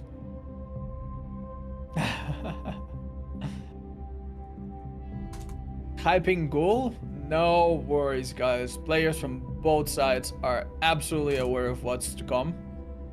The person that honestly is most unprepared going into this match is me. I have no idea what to expect. I have seen very little high-level Ghoul gameplay, so Ghoul. I feel like... Yeah, Ghoul is kind of interesting, so we might be... I mean, okay, dude, I don't want to play Ghoul against Team Spain. I'll be so real. These survivors, you're not gonna get it down on them. Okay. So, yeah, I think Spain is gonna play survivors. And yeah, well, we need to see. Is there anything unusual about the perks or add-ons that we see on Ghoul? Do we see some chicken dissolution or anything like that? Well, we're about to find out. Damn, that's really fast. So let's see. Oh. Wait, what is that? Well, wait, is that the pallet breaking add-on? No, it's the wind. Wait. Yeah, it is, right? No, no, you're right. I think you might be right. Because the window blocking one is the centipede, right? The T is very, very standard. It just gives you more range, right? So Ultra, if he vaults a pallet on the third dash... I think so. I think so. He is going to break the pallet. Interesting. But that's so hard to make work, though. Okay. So it is Blood Lodge, Kaneki, Mexico versus Spain. And Ultra is playing for Team Mexico. We just discussed the perks. Very standard loadout in terms of slowdown. The add-ons are interesting. A little bit of extra range and a pallet breaking ability if you use the final third leap, which only happens when you're in rage. First, though, they have to find a survivor and catch them. And as we mentioned, against Team Spain, it's so much easier said than done. These are amazing survivors. Oh, and the faucet is coming through. Marcus is getting tagged in the corner. And does Ultra want to commit this chase? Oh, seems like he doesn't find anyone else, so there might be no choice. Ooh, does Marcus have anything here? He has to play the edge map filler. Oh, yeah. Wait. There's a broken bus. Oh. Add-on value. The pallet's gone. That's ridiculous. Damn. unfortunately does not spawn on his side. I don't think I've ever played against someone using that add-on, to be honest. Well, as if the ghoul needed more help, the one nice thing Marcus managed to secure for his team was going far away from all the action. We see that one survivor immediately stops what they're doing to go for the rescue. And they also scream their lungs out, which, you know, is a little bit contradictory, but hey, I'm sure it will work out. The stealthy scene partner coming out.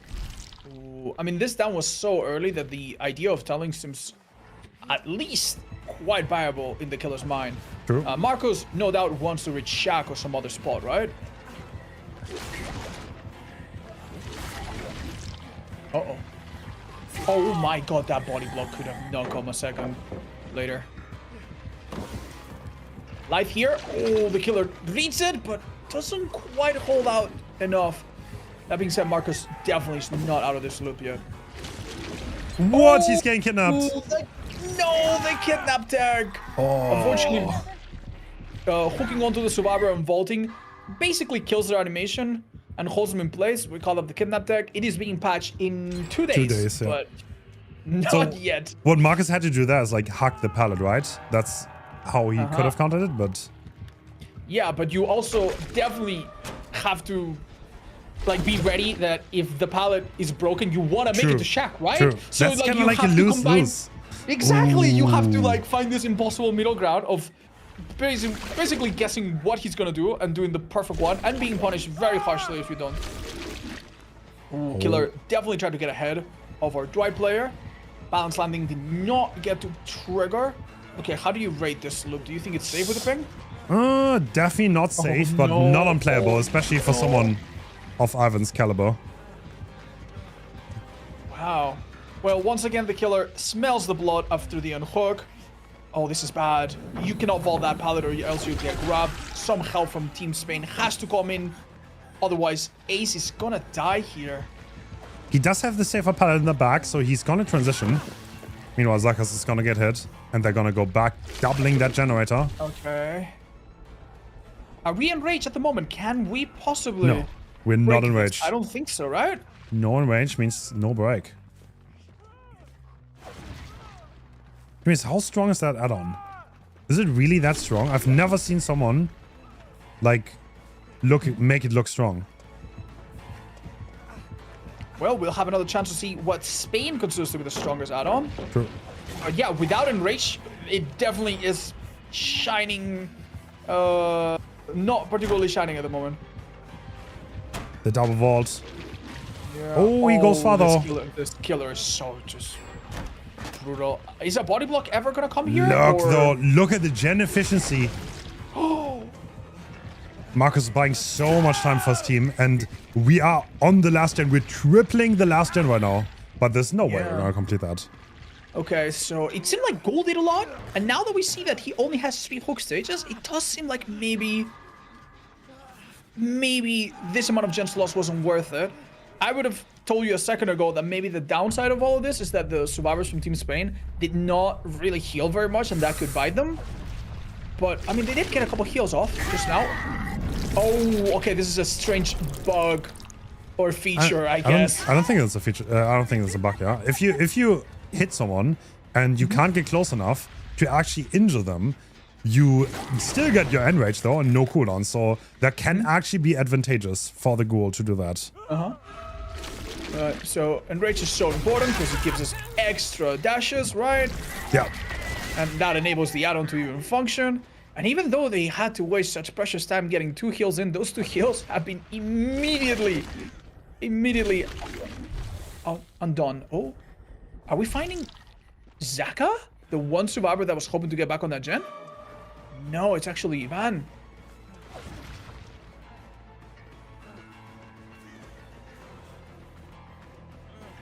Leave it to Ivan to know how to play this.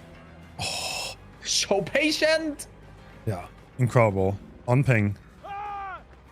Now, going through though. Bloodlust. Yeah, Bloodlust eventually did its job. This kill is not happy to get the pickup though. That gen sounded very high progress. Really? That's like 60 at least, I think. If I had I mean, it's correctly. deja vu resilient, so you do have a... no way. He wants to break it. No way. Oh my god, he was actually reading the animation. Oh, Oh, that was a mistake, however.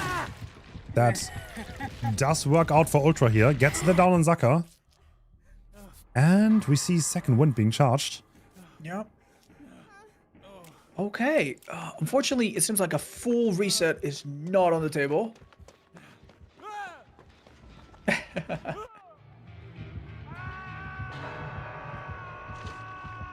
First hook for Zaka. Second Painters most likely hit the gen in the shack, right? And the rescue comes immediately from Adri. Iban has been spotted. Can he find a spot where he'll last more than a few seconds? Oh, that's disgusting. Ooh, once again, that's really good for Ultra though. He cancelled it and got really close. Good distance close. Using the mechanic perfectly. Power off cooldown now, and he might just break this pallet with that. Never mind. Nope. No need to. Well, he will have to be afraid of this gen though, yeah. And Adri is already on the pickup.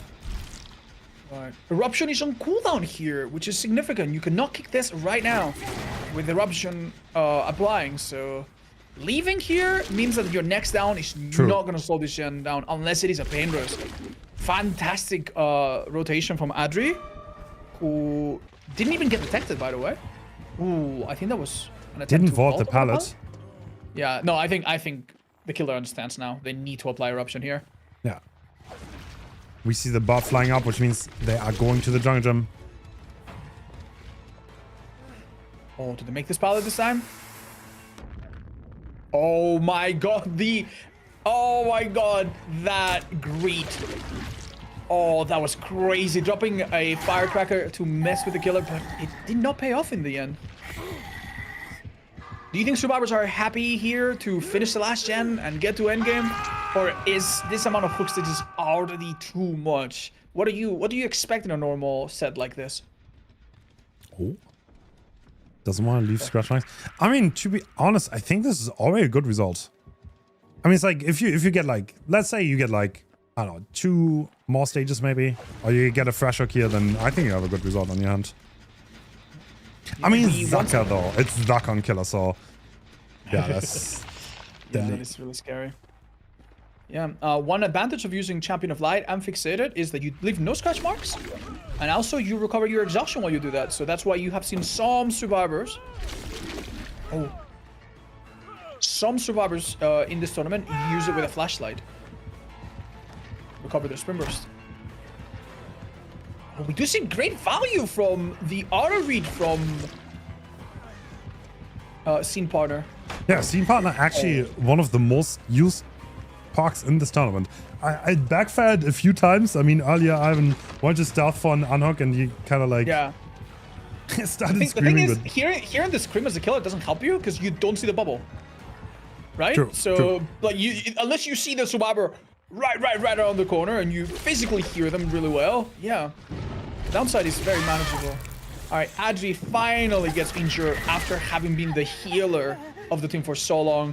No doubt seeing this gen so high up must be inducing all sorts of stress on our Mexican killer.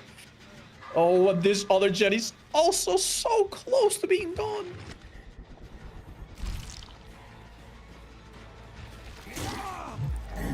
Oh, a down here has to happen so quick. Oh no. Oh no, you know the feeling when you cannot hook onto anything? Oh, what? No way! Game-changing! Brother. Ivan, this is insane. Look at that. Is he going to do it again? No, he's not. This He can display the pallet. I mean, Does he amazing make that? job. No, he He doesn't. does not. This is a fresh hook though, so I mean, he's definitely going to take this. This would be white. 8 stages, 3 fresh. Is acceptable? Yeah, I think that's a good result. Right. Honestly, I mean, man. you can definitely fuck honestly, it up on the set. So. I will never watch a Ghoul game and not cheer for the survivors because it feels like such a villain, man. Really? Don't care that they're Spanish. Don't care that they're Mexican. Yeah, I'm sorry. In the next round, I love you, Zaka, but I'm cheering for the opposition. No way. Oh man, it feels so good to see them get such a decent result against a killer that is, frankly, this oppressive, man. Dude, the Ghoul hate runs so deep. That's crazy. Yeah, I'm sorry. Like I love having original opinions. I love going against the popular opinion, but in this one, I am as basic as it gets. I do not enjoy the Ghoul at all. Yeah. What is the winning team gonna get? A $5 gift card? Well, they're getting $5,000 of prize pool and some goodies from behavior. So I mean, yeah, our prize pool in total is 5.5k, and we have Oryx sets for the winners and some Eerie shards and blood points for last and second place. So I mean, it's not bad. Like a few $1,000 bucks for a 2-week event. Will you also give them a gift card on top? For at least for the winner of the longest moonwalk. The winner of the longest moonwalk is gonna get $50. Longest moonwalk this tournament that impressed me the most gets $50. All right, so presumably Zaka, the all-purpose Swiss knife killer main or killer player of Team Spain, will be coming out with his most disgusting sweaty ghoul build possible, and Mexico has to do honestly really good. I think getting to endgame already looks so difficult with this setting. $5,000 each, yes, and also $5,000 to all viewers as well, each of them. True. But only if you are following Hens.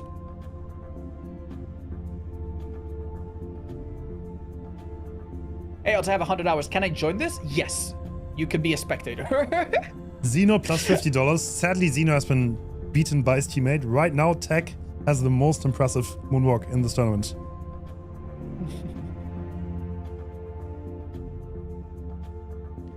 How many odds does... how many hours do me and Hens have? I think we're like 13 and 14,000 or something like that, right? Yeah.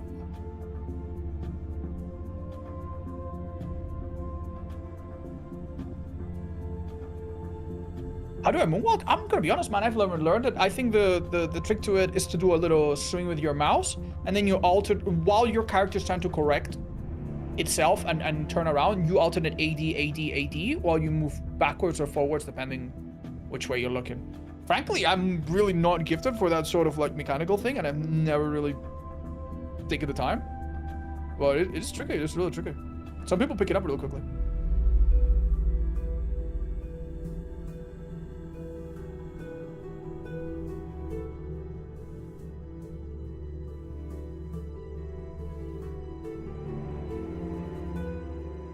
Learning to moonwalk is proven to make you a better DBD player. I mean, if I see someone moonwalking in my first chase, I'm already like, okay, dude, this guy's serious, you know?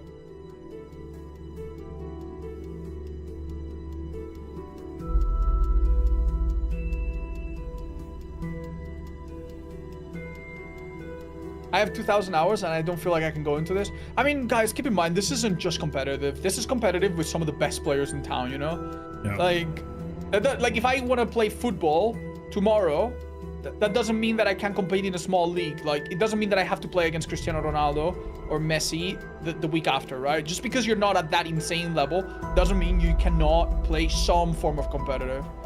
Like, at the end of the day, you're not going to play it for the prizes. You're not going to play it for the fame. You're going to play it for the fun and, you know, for the feeling of like, oh, I've gotten better. If you're interested in this kind of setting and you want to try it for yourself and you are pretty decent at the game already, you can try DBD Ranked. That's a community-made server that kind of like emulates the competitive rules without having to have teammates or anything. So that's Hens, do you know if they've like, because I've heard about this DBD Ranked, right? But compared to other ranked games, like, is there like voice chat where I'm gonna be called a trash teammate and be told to go back to the kitchen or something? Yes. Yeah, they got that working already. I mean, that's always a sad part, right? Like, a lot of people, when it comes to competitiveness, like, a lot of people don't know how to channel their competitiveness, and then it turns into toxicness. It's sad, but it's the reality. But yeah, but you can also report them, and hopefully they're gonna get kicked out and banned, and then you're gonna cultivate. All right. I have my lawyer speech. I'm gonna go do it myself. I'm just gonna go in there and be like, I mean, I'm gonna be honest. Installment? No, someone was in my Discord and they said that they played one game and they were called trash, which is like sucks, you know, like it absolutely sucks. No, I'm sorry. I honestly thought that wouldn't even be an issue. Yeah, I mean, this sad, voice man. chat. Yeah, I mean, that's sad actually. Sucks. I mean, I personally comments 100%. I know. I can just say that I've only made personally. I made very nice people there. I played a few solo queue games, and I made good connections. I met people that I thought were really fun to hang out with. I didn't personally make negative experiences, but yeah. Why is Japan playing at 2:30 a.m. Japan time? The Japanese team specifically asked to play after 1 a.m. because this weekend there's a big tournament going on in Japan, so that's the reason why. And Zaka's loading in on the goal, and yeah, can he beat this result? 8 stages in total. That's what he has to get. Pretty default loadout. Nothing too spectacular, I guess. Yeah, essentially, no BAM though.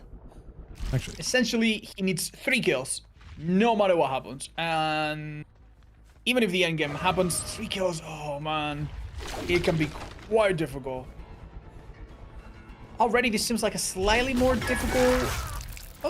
A slightly more favorable start of the game for the survivors. They are taking the killer into Corrupt, and they are in a comparatively stronger part of the map than we saw in the very first chase.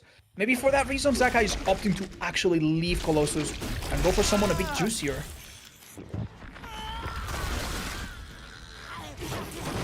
You see a rubbish and applied on gens with very little progress. That will come in handy later, maybe. Oh, 2 injuries, 1 eruption applied. Oh. Seems killer was considering going through. Kyle O'Brien reveals someone got back on the Jenny main. It could be Ultra, it could be someone else. Either way, might be a good thing for the killer. So Zaka not wanting to commit to any chases so far.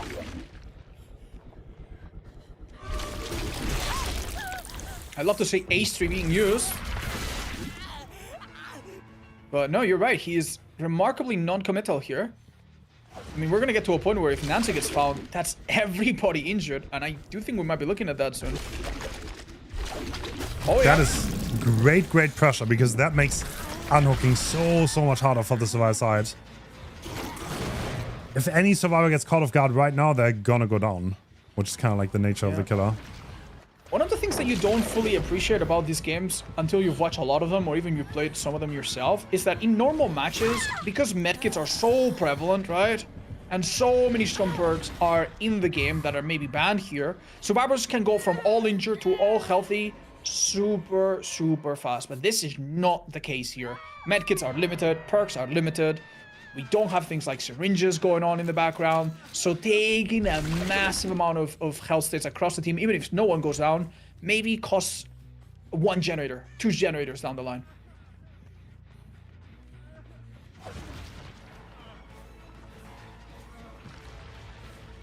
Would be interesting to see. Oh my there gosh. Definitely was a moment there where, with no hesitation, that could have been a hit, but the Quentin jump scare. So far, this looks like an amazing start for Zaka, who's going to be spoiled for choice as to who to chase. He's got a person injured. He's got a person that's been hooked already. If he chases the... if he manages to find Kaleto, he'll also be interrupting a gen. Oh, good hiding though. We're still at 5 gens, so good job controlling the map by Zaka here. Only got stuck in chases that he could win relatively shortly. So far, because honestly, I mean, towards main side a little bit, but I do think this killer does not have a lot in terms of like a really tight 3 gen like we've seen in other matches prior.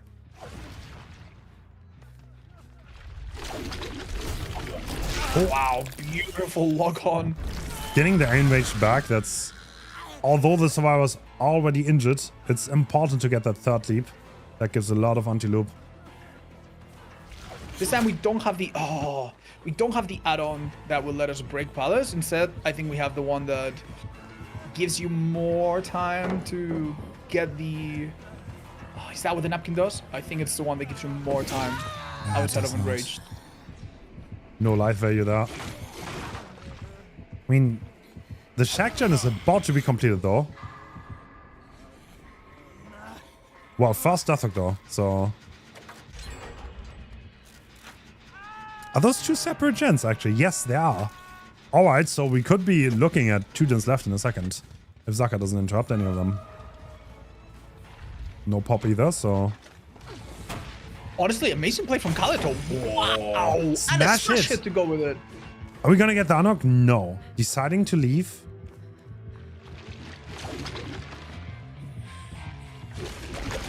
Oh, they were still under power. Okay. That animation is sadly still a little bit bugged, I think. It seems like unhooking Ultra is going to be very difficult unless Colossus manages to slip by right now. Oh, we just being done. Well, oh, actually the... Oh, are we getting the unhook for this? I was so certain. Not free. This is a trade. So the Nancy will have to rotate. Release that quirk. Tenacity putting in some work though. There's no hex, so there's no self pickup, but a faster recovery and a quick pickup from Nancy could happen, but that unfortunately means Ultra is left to his own luck. I don't think Shack Ultra... pallet gone. I don't think Ultra knew that Shack pallet was gone, the way he passed there. Yeah? Might have been some miscommunication. That is very unfortunate. At the very, very least... Oh, they're delaying the pickup for Soul Guard to come into play. This is very believable from the killer. Like, from his point of view, no doubt, it looks... Oh my god, this backfired. What? This backfired horrendously. This backfires so bad. Doesn't get that could have been a down. This is clean break, by the way, so... But they did not set it off, right? Yeah, they didn't. That would have been so huge. Oh. Yeah, would have been. Yeah, so the idea there was to delay the pickup on the survivor so that when they do get picked up, Soul Guard protects them for, I believe, 8 seconds. I think Zaka... just Zaka, I think, had a little bit of a read on that play too. Uh-huh. He did not go for the survivor with endurance. Obvious pickup, right?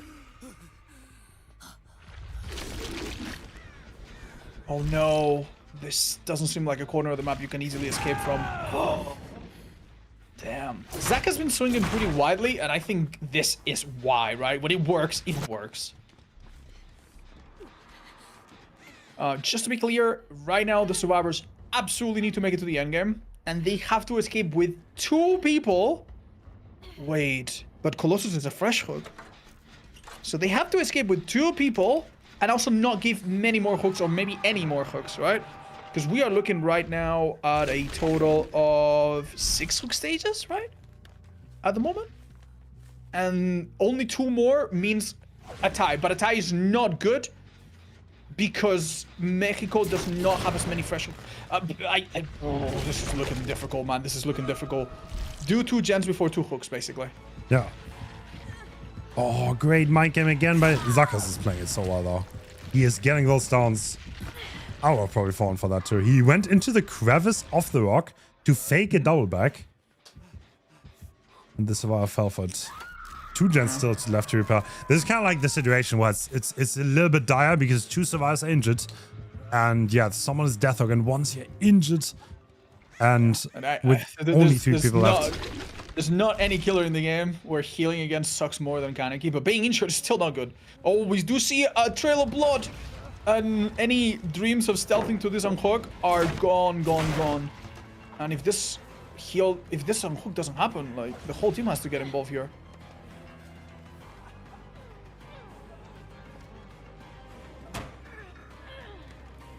What do you do as a team here?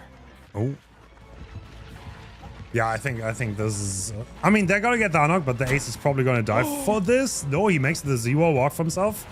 Foul back from Zaka, though. Alright, Tenacity here could maybe trick the... Nah, it's just not happening. He's gonna take the pick. It's not happening, yeah. Zaka's just gonna play it safe, yeah. Yeah. Sadly, no chance to use clean break at all. And to passively heal Nancy. It does feel like, other than the smash hit we saw here and there, the survivor perks this time around have been a little bit unlucky. And this plan to hide nearby, I mean, it was risky. Like, I think this all but confirms that Mexico will not be taking this victory. I'm gonna be excited to see Spain in the later stages, though. They are playing so well. Spain is undefeated, 3-0. Yeah, they played really well in this tourney. To be honest, they were definitely one of the strongest teams here.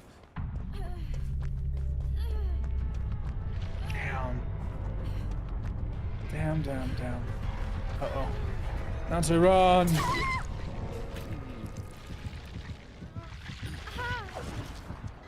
Well, clean plays from our killer player. Yeah, well played, what else can you hope for? Also, some viewers might be confused about why survivors do not try to go for hatch. Hatch does have some advantages, but in this situation, it makes no difference.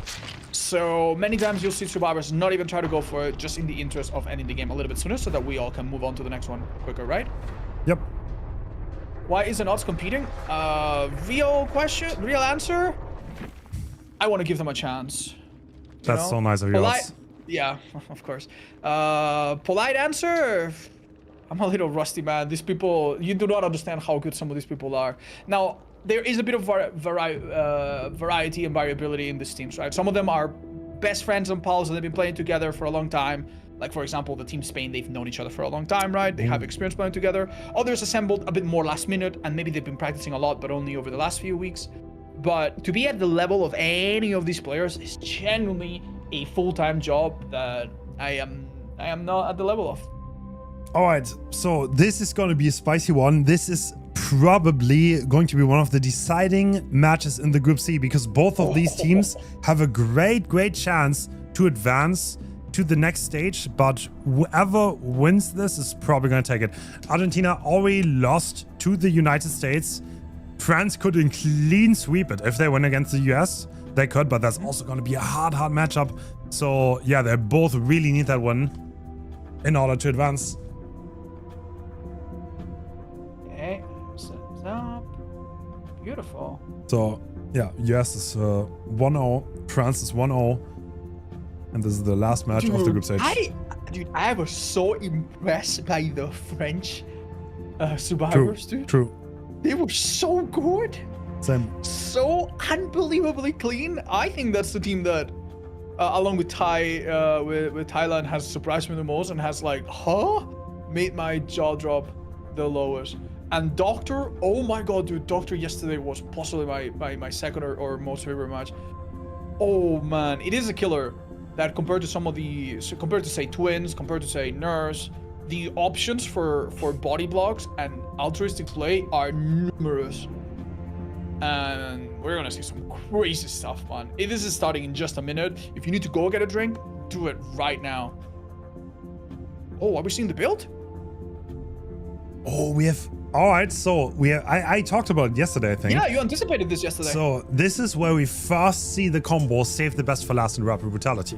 That's a very neat combo, and it's made to make hit tanks hurt as little as possible. We saw it with Team Spain, how they used hit tanks to make it pretty much impossible for the Doctor to get anyone on that hook in a reasonable time frame. And yeah, that's probably what I would expect from our Survivor team to try to repeat. I'm gonna tell you a thing that sucks, man. Wait, it's Doc on Doc. Wow. So Doc is playing Doc. Doc is playing Doc. It's no surprise there. Now, Hens was just explaining to us that the two top and right perks are there to kind of chew through health stats on Survivor and make body blocking very difficult.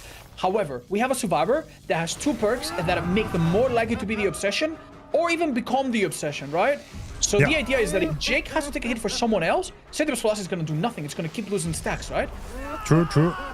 So this Jake player was the one to protect other people. The fact that he's being chased first could have some massive implications here. This hit is coming. No need to shock again. Oh. He does make the drop. Do we want to switch? I think we will for save, right? No, we are not. We want to stick to SMS in this case. This is really interesting. Oh, is he making it to anything significant? Or is he running into a dead zone here? Wait, I was wrong. The person with all of the the person with all the tanking perks is actually Renato. Perhaps. He did not make the vault. Oh, he tried to... He spammed the space as hard as possible to somehow make the vault queued up before the Doctor shocks, but he didn't quite make it. And that's going to be a first stock relatively early on. Pretty... Honestly, that RNG was pretty unlucky. So there was nothing on that side. But there's also part of comp, honestly, and a skill you need to have. Like, understand the RNG as early as possible and know where to run. Yeah, we saw a really interesting way to quote-unquote delay the killer, where a survivor dropped a pallet while the killer was recovering from the basic attack animation to try to build distance. All right. And it's so funny that we saw Felix drop this pallet like from such a long distance away, because waiting too late to drop a pallet like that against Doctor is not without consequence. Man, it seems difficult to get this on hook. Yeah, they're probably... Are they gonna try? He's kind of running in that direction. Does he actually want to get close? We saw the devastating consequences of trying to unhook too late. Yesterday, someone died, remember? Yeah. Because Doctor, not forever, but they can delay an unhook by doing some strategic little shocks here and there. Yeah. I think stage 2 is happening. Yeah, that is also... There are kind of like 4 gens on this side. And yeah, Doctor's kind of eyeing this one. He doesn't want to lose this if possible. Obviously, the moment this unhook is going to happen, he's probably zooming back because he wants one survivor of the game. No pop, no eruption, nothing on the gen. That's a completely normal kick. And Zoop is going to get back on it. Unless he's tier 3, which he is. And the unhook is coming through. The timing of that is perfect for Doc. Oh my god. Is that anticipated by him? I am not too sure, but... Oh! Oh my god, that was an inch away from being an absolute disaster. I don't know if he still had the 10 seconds. With discipline, by the way, it is really difficult to do any sort of heartbeat reading because the heartbeat is constantly on top of you. Same with the red stain. He is going to take that down. They need the gen from Zoop out of the game. Oh my god! A Trey take takes place, but SMS Alvar does not fall for it. If he had dropped that pallet, he would have boxed himself in. Oh, he can't drop the pallet. There was an attempt to double up there, but it doesn't come through. And Rapid Brutality. Where's the Doctor? It's so hard to see him, right? With discipline? True. Oh no, our friend Jake absolutely out of options. The team is showing a lot of things at the kill to try to body block. Oh no, I'm scared. I am scared. Is someone there for a tank? No, I don't think it's happening. Oh, they actually are healing each other if we look at the HUD. And Zoop has wasted no time getting onto the next gen, which maybe is for the best, but it is tragic all the same. I mean, okay, they got rid of the insane 3-gen there, so going into the 3-1, I think they set themselves up to do well here. There's still one person injured, which is never ideal, and the chase is commencing immediately. So this one needs to be fast. Save this for last. It's gonna be locked at 1 star for the rest of the game, unless a further people happens. 4%. Yeah, what an amazing perk. Oh, they did kind of get blocked, but on the wrong side of the pallet, so the killer did not get that down. Oh, there we see ping coming into play, despite the shock in the screen of Jason. The vault had already happened there, so. Yeah. If you very queue a vault, it cannot be cancelled anymore by Dr. Shock.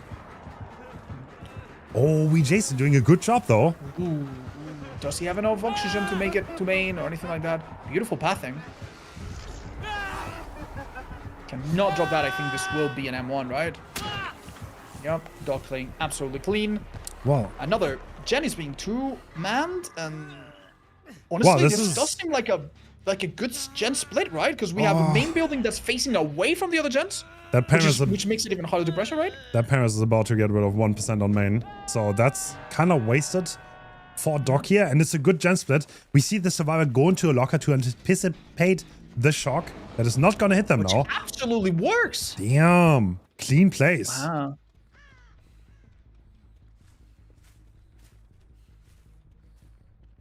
Would have been really funny to see an Iron Maiden.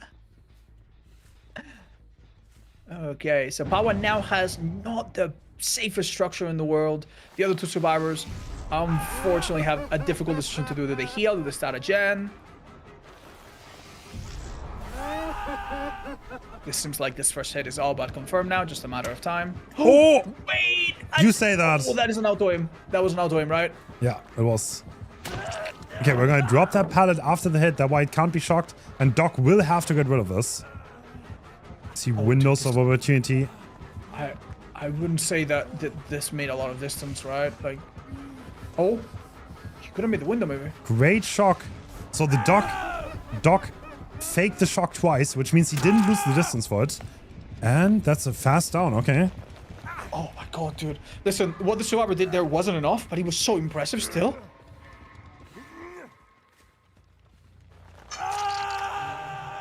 Then just coming in, buying some very much needed time. If the survivors power this gen, we could find ourselves in an instance where we lose some fresh survivors like Felix, and we do not get enough hook stages. Doc has to get the most hook stages possible here if he doesn't kill everyone, to make it easier for his survivor friends to maybe reach that win condition.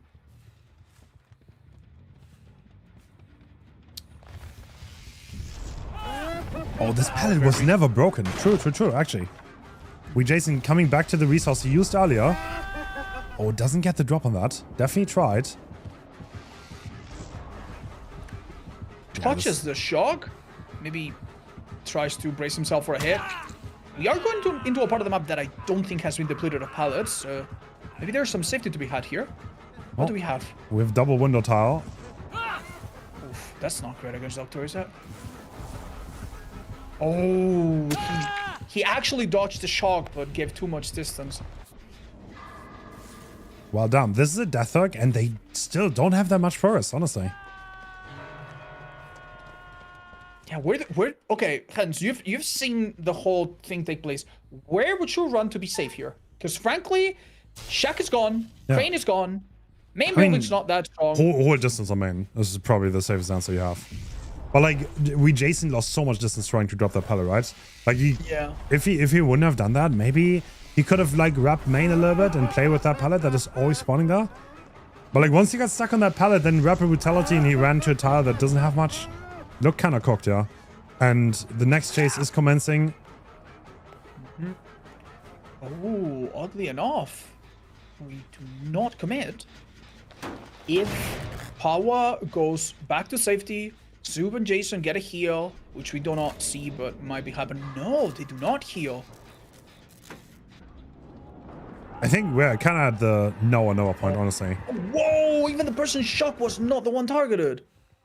Okay, so here a survivor might have the opportunity to do exactly what you just said. Begin to run around main building and create a sort of like distance that takes too long to yeah, this is exactly. We're already seeing it happen, and the doctor does not want to mess with any of that. He's looking for any other target, either someone that don't hook like Jason. Oh, this is an important chase. We will need to have a little bit of a chase here, otherwise I don't think they're gonna complete the last gen. Is this a 50-50 now? Oh god, hold me. He does not make this. They're doubling the main gen, but I don't think they're gonna complete it in time. No, unless Doc somehow goes to the wrong gen. Oh? Wait. Oh my god, he's going to the wrong gen! He does not guess correctly that the main gen's being doubled. The doctor is not a confirmed knower. And as a result, that gen gets completed. That's huge. This is so huge. This makes the result so much more doable. And now, can we even get someone off the gate? Maybe they still have enough distance. They can split. Yeah. The gates are very favorable, let's say. Yeah. And obviously, the option of hatch is always on the table, right? Oh. This cooked. isn't good. Oh, that's not good. It's cooked. I think this ace gonna die too fast. Yeah, Yeah, you could tell in his screen he actually pressed the vault option, right? But wait, getting hatch here is important. Oh. Because Zube is a fresh hook. Go locker. Oh, wait. No! He didn't do it in time. He was not quite in the locker, which means he gets shocked. His location is revealed, and yeah, well, I think this is not going to be possible to escape, right? This is the final chase. This isn't good.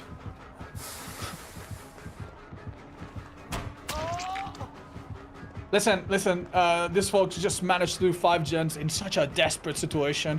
I don't think we can ask any more of them, but it would have been really exciting to see if one of them could have made it. Realistically here, Power could bleed out in 3 minutes, but how exactly do you get the hatch in time? It's not possible. It's really not possible. Also, even though Madness Tier 3 does not prevent you from opening gates, it does prevent you from picking up a teammate. So starting right now, Zube, even if he reached Ace, could not be able to pick him up no matter what. Yeah. Doc is doing a great job on those shocks, by the way. I know. So, now it's gonna come down to Wee Jason, what he can do against Team France. Team France played amazing on this map with teamwork last time. So if they can repeat that, they might be able... I would almost call it an upset, to be honest. An upset. But, yeah, well, this is gonna be the... Is it fair to say, though, that Argentina has the absolute best man for the job here? Yeah. Because Wee Jason is a killer preceded by a very significant reputation. He is very good at playing M1s as far as I know. Yeah. Right? Wee Jason is absolutely... He can do this, no question about it. He'll have to kill everyone before the last jump pops for a win, and after the last jump pops for a tie. And if any survivor escapes at all, that's a loss. Wow, that's a simple win condition. Done. Well, this is gonna be the decider. That would be kind of... If they draw this, that would be kind of funny because they... Yeah. We could very well end up in a scenario where both of them end up with 1 loss, 1 win, and 1 tie. So... Damn.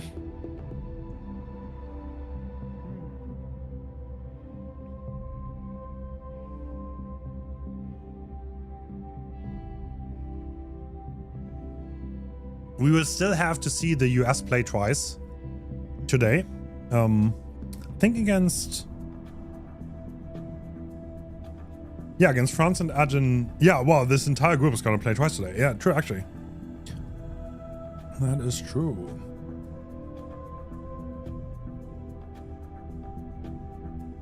But France is already looking good, looking solid.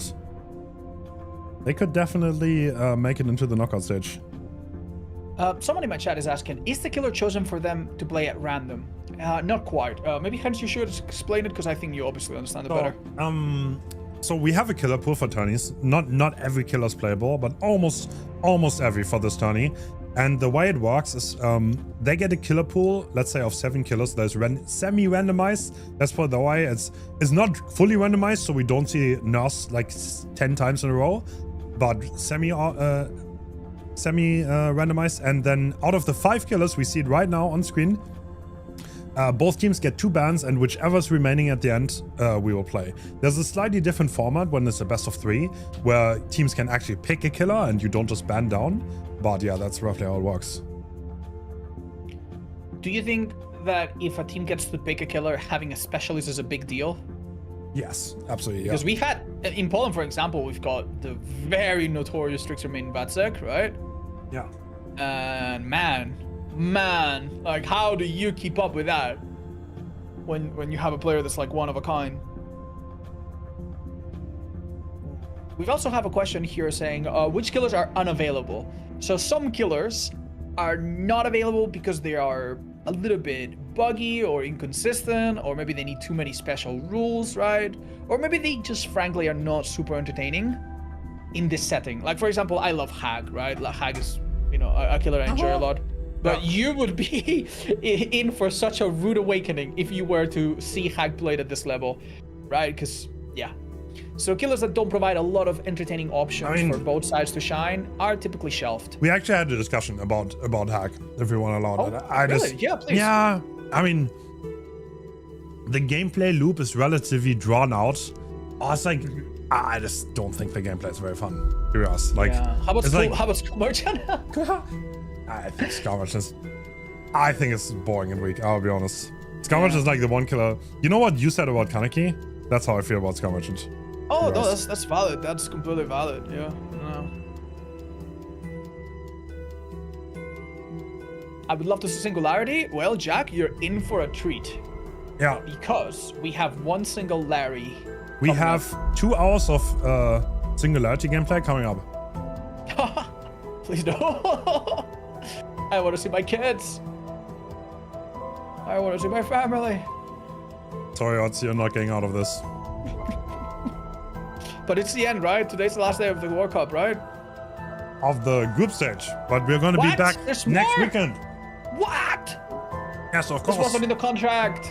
So, yeah. After this weekend concludes, we're going to know who's going to make it to the knockout stage. And next week, quarterfinals, semifinals, finals, we're going to see who actually takes the crown. Alex has kids? No, but if I did, I wouldn't be seeing them this weekend.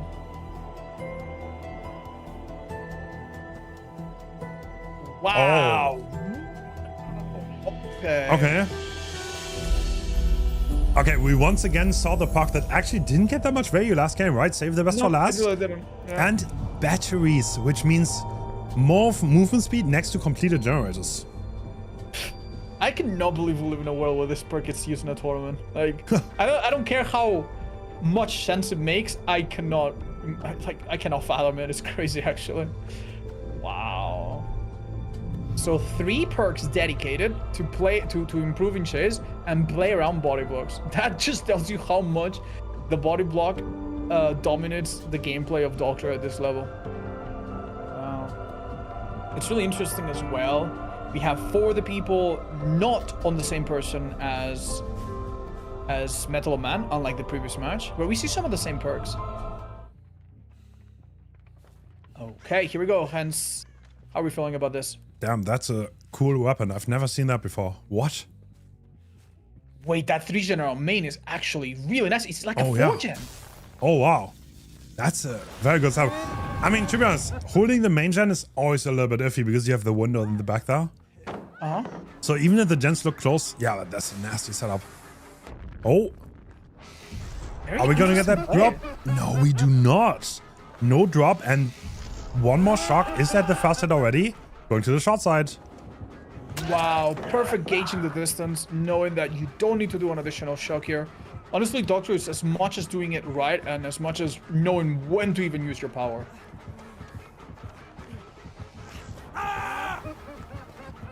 Another shot coming out. Great Ooh. read, winning a 50-50. Unfortunately, that luck will only take you so far.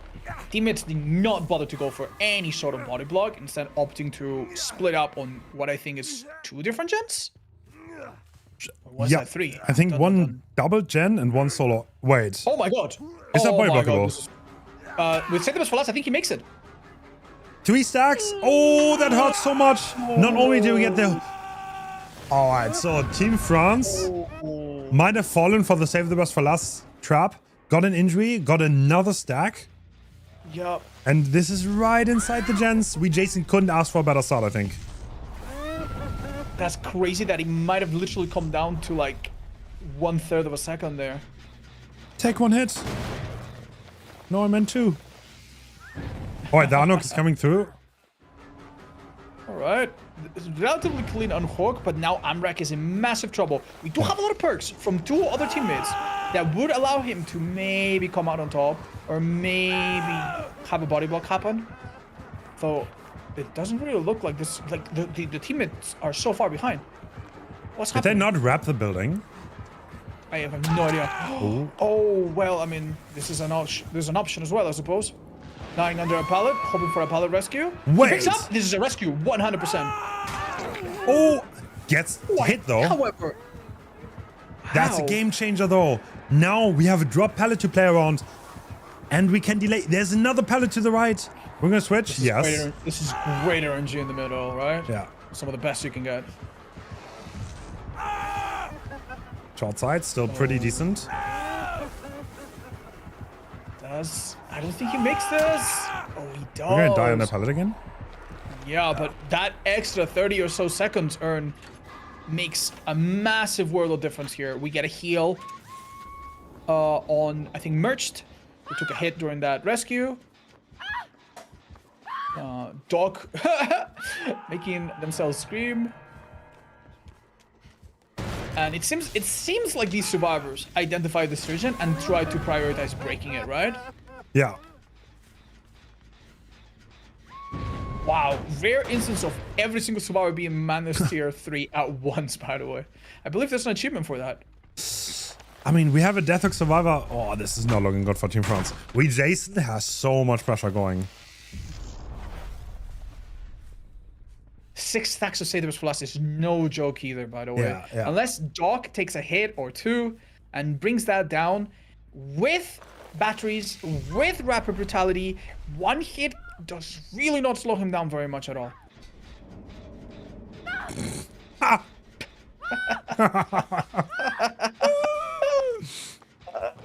God, I love Team Partner. That part is so funny. It's just giving up. It's just like, okay, guys, I can't do gens. The price you pay for some aura. A double rescue. Ooh, wait, no, this is too late. This is too late. He's dying. No. Oh my God. Wait. Wow. I mean, that's ridiculous. Does he make anything though? So we reduced the stacks a little bit, but at what cost? Honestly, at what cost? No, that was like what? 3 hooks, three hits across 2 different survivors. Oh, nice. Dying under can the you use that pallet? Super important. He needs to die underneath it, right? Oh, he's a bit far. Okay. Keep in mind, only 1 survivor nearby. Oh, this is so cooked. So far, this is a big up. This is so cooked. He gets the ace too. The right survivor too. No. This is so unfortunate. Jason playing this so clean though, honestly. Yeah. Oof. You gotta feel bad for the French survivor team. They genuinely try their best to make up for that situation, but how? It takes so much courage to play with 3 aggressive perks, so little slowdown, and it's paid off. It's really paid off.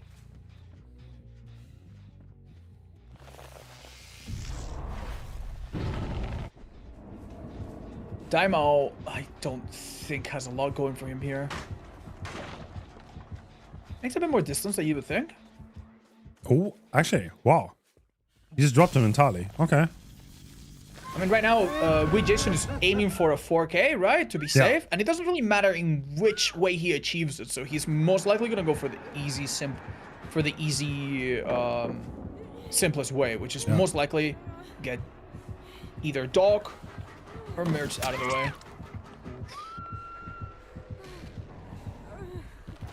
This could be a painless. No Benders. We only have Corrupt. Oh, you're right. Now, the survivors have to maybe consider that because they don't know all the perks, but this killer has come here remarkably light on gen slowdown. I think the only time this whole tournament we might have seen, like, 1 slowdown perk. Like, sometimes you will have, like, Thrill and Ruin, and you could almost argue that Thrill is like a second Ruin, or Undying is a second Ruin. But if you count those as slowdown, then definitely this is the most aggressive build we've seen so far. True. Absolutely. I mean, it's walking out. He went pure aggression, no slowdown, and yeah, well, the survivors got overrun a little bit so far, at least. Yeah, Argentina being very loud in the chat, celebrating the amazing performance so far of their. Is Jason the captain team? I think so, yes, right? Jason is the captain, yeah. Of their captain. And another hit tank. Oh, blocking the window first. Interesting. I mean, we do have Medal of Man. Completed now? But this does not buy. Oh, that was so smart because now the pallet is not dropped. Huh? What's the idea then? What? Oh no! Okay, so the Kate wanted to drop the pallet, but the lower wanted to take a hit because they had Medal of Man. That was a little bit of miscommunication on the survivor side.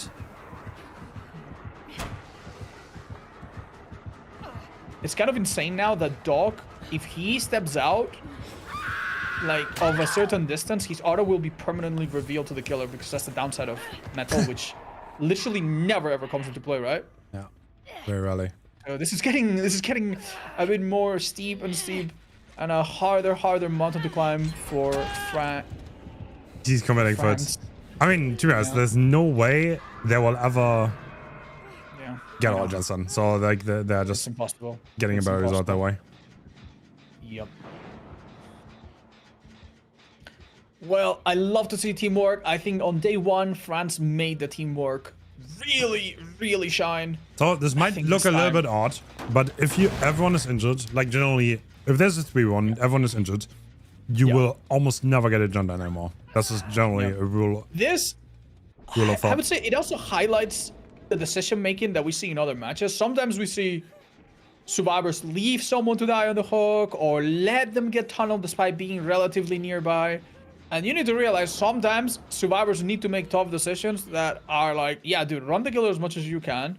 We're not going to risk it. We could go there and waste time and it might not work out. We might as well just get the gens done. Right? But here, sadly, it seems like no matter what. I guess in theory, they broke the 3-gen too. That was by main. That was still standing at that point. Yeah. No, that was a strong idea. It could have worked out. Yeah, I mean, he just couldn't leave anymore. All right. Alright, are they gonna get...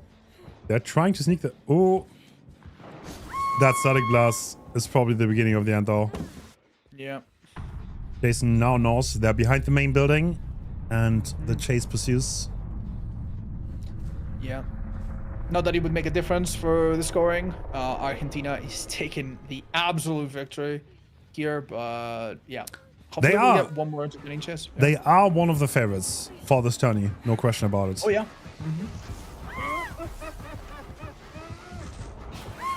Dude, it's really humbling to see just how these really good survivors cannot do absolutely anything in chase. They've been running our instructions that are so good and having to drop pallets so early to so little success, man. Wow. Then you go and play doctor and, and it's not as easy as it looks.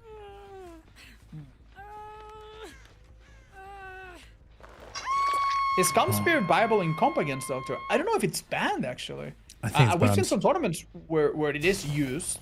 Well, I think it's definitely gonna be banned against Doctor. I'm not entirely sure, but I would be surprised if it isn't. It's like that kind of like that's like a good example of a ban that is banned because of skill expression. It's like otherwise your power would offer you no consistency at all. And there's like one guy that is like is pretty much like never shockable and never like findable by shock. Yeah. We Jason's like, where's the hatching shack, man? Where's the hatching shack? GG, Chewy Jason. Well done. Great performance. Let's see what is coming up next. Well done, everybody. Our next match is oh no. Oh. Brazil versus Portugal on light. Ooh la la. That is quite the spicy matchup. Yeah. It's so funny that we have like countries playing together that share a language and share a history together. So. And we're leaving that all at the door, hopefully. So we're gonna see. I think it's gonna be Pedro again. So he's gonna be playing the Blight. Where we saw him earlier in this tournament. Absolutely deadly on killer. And yeah, that Portuguese survivor roster is also insane. So that's gonna be a tough ask for Brazil. This is funny. Because we're seeing people celebrate and cheer for the country, but because they speak the same language, we can't tell which one they're supporting. So don't be a fence sitter. You can't just support both, all right? You need to dip your toes in. So when you cheer for one or the other, put a little flag next to it. Use a little emote, okay? True. Or type PT, type BR, so we know which side you're on, okay? This is the second match of Brazil, is that right? The first one was against Italy. I think you might be right. And that was the Myers one, right? So yes. Yeah, this is the first one today, the second one from yesterday.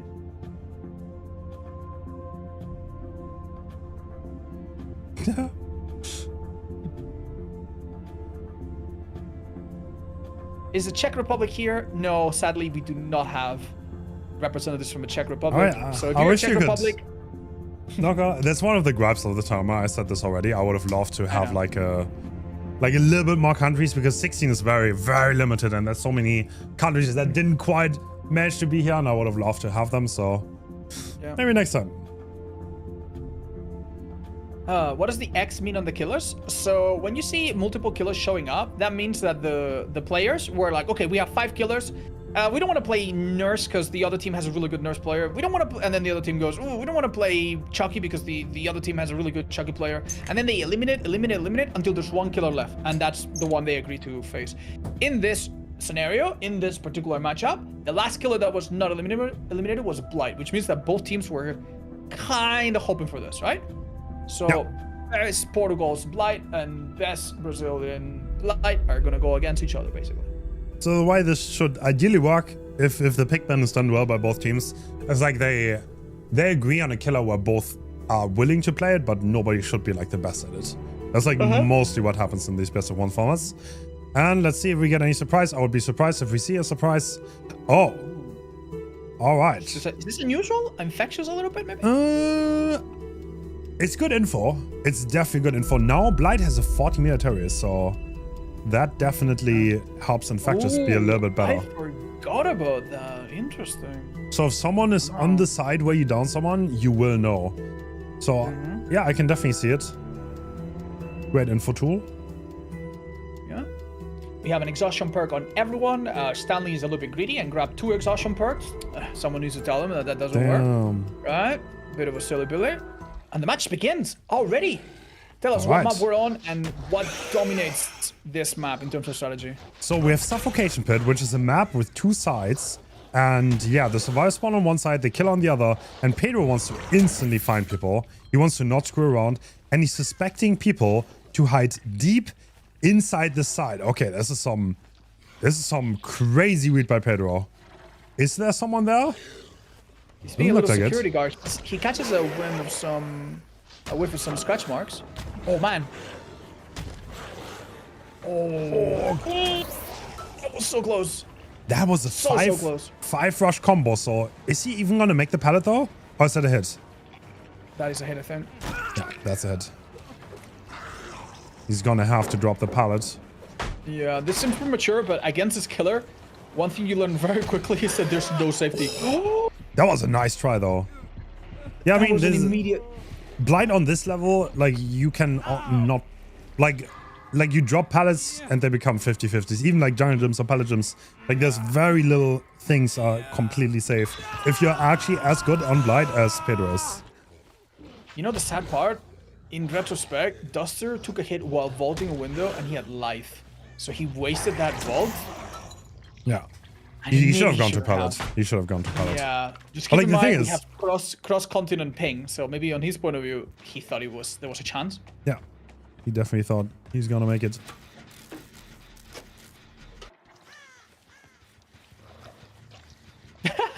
Someone in the chat is already like, GG's, we lost. No, what? Nothing is over. This is so early. These games have gone up and down so much. Okay, just to give a point of reference, the 4K is totally normal here. So, not the perfect start for... Wait, is this the DS user actually? I'm not sure. I think it might be. What I do know is that Pedro is having a bit of kisses and hugs given to the Jake. This is... Oh! By the way, this was not a safe unhook. That means that Deliverance, if on Kate, did not activate, and that's what Pedro's looking after. He wants to disable that Deliverance right now. Now, if he hooks that Kate, it's gonna be gone for the rest of the match. And that's a huge, huge perk to not have to deal with. Am I crazy in thinking no one brought Deliverance? Because I think no one brought Deliverance, if I remember correctly. Can we see if Kate lost her Deliverance right now? Oh, immediate pallet drop on this gem. Huge, huge pressure at the moment. Oh my god. Keep in mind, Duster's still by the basement. Yeah, okay, he's gonna pick it now. Here! Interesting. This is so perfect. Oh, I thought he might have been gotten... Alright, so Duster, there are 2 indications that tell Pedro that there might be decisive strike in play. First of all, Duster's the obsession, which makes it more likely, but it's not definitive that there's decisive strike.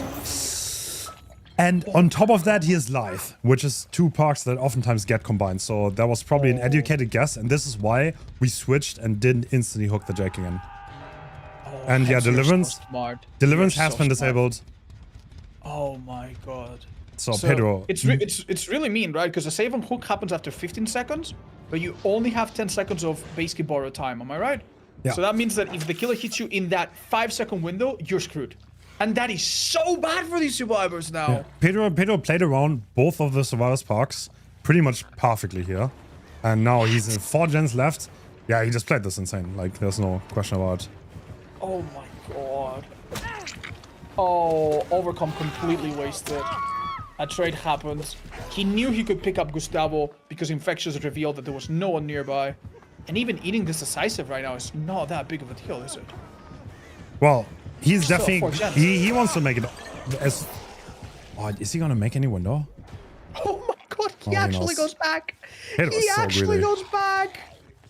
Oh my god, this is wild. Oh my god, he's gonna have his cake and tunnel it too. Oh my god, he might very well be counting the seconds to decisive being disabled, and he might very well tunnel through it. What? How do you find that? He finds Gustavo! Oh my god. Alright, so at this point, this is definitely gonna be a 4K at high gens, but Brazil will need to do at least 2 more, otherwise they're gonna be cooked. The unhook happens. I mean, he has now pretty much deduced that Pipa does not have DS. Also, Duster has been on the ground long enough to be picked up, but he's been so far away from everybody else. What? Oh, we see the first real mistake. Never mind, Pedro. Doesn't get punished. Does not get punished.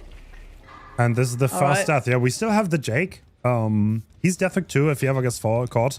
But yeah, very good read on pucks here by Pedro. Incredible play. Yeah. Gustavo uses further people to buy a little bit of time for Jake, but this might yet backfire horribly. Oh, is Pedro playing for the 4K4 here? He's so comfortable right now. Pedro's the type of guy to do that, I think. This is insane, dude. No doubt Claudette across the map is trying to get at least 1 more gen done, right? Yes. But can this happen? Is he gonna let it happen? Is it realistically possible to hold 4 gens here? I think he's gonna go to the Claudette right now. Yep. He wants 4K4. Oh and my I think god, he's gonna get it. Yeah, he's gonna get it. Oh my god. Damn. Quick eruption and go across the map, or do we actually hook?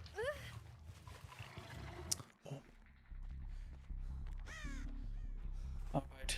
I mean, the two perks you have to watch out for with hooking, besides the strike and deli, are both presumably from Pedro's POV out of the question. So right.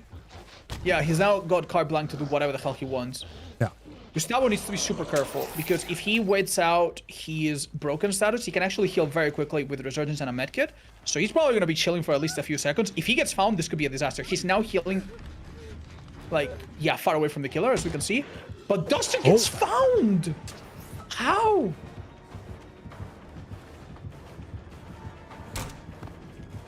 Oh my god, the absolute bloodhound behavior from Pedro. And he finds Gustavo as well before he can secure this unhook. Oh, that's 4K4. Man, god. What a absolute dominant performance. What a massive class of how to play around pucks. Like, being the Brazilian killer right now and knowing that you have to play against, number one, the best players in the tournament possibly, or some of the best players in the tournament, and number two, you have to kill them before they do 2 gens, is such an unbearable burden. How? Brazil really has to hope for a miracle here. We're already assuming that it's basically impossible for 1 more gen to get done here. It's not getting past Pedro, dude.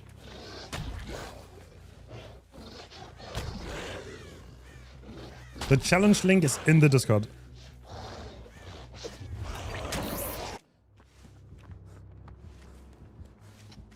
I don't think I've ever seen such strong perks do so little and be outplayed so hard, dude. Yeah. It's like they had nothing at all.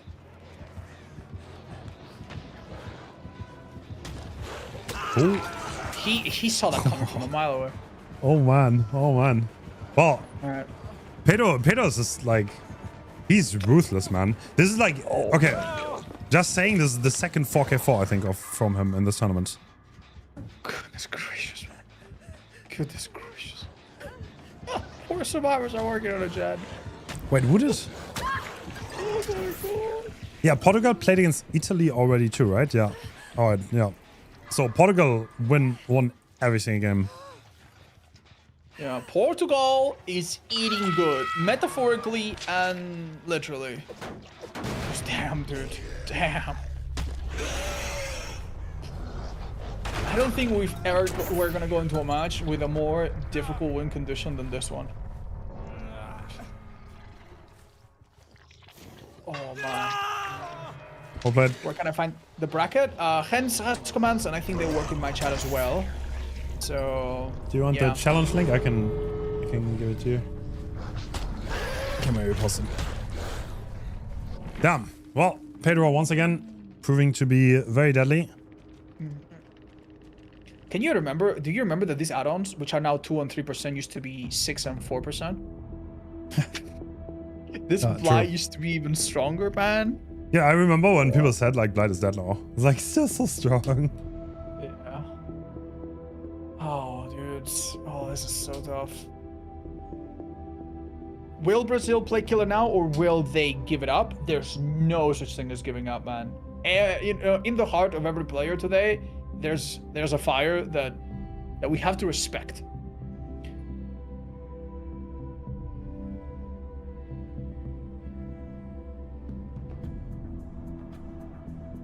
That is correct. Yeah, Portugal is looking mighty strong. Which team do you think looks the strongest so far? I mean, Spain has won twice, but I don't think they've won by the margin that Portugal has, right? Now we also need to think about the fact that if we go into the next stage, correct me if I'm wrong, they get to choose one killer themselves. So we're no longer playing just by elimination. And that's what I think one-trick ponies can really, really change things up. True. So Poland with Wacek, I think, has an incredible chance. Zaka, I know, can play killers that very few other people can. So I do think maybe into the next stage, Portugal will be a little bit more hard-pressed to dominate as much as they have. But it's hard not to see them as the favorites at the moment.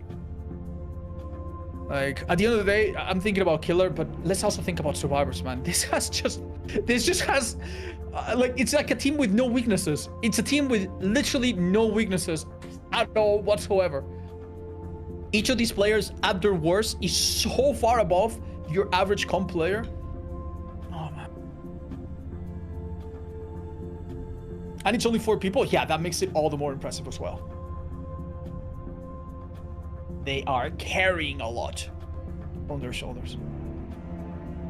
Doom, doom.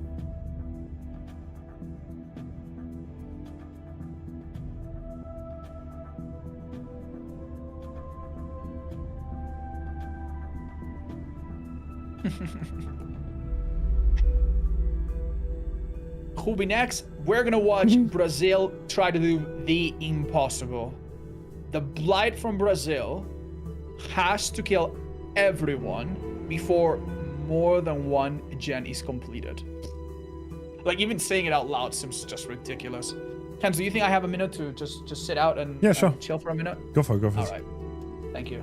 Go for it. Yeah, the 4K5 win con. I mean, yeah, well, realistically, I think you're probably not gonna match this. This is such an outrageous strong performance. I was like, I don't know, I think Pedro just played that beautifully. He capitalized on the mistakes so well. He read the builds perfectly. He played around the DS. He played around the deli. He just played the macro perfectly. He had a 5-gen. Yeah, I don't know. That's just insane. He even left the chase to play for the 4K4. It's like, okay. All right. No mercy at all.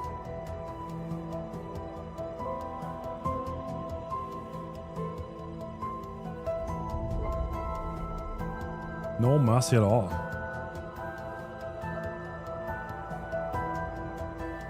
All in all, we have to check Pedro's PC. This is not normal. Hens, what's going on? What are we doing? We are waiting, discussing to check Pedro's PC. Okay. Right. Oh my gosh. All right. No, that was a joke. The next game starts in possibly less than a minute, guys. So don't go anywhere. Brazil will win, bro. And then there's like a crying emoji in parentheses. Oh man. Sorry, guys. Sorry. Oh, I'm being cracked up. The chat has been really, really funny lately. It's nice to see a lot of people from different places also cheer. It's honestly one of the my favorite things I've seen. Yeah, it's cool, right?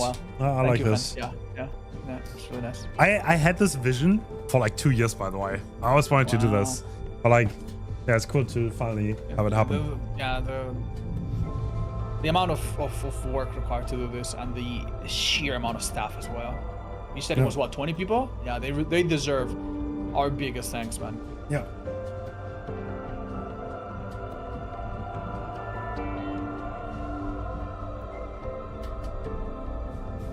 And all right, what is the 4K5 build? Same build. Yeah. Okay, Dan on Delhi. Second wind, inner strength once again. What? Both together? Yeah, they had this last time too. Interesting. Wow. I mean, to be fair, everyone here has some sort of like recovery, right? Unbreakable or plot twist or self-care resurgence. So doesn't seem like any one survivor has a bad build at all. Okay, Demolisher is now tasked with the impossible, to kill some of the best survivors in the world before they can do 2 gens. No. Not easy. Not easy. Win condition is 0 gens, draws 1. If they do 2, it's over. And the meta for Blight, by the way, is for the survivors to stealth very deep on their side. And that's why we see the Blights like literally beeline to the back of the other side. Oh, still not falling for anything. Yeah, dropping that pallet early while you still have the opportunity, hoping to do a round. Are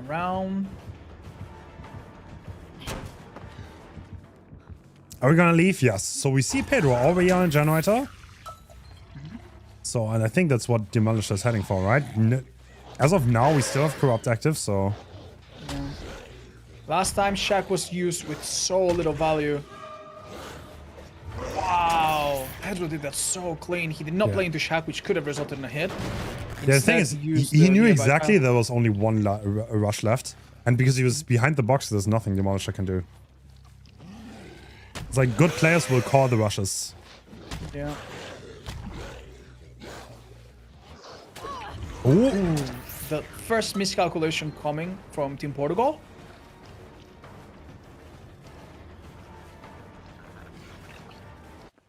Oh, we still have a God Rock in the corner and Silly is ready to play it. Greeting though. Oh, I think he doesn't make this.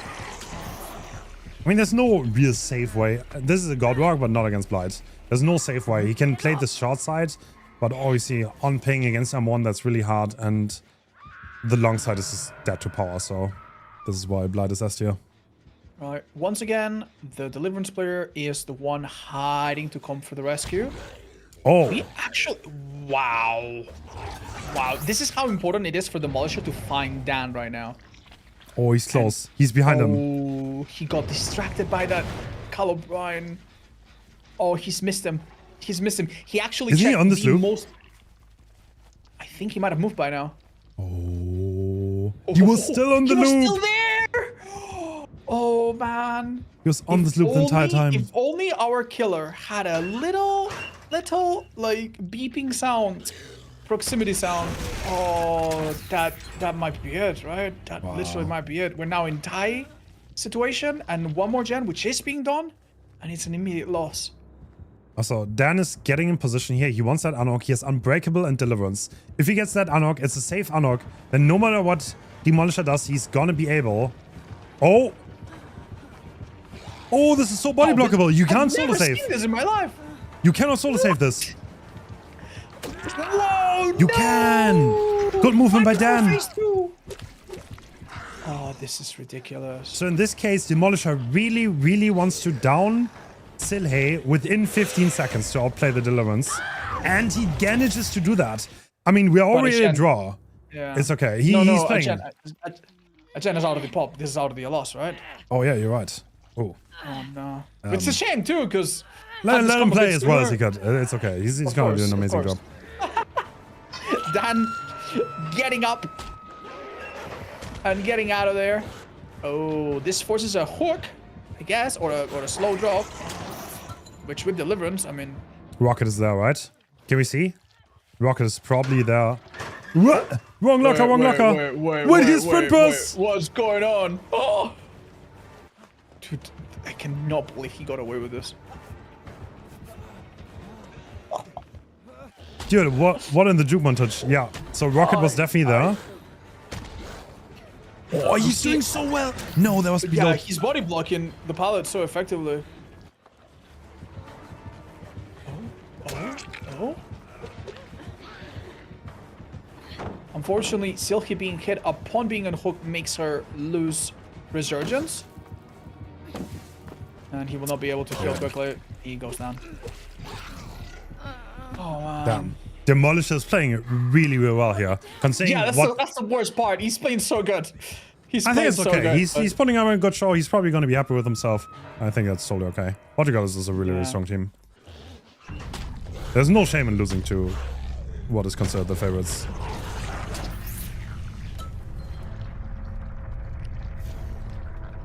Bro. Which locker is it? Left, right? He guessed correctly. He heard it out. This is so stupid. So Dan never got his Deliverance, by the way. This is the same situation as last time. The survivor needs to survive for 15 seconds for it to count as a safe unhook. Oh. And because they died in that 5-second window, there is no Deliverance to unhook themselves. And Demolisher once again trying to sniff out the savior. Isn't that stupid that in the situation where Deliverance would help you the most, you actually don't get it? The game in this situation thinks that basically the poor survivor was farm, as if there was absolutely anything else a survivor can do in that situation. I can't. I mean, it gives counterplay, right? Like, I guess, yeah, no, that's good. Like otherwise there were no counterplay to the situation that happened. Oh, that does not hit. Rocket avoids that. Is that gonna be alive? No. Power's still not ready. Oh, a bad guess. Yeah, Rocket is in his element on this rock. Yeah.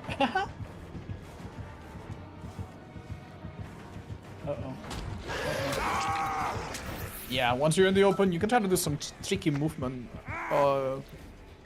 there with your camera, spin your character. That could sometimes induce a mistake, but either way, I think Portugal is feeling very relieved at this point. They probably went into this match with quite a clear head, knowing that they just had to do what they do already best. Oh. So the reason why Dan slow was there is because it gives him like a 1 second immunity. If the Blight rushes and he's in the middle of the pallet, no matter where he rushes to, he cannot be hit. But he mistimed it a little bit. He mistimed it a little bit. Oh. And because he slow vaulted a little bit too early, or the Blight rushed too late, that play did not work out. Oh, you're joking. So he basically he basically positions himself in the middle of the pallet so that he cannot be hit from either side. Yeah. Wow, you need timing though. He needs good timing for that.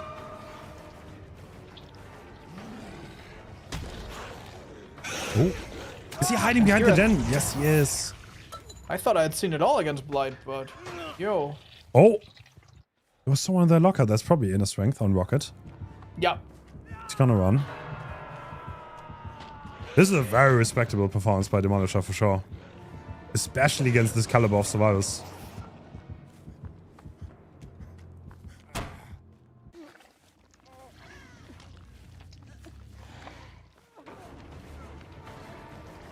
Anticipating a vault back, which didn't quite happen. Oh man, oh man. That is so ridiculous here. We are looping around our friend. Okay. Double window tile. Let's see how a pro plays it. Gonna get hit through the window. What is he gonna do now? Only 2 rushes used. Does he make that pallet? Oh, he does not. That was definitely a ping moment. Unbreakable is in play though, which means he could potentially rescue Pedro, and Rocket is still working in the gen. At least a second ago he was. True, he's on main. But thanks to Dance Unbreakable, this situation is salvageable for them. Second stage secured though, so... Pedro is presumably the DS player though, so telling him out could take a bit. Unbreakable is used already. Oh, he used it already. No mind.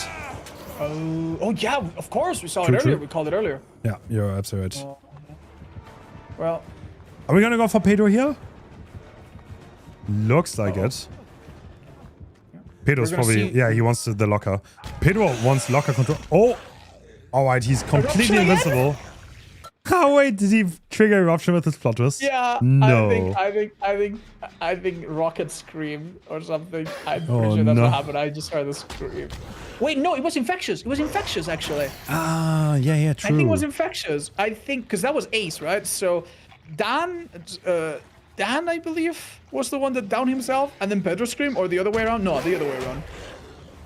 Oh man. Oh, Great that hard. This is a pallet that you die in. I don't think this is that. Oh, a pallet that you sadly loop into anything else against a blind anymore. Oh, great flare. God! What is that?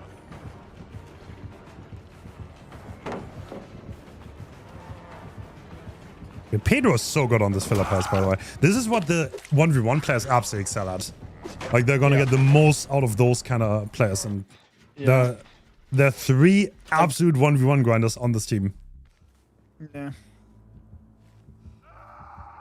What a horrible thing to have to play in a map they've played probably millions of times. Yeah. Each of them.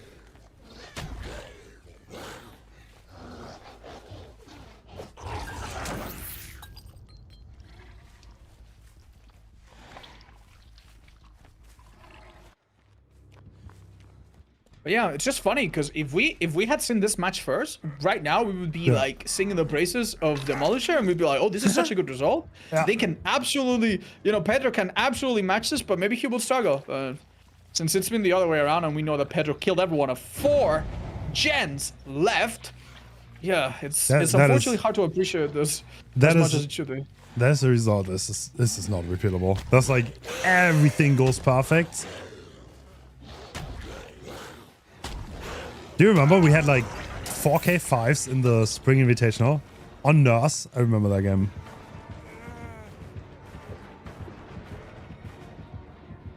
Oh, crouching a little bit to see better through the cracks in the door, in the wall.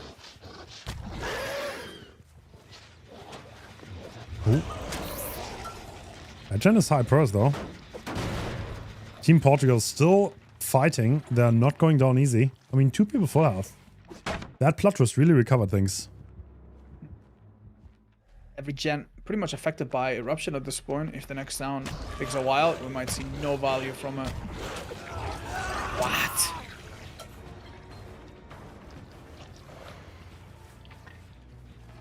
Really, he will take the risk coming here. He doesn't find anybody.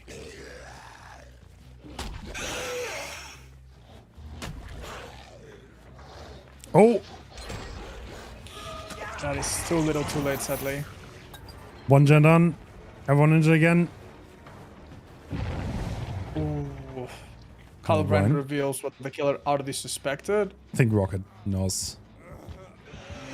He no longer has that heart, even though his exhaustion's about to be over. Unfortunately, it's a one-time use, each unhook, and he's auto-used it twice, so... There's no way he makes that pallet, right? Oh? Oh? Against Rapper, yes. Against Blight, no.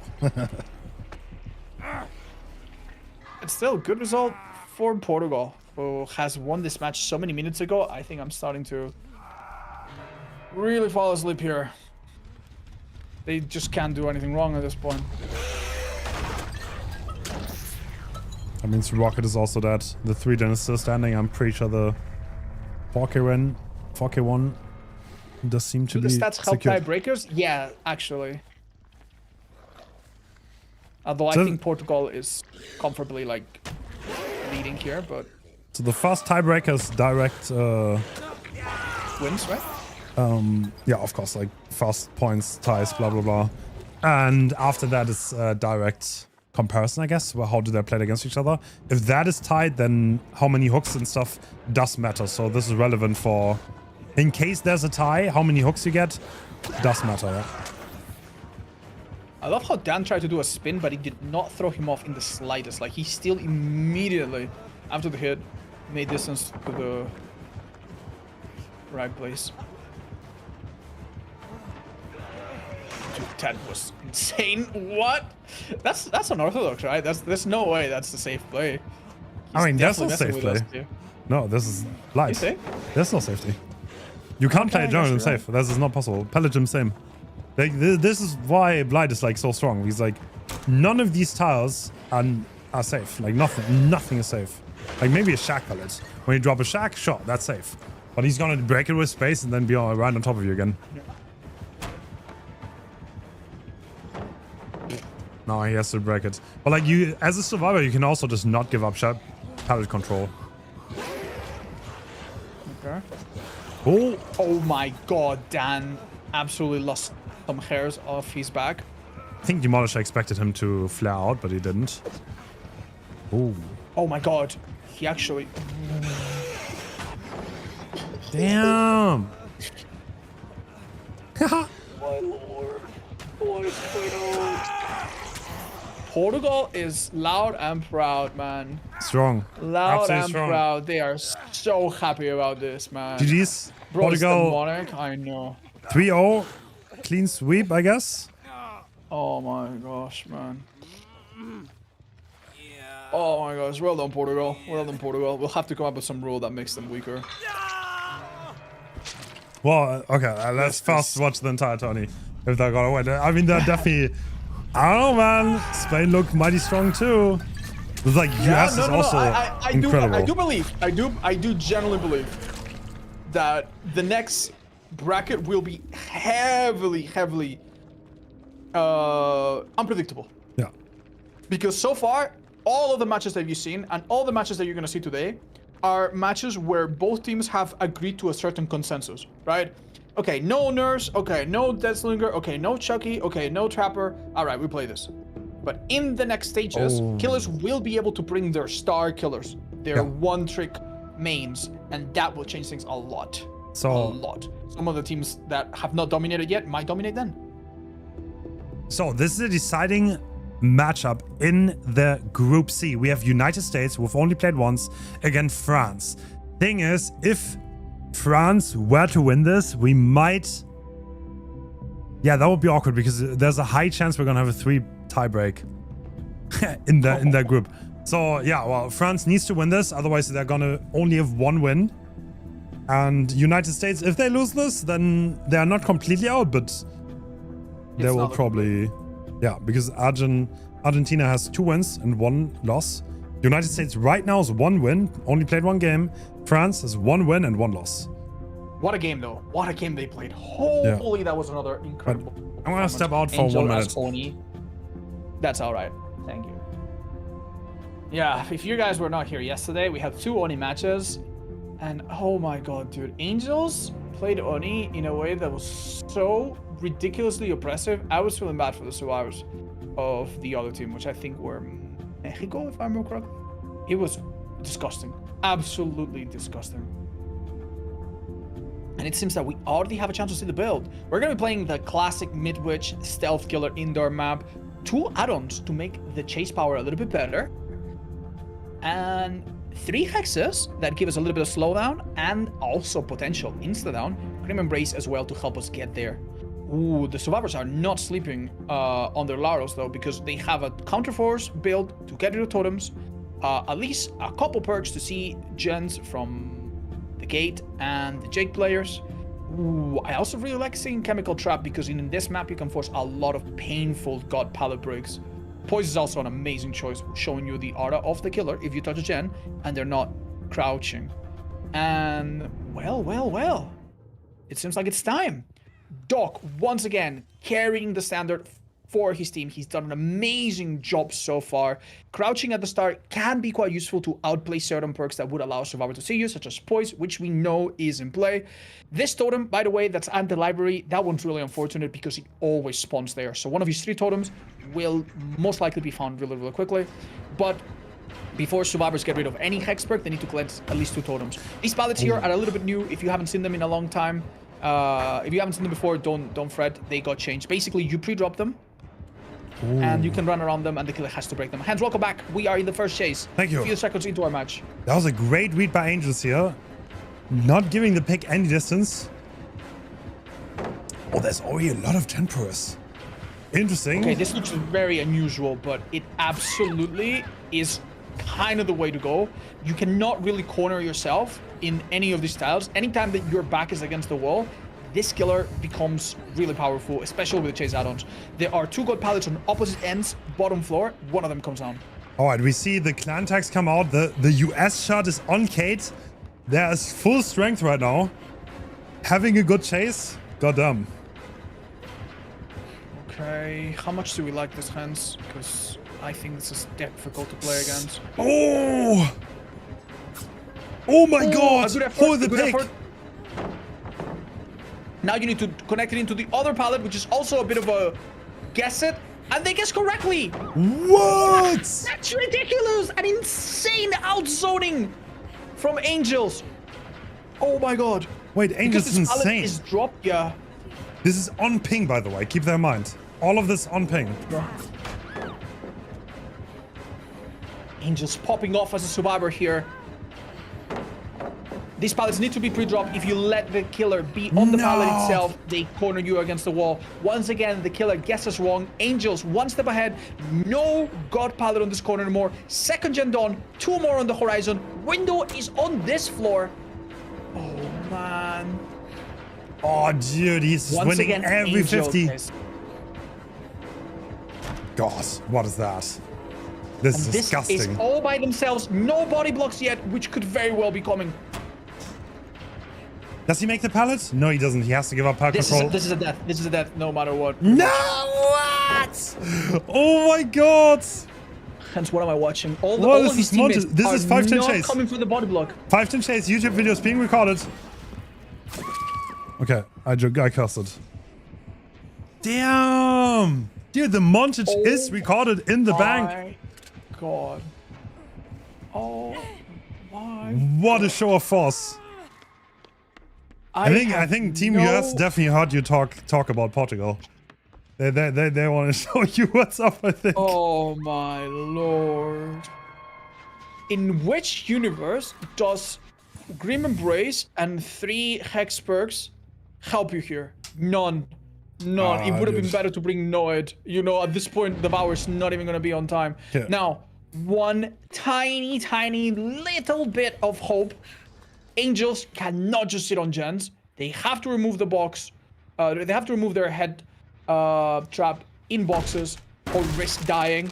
So with one survivor slightly out of the rotation and the gen doing, there's maybe some hope, but Wait, note also with the yes shot. Is that the secret buff they needed? Oh god. Cowboy hat and US shot. He has the American flag on it. Oh no. Wait, Kate has it too, I think, right? Because there's multiple American shirts on some of them. Oh. Bro, he actually got it off already. And he has the American shirt. Okay, so the way this works is, oh my god, what happened here? That looked really odd.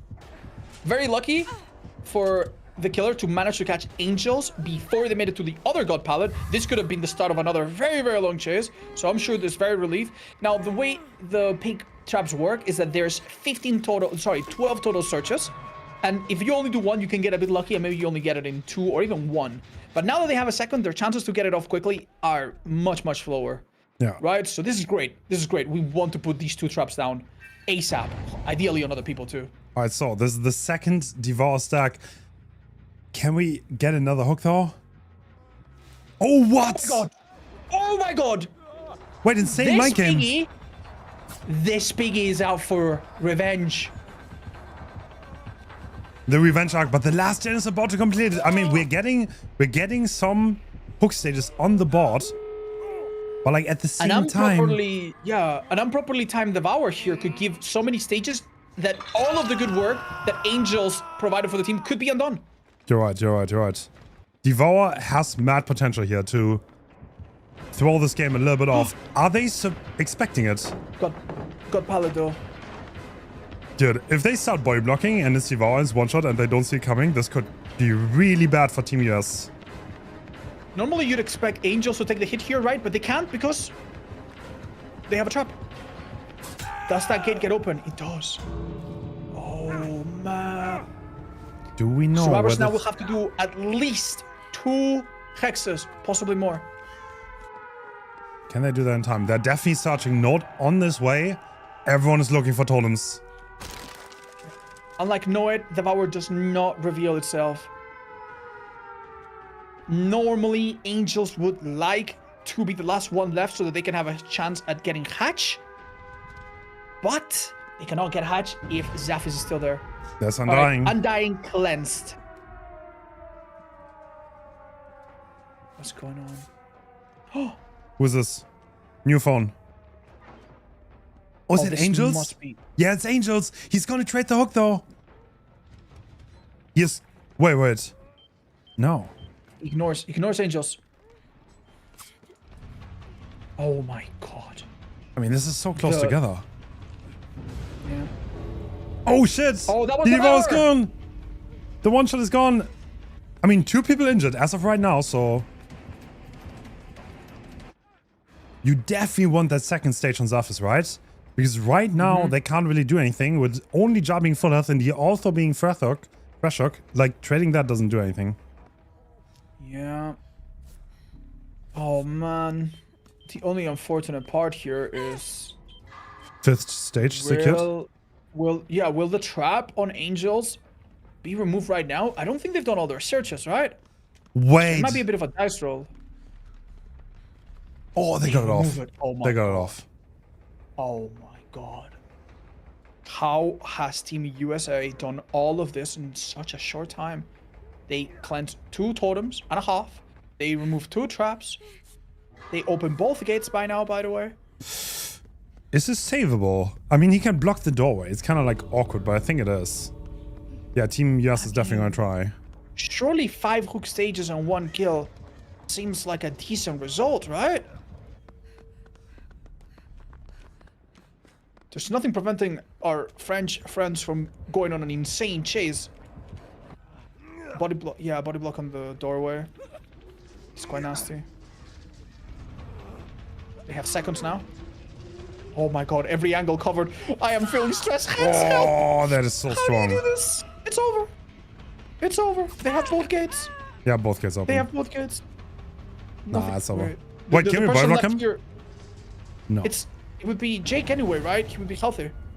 Which means he's got perfect Yeah, no, options. that's Yeah, this is Jake well played. running. Well played. Well played. Not much they could do. The door's so close nearby.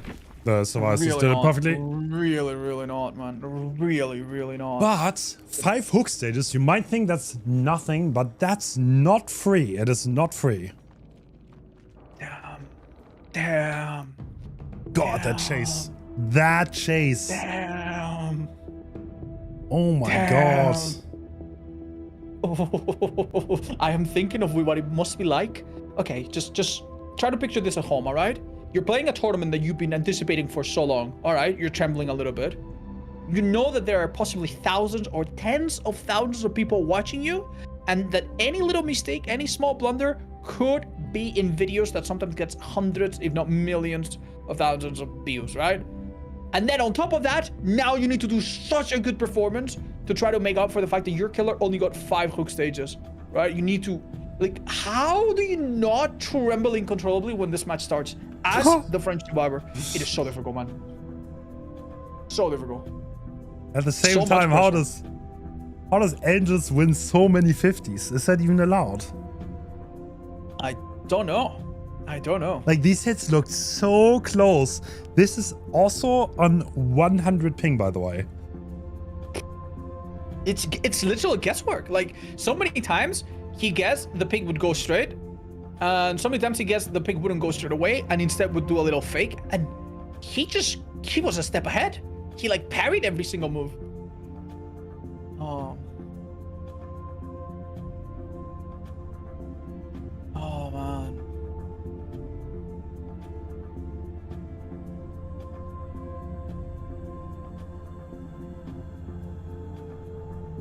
Wow, we could have been playing Friday, we could have been playing Nurse, we could have been playing Vecna, or I think I saw Twins, but instead we have the best, we have Pegu. True, true. Do you like Midwich? Yeah. This is a spicy one, honestly. I like it. I like it. It's fun. I mean, I don't know if I like Midwich or I like the killers that I played in Midwich. I don't know if it's one or the other. We're gonna see Dredge, by the way, I think right after this, no? I know. I am so excited. Yeah. But yeah, just remember, this is one of those maps that is very, very static. The things that change are very, very small, right? So in the open courtyard in the middle, sometimes the pallets and the tiles look different, but there's always those two little pallets by the little clock tower. Then you always have the same god pallets and the same rooms with almost the exact same pallets. It's really just the classrooms that change. The classrooms are 4 classrooms, 2 on each side. One of them will have a window, and then the one that's above or below will not have a window. And out of the 4 classrooms, I guess you could split each into 2, right? So there's 8 individual classrooms. In one of those classrooms, you will have a bunch of like desks with no pallet, right? So one dead zone classroom. And all other 7s have 1 pallet. And that 1 pallet goes from being really, really good to really being really mediocre. And against Pig, most of the time, if you do not drop the pallet and the pig gets on the pallet and you are against the wall, you get hit unless your name is Angels, in which case you somehow dodge it 3 times. But if your name is not Angels, then you do get hit. So that's kind of what you're looking at. Opportunities for body block are difficult because sometimes you can be really close to a survivor that's in your team, but in a different floor or a different side of the wall, it's very, very difficult. So far, the strategy for Team America seemed to be let Angels cook, do gens, and that paid off. If it wasn't for the Devour, French killer would have been hard pressed. Doc would have been so hard pressed to get anything going there. So thank God for the Devour there. True, absolutely. Kind of gave him a little bit of a comeback. So, I mean, this can easily happen, I'll not lie. Like, getting those stages as a pick can be hard at times, and we'll need to see. Let's first see what is Angels gonna bring. Is that the same build? Oh my God, it's almost the exact same build, I think. Okay, we have the dash add-ons, I think. And yeah, Devour. I actually think it's exactly the same build, right? Wow, interesting. Okay, so we're gonna go for Devour again. I think Corrupt on both, yeah. Now on the survivor side, do we see any difference? We also see 1 counter force. It could be that French survivors opt to cleanse perks a bit more preemptively. We will see. All right, and Angels on the go. Insta gonna crouch to the middle.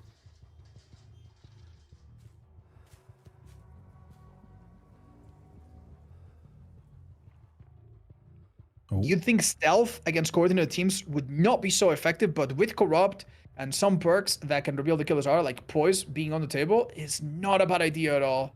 Ideally, you want to start the chase with 1 immediate injure. But so far, nothing. Team France is doing fantastic. Usually you would have survivors in the hallways use the 3rd-person camera, and as a pick player, because you're first person, you could already been spotted. And talking about being spotted, Daimao has been spotted. Yeah. Once again, the player with windows of opportunity gets chased, and do not be surprised when this really strong pallet just comes down. Bump. Yeah, Why does this pallet get dropped so quickly? So because it's the 100%, I mean, it's the safest play possible. And that's kind of like what comp is all about. if you have an option to give the survivor 0 chance, then you will probably almost always choose that option to buy your team as much time as possible. And now, this is the moment where you don't have a chance anymore. And the first 50 was already lost. No, the pick has the ability to drag you out of a pallet. Does it work enough? It does! The pallet save comes through. There was a hit, however, so that's not perfectly ideal. Damao has a trap on, but 0 hooks. So what can Damao cook here? Okay, it looks like we're going for the clock tower. Oh, we couldn't quite make it. A second god pallet will need to be used here. Kate takes a hit, guaranteeing that Daimao makes it safely. This is not awful. Not a terrible trade. Okay, no hook stage, but Daimao still has to worry about, about removing that. Angels is really sending those ambushes. Using the dash very precisely. He also like had perfect read on the distance, honestly. Impressive. Uh-oh. This is the one room we talked about that has no safety. That is so lucky. Quite unfortunate. None of the perks on Lara would have honestly amounted to much here. None of them there was no window connecting the rooms, and it was the classroom with no pallet in it. So yeah, that's the worst possible thing that could have happened. But yeah, good luck. Good luck getting a sense of your surroundings in this map, while also trying to communicate with your team and also trying to do gens while someone else is chased. This has gone from like one person being chased to the whole team is involved so quickly. True. And at 5 gens, we have 2 traps laid out. I don't know if you'll remember, but last match, there wasn't even a 3rd trap laid out. By the time the 3rd down happened, the survivor was already like in the end game. Yeah, I mean, Aegis has won so many. That chase was so long. Not much to do, and Damar getting the stun here. We're gonna see another dash. Yep, the crouch is coming through. Unfortunately, it is not as easy as Angels made it look. It's really remarkable because Daimao has been in 2 of the same rooms where Angels was in, and Angels just avoided the damage there. The way they played Library was nothing short of spectacular. And whereas we had 3 gens and then some done by the time the first down happened, here it's the opposite. We see so much. Now, one thing in the Survivor's favor that we could bring up is the fact that they've gotten rid of 2 hexes already, but not Devour. So they'll need to find a 3rd.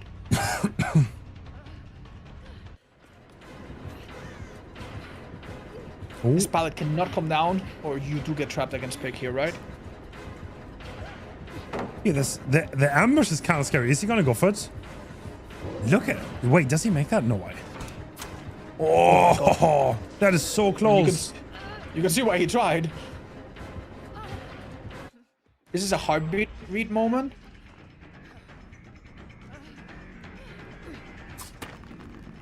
Gosh. Doc is juicing up here, though. The captain of Team France, buying a lot of time. Unfortunately, the window has been vaulted 3 times, which means that's the 50-50 that had to be won. The window vaulted 3 times, so it was blocked, and you have to play just around this pallet. Any means might actually see some use here? Not yet.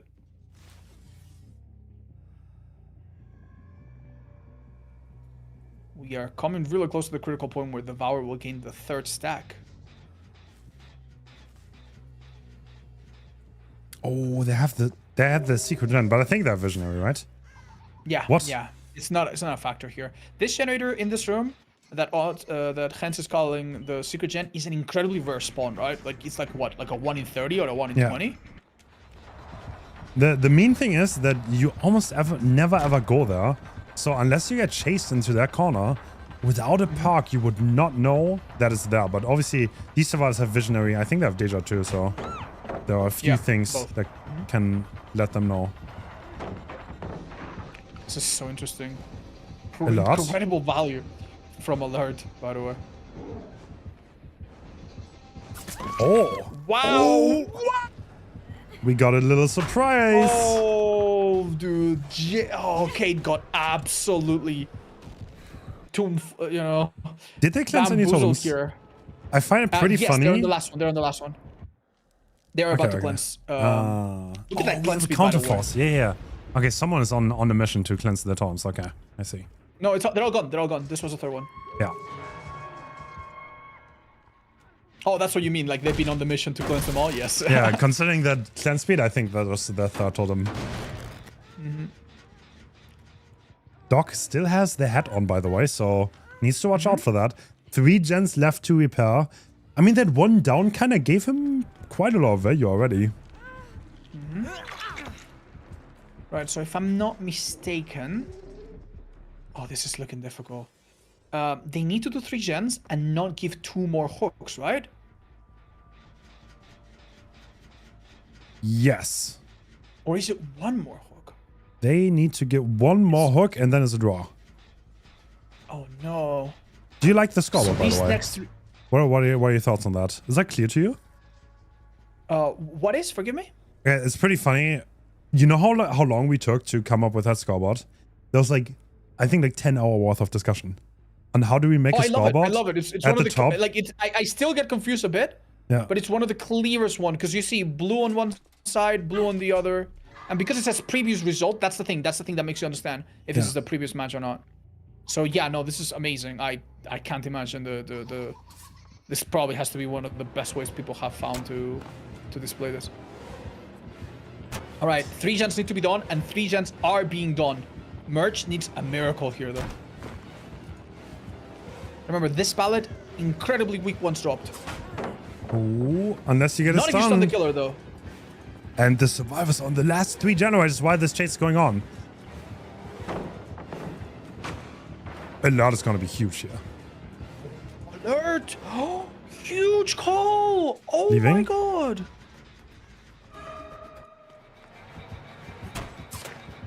Oh my god, that actually works!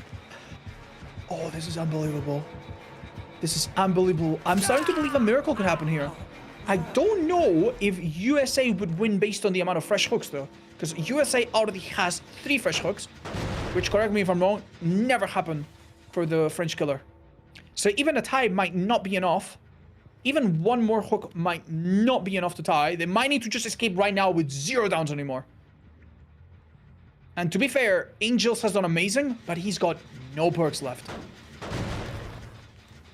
Oh, I am baiting a head on there, surely.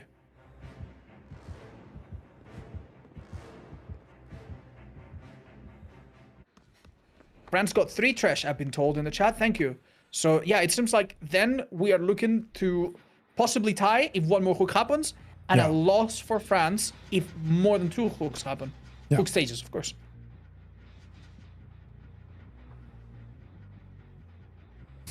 I trust the 1 in 200,000 chance that France wins. Alright. It's not that insane. It's really not that insane. No, like, everyone is France full has health. suffered a lot. Everyone is full health. They were on gens. If they play clean here, this gen is so unsafe though. Yeah. I think their main issue would be what happens if someone goes down before the endgame and then a trap gets put on them, because we still have 1 trap available on the killer. That has to be awful, right? Like, that has to put them in a really unwinnable situation. Alright, Damar takes the hit, takes the distance. Does he have it? Does he make anything? I mean, there's the wasp pallet on the wall, This so... pallet's on its own. The other pallet that typically spawns there is gone. Oh no. Oh, this is one of the weaker pallets in the game. No way he'll get value. Oh, he tried... No. That's so interesting. That's bad. It's not a pallet drop. No! It's not. Oh my god. The stun noise was there, but it was early. The pallet was early. Listen, I think that was impossible. Like, No, it he was. That was obviously stun fell. noise. Like, Yeah, but with ping, I think that was virtually impossible. I mean, like, if you they were so fast far- frame it, it's possible. Like, we're talking about like really good players. I think like I would say like 8 out of 10 times they get that. Wow, really? Yeah. It's just so unfortunate that pig is the 1 killer that can kind of push you out. Yeah. So So the thing is, Daimao Right now has a hat on. I mean, there's still the chance for hatch. So Yes. we are completely tied. yeah. So right now we're in a tie. Daimao obviously cannot leave through the gates, which means that if the killer just chases him, he would die. And what needs to happen is that everybody else does the final gen, rescues Daimao, opens the gates, leaves. Daimao then finds the hatch and takes it. That would be a tie for France. I'm not gonna lie, now it's kind of starting to look like a 1 in 200. Yeah, That they need to so double save. The gen is about to be done, and then they will need to give hatch for Daimao. That's the only way to win here. No, the body block coming through. It's over. It's over. All he has to do is hook this girl, and it's over. Flashlight save. No. They know. Impossible. Angels knows. Impossible. He is gonna take this hook, and with that, he's gonna run away with the game, and the US takes another victory. That is so unfortunate. So what happened there, like, the hook had some obstacle near it, and after hitting one survivor, the killer moved strategically to the other side to body block the other survivor. Now, a survivor that you hit, you lose collision with, but the other survivor, you don't lose collision with. So, unfortunately, Lara, the the Lara player, could not get that. Well played to France, though. I think they showed very good plays this tournament, but they had a really rough group, I'll be honest. Argentina and United States, that's a rough draw also. GG's to them. Well played. Well done. Well done. An incredible performance to Angels, who played out of his mind both in Killer and in Survivor. Wow. I think the US heard you talk about, they heard you talk about Portugal. They want to make a showing. Yeah, no, dude, I'm scared, man. I'm really scared. But the thing that's keeping me in high spirits is the fact that we're going to Midwich again. And I'm so happy about that. All right, Hens, I leave you. Sure. I leave you at the wheel. I'll be right back. Okay. Sure. Okay. There's a question that I always find an interesting topic. Why is killer anti-camp not allowed? So the reason for that is because it kind of creates like an area, a no-go zone around the hook for the killer, and that limits the skill expression quite severely, because a hook that otherwise would be really good because it's maybe inside the gens, maybe it's inside a zone where you really want to be, all of a sudden you can't really go there anymore. And that creates like this weird dynamic where the killer kind of has to be outside the zone unless there's another survivor near it. And that kind of leads to very artificial gameplay. And to maximize skill expression, anti-camp is pretty much never allowed in tournaments. I think there are very few tournaments. I think there's a Japanese tournament that I watched that had anti-camp allowed. So I guess some tournaments do, but yeah, the majority don't. And now we're gonna see Team Japan against Italy. So that's gonna be exciting. I am a fan of Team Japan, and I'm not gonna hide my bias. I hope they're gonna do well. No, I like Italy too, don't get me wrong. I like everyone who plays here. I mean, they said yes to my invite. How can I dislike them? How can I dislike any of them? So thanks so much for the players for playing here.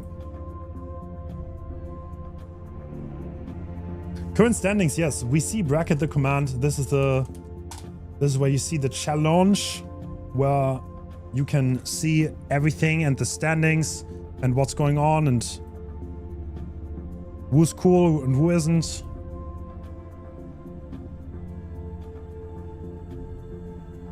By the way, thank you so much for the subs. Thank you so much for the gifted subs. Thank you so much for the support. Hope you guys enjoying the tournament as much as I am. Yeah, this is I think the favorite that... Okay, it's not over. We've only been like halfway through the group stage, but I think so far this is my favorite that I've hosted. I like this format a lot. So hope you guys too. And thank you so much to the staff in the background, by the way. Thank you for making it possible. Very clean, very clean. Every time we host a tourney, there's always things you learn, right? And things you want to do better. And I also seen the scoreboard. I think that if you want to compare the scoreboard to DBDL, we made it a little bit more casual friendly and easier to understand. So that's why we didn't go with the DBDL one.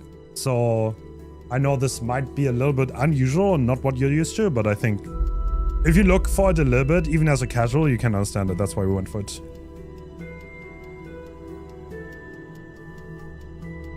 How much are you paying them? Woo. Dude, nobody's getting paid here. Brother, hosting tournaments? Ain't no way, bro. Not worth. Not worth. If you want to make money, don't host DBD tournaments. That's what I can tell you. I am here for the love of the game, and that's the only reason.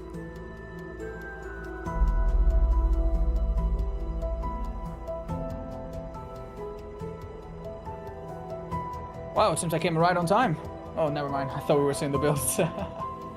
No, not quite yet. Well, not that we need to know the build for the killer very much, right? It is Japan involved, so...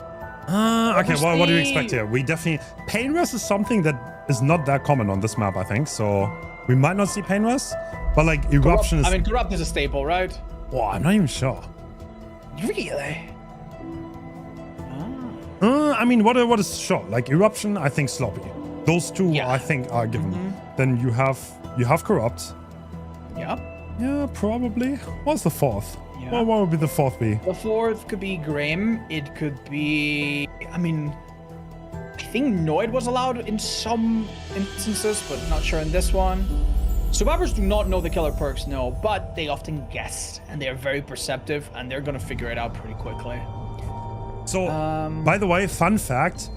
In the DBD League Season 10, Dredge had the highest 4K rate. Does that What? mean he's better than Blight? I mean, the numbers are speaking, so yeah, I guess so. I agree. I mean, to Yeah, be fair, I remember when a comp player made a tier list of killers and they put Ghostus as like the third best killer in the game. Yeah. And without contest, that looks so insane. Oh. Yeah, I mean, this is it. Okay. This is it. So we have Ruin Eruption. Okay. What about the add-ons, Ots? Right, so these are two add-ons that both have been made partially basic. They were very necessary before, not so much now, but still very good. We have the Malthinker's Call, faster Nightfall for each person injured. It adds up quickly. A couple people injured with this add-on results in Nightfall happening way sooner. And the Automaton Writing, which saves 2 seconds. Every time you use your power outside of Nightfall, instead of waiting for 10 seconds, you only wait for 8 seconds. In Nightfall, it's always 4 seconds, so you don't need to worry about that. So I know both of these teams have practiced extensively for this tournament. So I wish them both the best of luck. I love to see a head-on against Dredge. Alright, just Like, saying, funny. I watched the Japanese survivors scrim against Momo, which is one of the US killers. And the first game I watched, I think Momo got like 6 stages in total, 5-6 stages. So That's I don't know. promising. I mean, they definitely seemed very, very into it. So, but keep in mind, it's pretty late for Japan. They already played a tournament. So if they don't do too well, please cut them a little bit of slack. Yeah. But like, okay, I don't want to jinx them either, though. They are making a significant sacrifice. Yes, yeah. they are, because they already played a tournament beforehand. All right. And that was it, guys. Thanks so much for coming to the World Cup. We will be right back next week. Just kidding. What's going on, Hens? All right, so one of the players from the Italian team sadly crashed, so they will have to remake the lobby because on the way to the game they crashed. Didn't quite make it. No worries. Hens is going to tell us a wartime story while this happened. Okay, Hens, how many bullets did you take in the? How many bullets did you take? Dude, Ots, Which I have an war? idea All for a of them. tournament, right? So we host a what's that? tournament, and it's Okay. only 30 plus players, and then we play on it, and we get like tofu. Old people. Yeah. I thought you were serious. I actually have an idea for a tournament that I Wait, haven't what? told anyone yet. Really? I'm Yeah. down. Tell me all about it. Yeah, you'd like to hear it? Yeah. So this is a tournament, right, that would reward creativity and problem solving. Basically, the rules would not be announced. They would be closely guarded, and the rules would be revealed a few minutes before it happens. Oh. Like say 20 minutes. So survivors and killers both would have to be like, oh damn. And the win condition would be a mix of both like hook stages, like the usual, but also side objectives. Oh, interesting. And they would be thematic. It's a little hard to Okay. explain, but just imagine this, right? Imagine, for example, that you played Pig, right, in this match that we just saw, Yeah. and survivors had some insane modifier. Like, for example, if they don't remove a trap, that's somehow a plus one hook stage going to them. So that means that at some point they would need to make on-the-fly decisions of like, oh, we might let this person die, or we might all get a trap on purpose. You know what I mean? Like it would have some kind of flavor like that. Something that just makes the games look very, very different from any other tournament just because of wacky, silly rules. And I've been thinking about it for a while. But honestly, I am afraid I don't think I have the Okay, know-how. I have a tournament title. Together. Best of Oh, the what's it? Boomers. Best of the Boomers. Best of the boomers. Yeah, for the 30 plus dude. 20. Yeah, all people playing Blight because we all need a cane, right?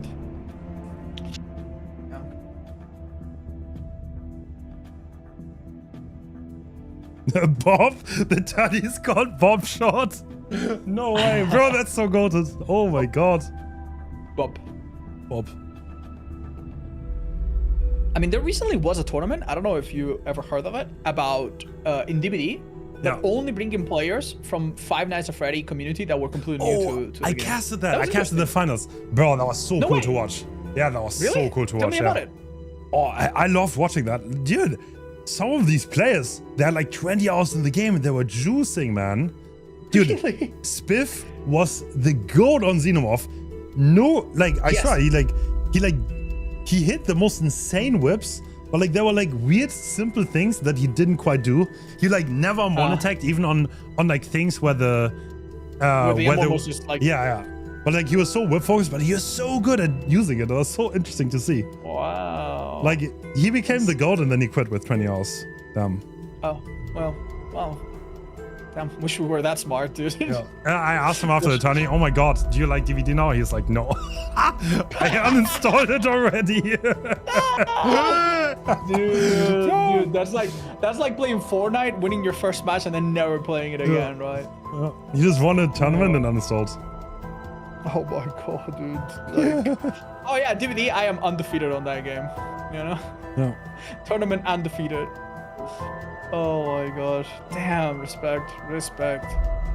Well, maybe they'll come back if there's a Five Nights at Freddy chapter number 2. Done. All right, friends. Oh my god, it is the turnip candy dredge skin. Love to see it. The build is quite normal and to be expected in this sort of setting. We have some anti-heal, some gen slowdown. Ruin and Eruption cannot be used at the same time. One of them is plan A, one of them is plan B. Oh my god. That is a very, very early hit with Sloppy Butcher, making the heal even worse. And yeah, we see the very same gameplay. This is like how Midwich plays. You have 2 God pellets on either side, and you kind of want to drop both as fast as possible to buy time for your team. I am questioning if Ada, there was a pallet she could have reached down there, and I wonder if she didn't drop it because. Oh my lord! Yeah, this doesn't look so good. Great I can't cutoff. tell if that was just. Great I can't cutoff tell if with this the was just a locker. misplay early on, or if she had a bigger plan in play here, but. X-Rune is active. Looks like we are scouting aggressively. Actually going straight for that gen. Not even... No camping, nothing. Okay.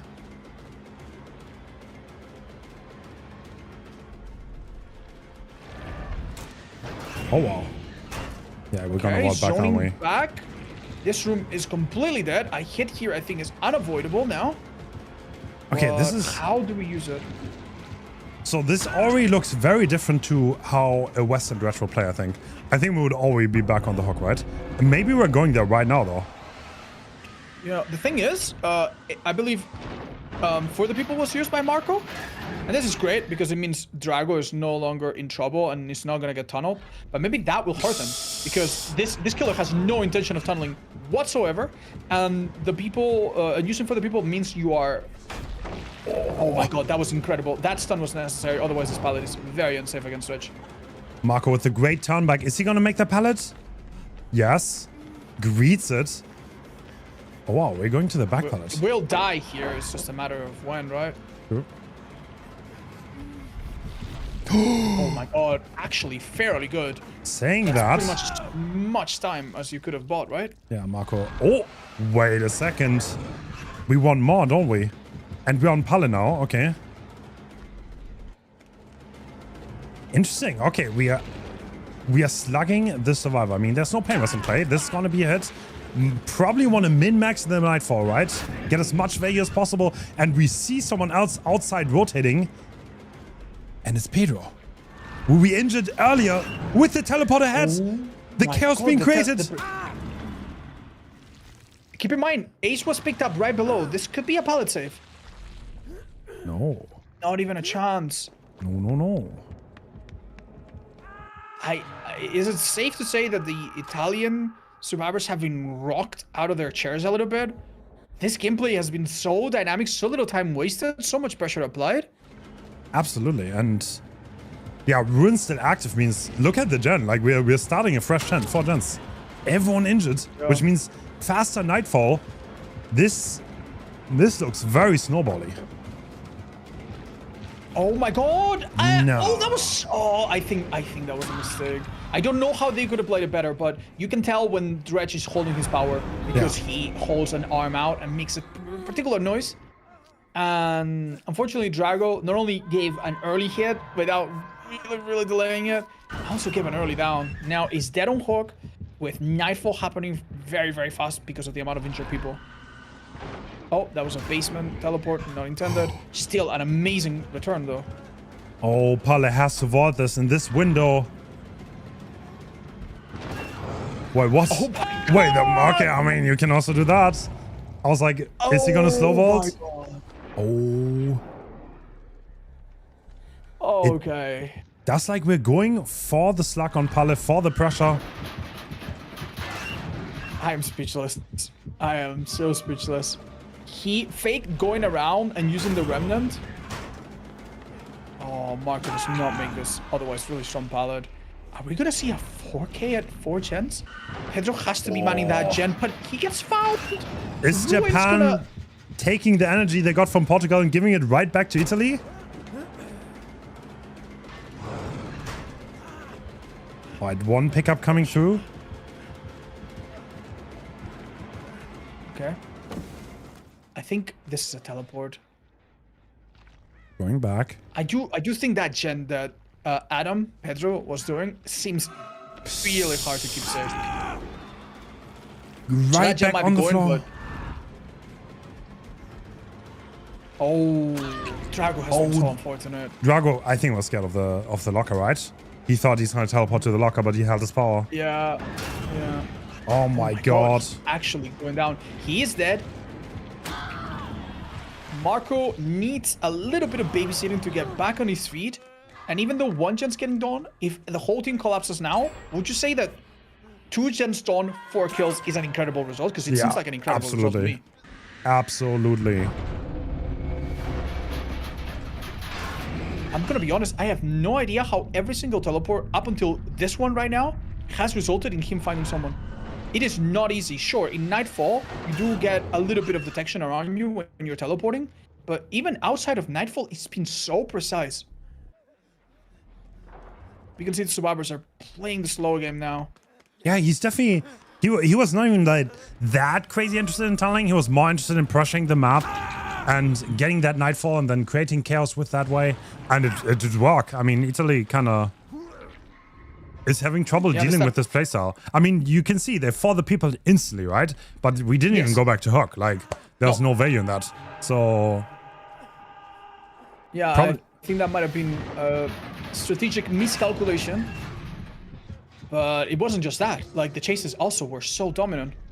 It's like kind of, if you're very used to everyone playing one way, and this switch up can be so deadly. Brother. Our Japanese killer Neko Neko has absolutely done their homework. Yeah. They have an answer to almost everything you can see here.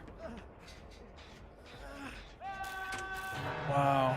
Yeah, I'm telling now, you. the survivors, they need a gen more, right? Like, before this becomes impossible for their killer. I'm not gonna lie, I was not sure. Like, I was also not sure with Thailand, but they also had a great showing.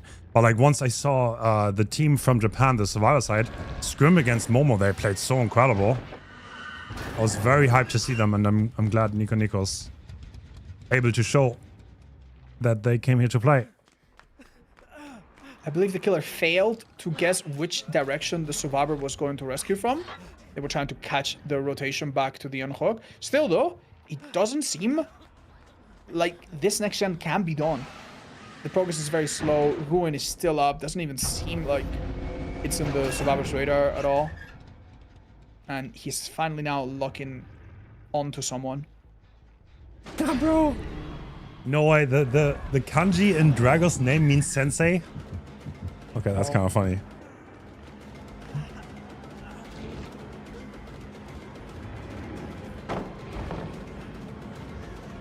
much like Pig, being against the wall here often gets you killed immediately, right? Yeah. The main idea against Pig and Dredge, even though the power function quite different, the main idea against both is once they begin to use their power, because they slow down, you run to the next tile.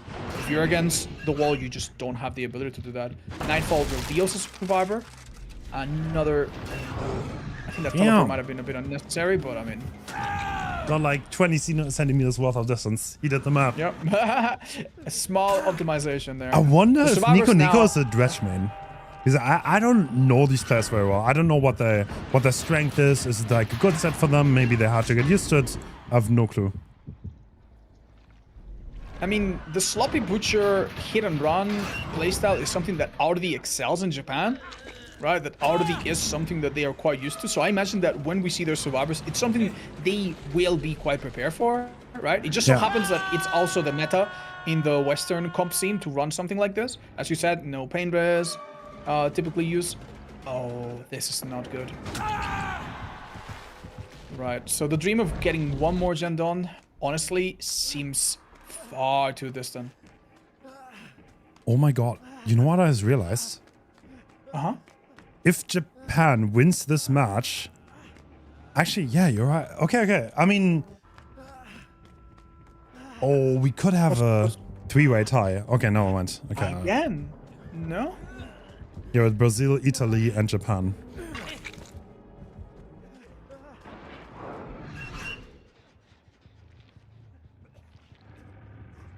Yeah, okay, we already touched on it, that Dredge is incredibly deadly in such a setting. That is because once one survivor's dead and you're kind of injured, you never get out of that cycle. You are constantly pressured, you don't have the time to heal, you have to unhook, and Pedros is gonna force the locker here to get the pickup. But once the survivors unhook, someone has to unhook, the other one is gonna get chased, and the cycle just repeats, especially now with Nightfall being active. Oof. I believe this pilot's already gone, right? So... Oh, wait, no. Are we gonna play around it with a Remnant? Oh, no. Oh, there's no right move against this killer. Strong. What is strong showing? Remarkable precision, man. Remarkable precision.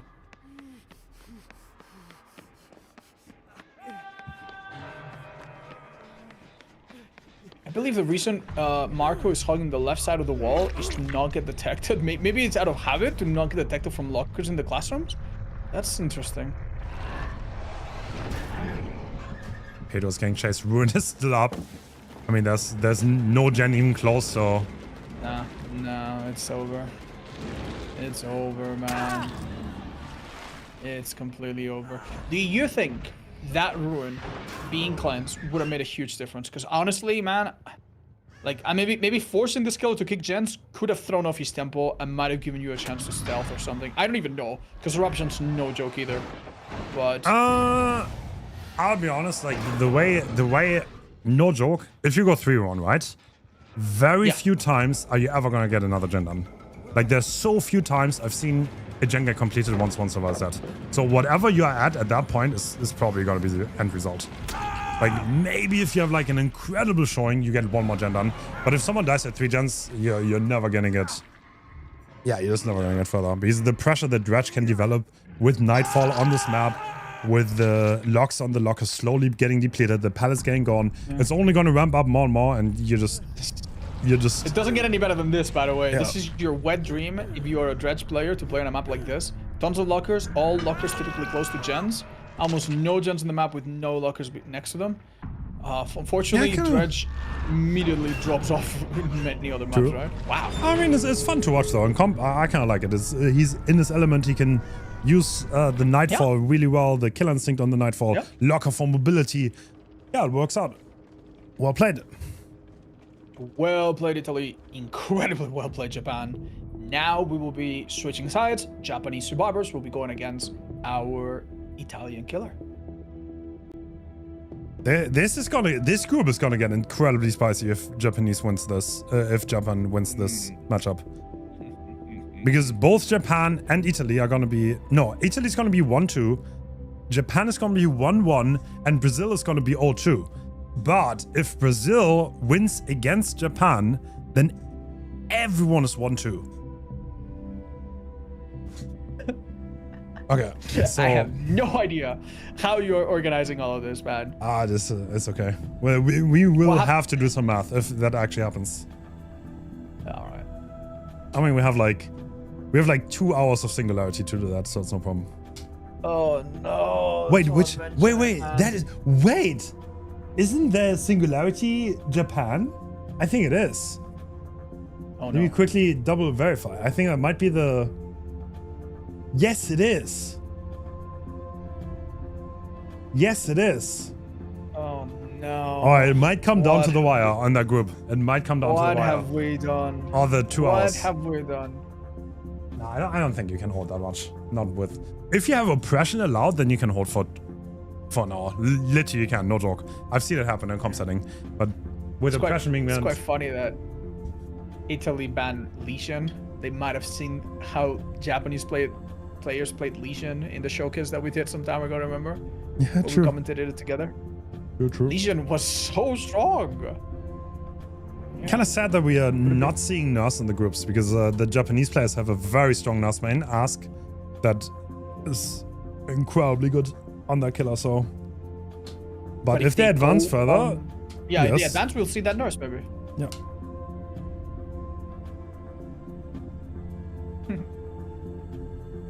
How do they play Lesion? Why is total... Well, oh, sorry, go ahead. So, no, you basically, the thing that was really impressive about Japan is that they played a stealth hit-and-run sort of Lesion that was really difficult for the Western players to adapt to. But Hens, go ahead. Someone asked, why is total hooks a tiebreak? It's not. It's hook difference. So both killers play the same killer, right? So Team Italy plays Dredge and Japan plays Dredge. So now Japan has gotten 12 hooks. So if we actually get into that situation where 3 people are tied, if Italy would only get 4 hooks, there would be +8 hook difference for Japan. So if they win hard here, if it comes to tiebreaker, then they would get themselves in a good position. Because in that case, it matters how much you win. Yeah. I also have a question. How are the maps decided? Each killer has an associated map that has been like designated after lots and lots of iterations that basically allows the killer to shine a bit more and allows survivors to have not a complete field day where it's too easy, but also not a complete dominating match where it's too hard. So basically, with each killer comes a map, right? Yeah. Sometimes 2, sometimes we fetch it up from one week to the other, sometimes we don't. I think Dredge, for example, is going to be mid-witch. This is so interesting. Wait, what are these add-on sorts? This is the Fallen Shingle and the Tilling Blade. The Fallen Shingle makes Nightfall happen more frequently, more at a faster rate when you are teleporting or when you're waiting in a locker. Oh, this is the Western Dredge meta. You know what's going to happen? He's gonna stay there? Yes, he's gonna camp next to the gens with Run. to get the Nightfall as fast as possible. Dude, I want to make a video on that. I should have done that before the tourney. I can still do it though. Yeah. No, it's a fun one. I mean, it's only 15%. You know the math? You know the math on this? I mathed it out. Okay, so if you don't have the add-on, I think it takes 48 seconds to go from 0 to 100. And if you have the add-on, it takes like roughly 40 seconds. So it's significantly faster in a locker. And if you can, like, literally just get your Nightfall in a locker, maybe you're gonna see it. If you have, like, for example, you have, like, a locker next to Gen, right? That is a little bit of progress. Yeah. You can just be there for 10 seconds. Yeah. And if they do the Gen, then you hit them. And on top of that, any survivor that's injured also contributes to the faster build-up of Nightfall. So we have already, the match hasn't even begun, and we have an incredibly different playstyle. Whereas the the killer from Team Japan went for, like, a crazy hit and run. This killer is going to be a lot more patient and build that Nightfall. When Nightfall occurs, his other add-on, the purple one, will inflict 3 status effects at once on healthy survivors only, though. Right, fast hit is coming out. Did you ever expect a pebble? By the way? That is quite interesting. That is a very interesting park, yeah. Does that hit? Yes, it does hit. Look at that gen proc, though. We are about to complete the first gen. Wow. Yeah, well, they must have gone there instantly. This is the Spike Corrupt? Wait, do they get it? Yeah. Oh my god, the gen gets completed before the pain rush hits. Wow.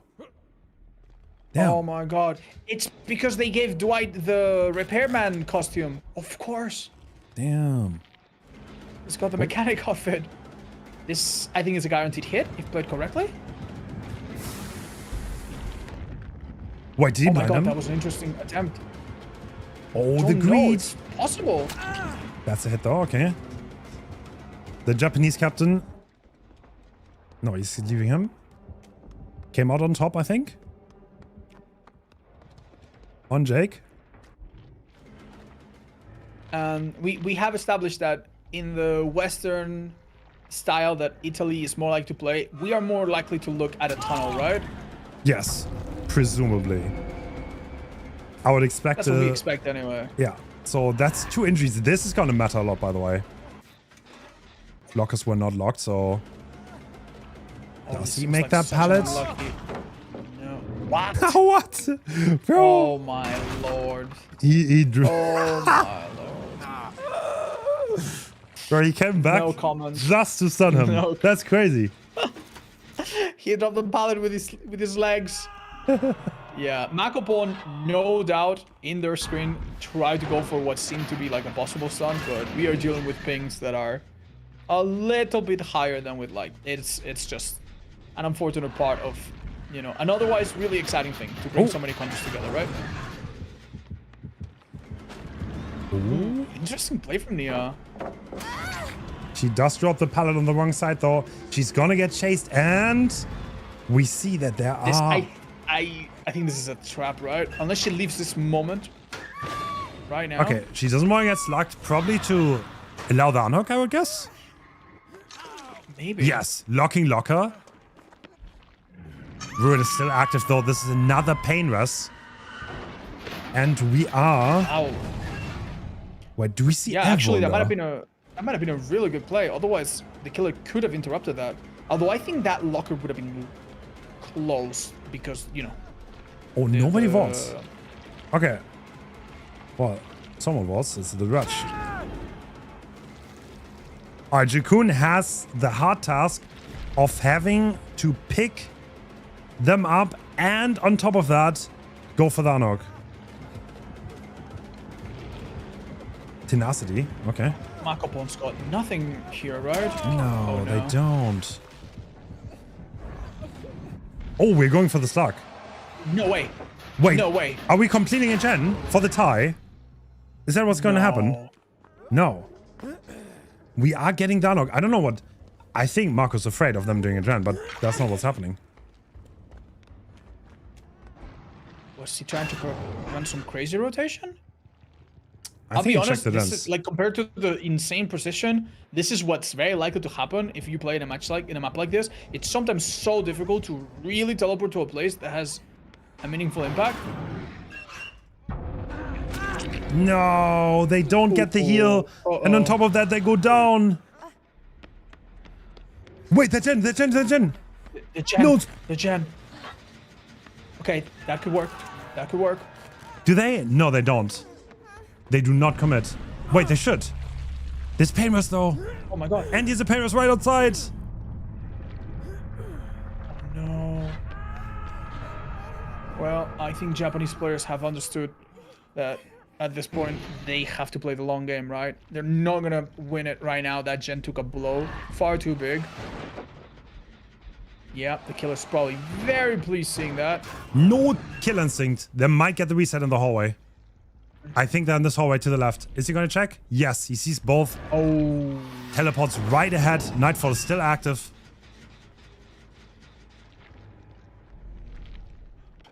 Keep in mind that a hit on the Dwight now inflicts mangle, hemorrhage, and blindness, which would disable, for example, alert, and make the eventual healing all the more annoying.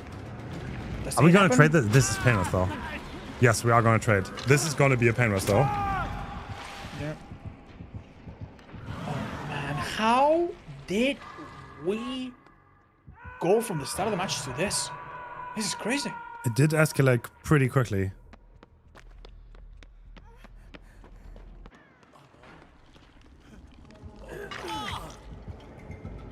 Damn, honestly. Marco has a few seconds of protection here from being unhooked, but only a few seconds. Oh, that doesn't That's work. So unfortunate. So unfortunate. He doesn't get that, and now he definitely wants to protect that gen. Make sure that this is 4k4, right? That's why he's leaving. The gen is so regressed. 2 Pedras. Oh, we're starting a new one. This is so difficult. There's so many gens. How do you protect them all? The next Nightfall is about to start. Yeah. So it looks like Marco definitely wants to find where is that gen being done. And yep, there it is. But look at that little progress. This room is not super safe. Wait, what? I don't think he meant to do that, but... Nope. Only 4 seconds cooldown during Nightfall. The Swabber aptly decides to get the hell out of there.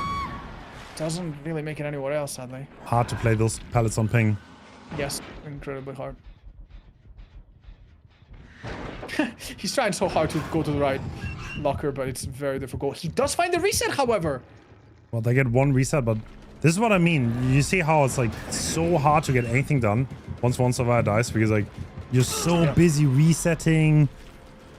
And if you don't reset, then the lockers become so strong. And now, by the way, Adam cannot... Oh, unlucky. He cannot see the aura of his teammates, which puts more of a strain on communication, right? Because they have to constantly call this out. Oh. I think this is not 300 ping, guys. There's extra lag involved. All of the Japanese players have extra lag. We're looking to prevent a massive slug that would end this right here and right now, but it's not looking good still.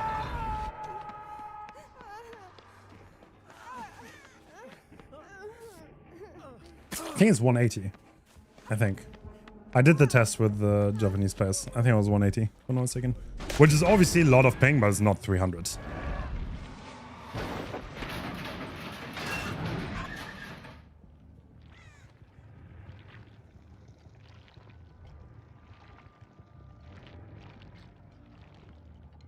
Of course, I'm not denying that 180 ping is high, but... I mean, ping is always... Ping sucks. Like, there's no... Ping aside, you can definitely watch this and still understand the incredible mechanical skill involved and the incredible amount of strategy on the survivor side required as well. Let's not focus on the things that we cannot help. The speed of light is not going to get any faster anytime soon. So thank you for understanding. Everyone that played in this fully understands, and it's bad for both sides, and both sides have to play killer and survivor. So thank you so much for understanding that, and enjoy this for what it is. What an amazing opportunity to see people from different communities come together.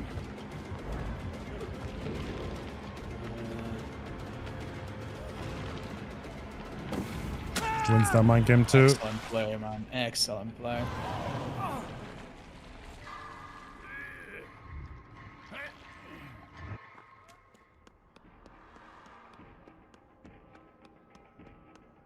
Oh my god, we see a gen literally just begin.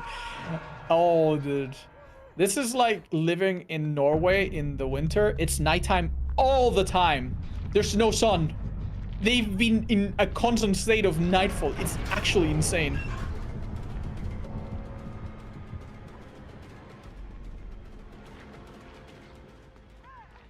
I'm starting to be a believer in the Fallon Shingle strategy. Wow. We didn't even see it come into play. I mean, with such a win con, I don't think it's worth it. Like, I don't think you... What, you mean the shingle? It does work. Like, you don't need to wait at the gen. Every time you're teleporting, it's still building up, you know? Yeah, true. So, I mean, no, it didn't get like milked too much, but it did probably contribute. Yeah. Quite a bit, so. This is gonna be a final chase for the Japanese survivors. Like, Adam here has a chance to maybe pull off something impressive, but it's on a timer, basically.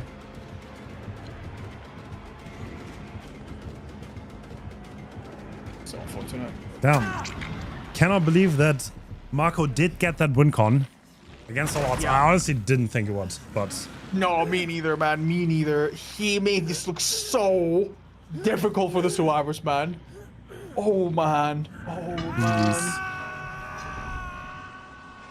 Like you can definitely tell a difference between indoor and outdoor maps. I feel like the survivors are so much more incapable of expressing their experience and their skill, right? They're pressured in a very different way, I feel. Because like put survivors in their little Macmillan fillers or in their little Autogeven pallets or their shacks, which basically plays the same in all the maps, right? And they do these crazy things, and killers have to come up with this crazy little maneuvers. I right? honestly wonder what would have happened if they would have. I think they could have done the gen. That'd be so real. Yeah, but they didn't make the call, right? That he would be picking up the Atom. Yeah. They thought that was like, yeah, the 1 minute tie. Can't blame them though. Can't blame them. Like it would have felt so bad if they went on that gen and then they got to 99 and then it didn't get done. So yeah, very unfortunate.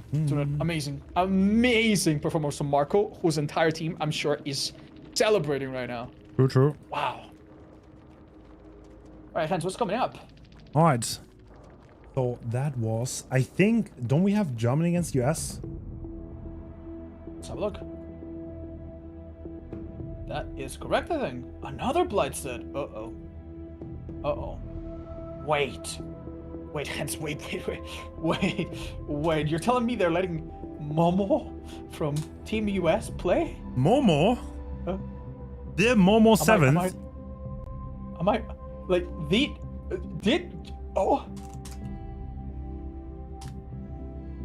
Did the German players generally walk into a Momo set? Oh, but they have their own insane Blight V1. But he's not playing killer, is he? No, I don't think he is. But we have a second backup Blight 1 trick. Is that Crow? Crow. Oh. Crow. I mean, Crow's a little bit up and coming, but he's also very good on Blight. Oh my god, dude.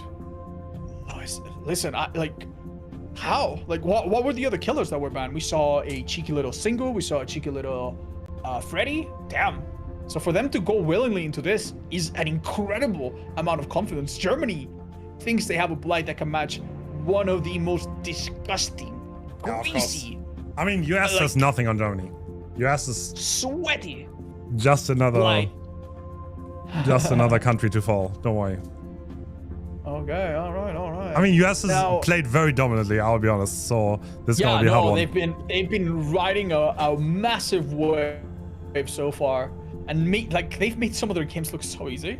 Gosh, right. So a stark contrast compared to the other survivor perks that we saw, because we are going against an S tier killer with so much going for him.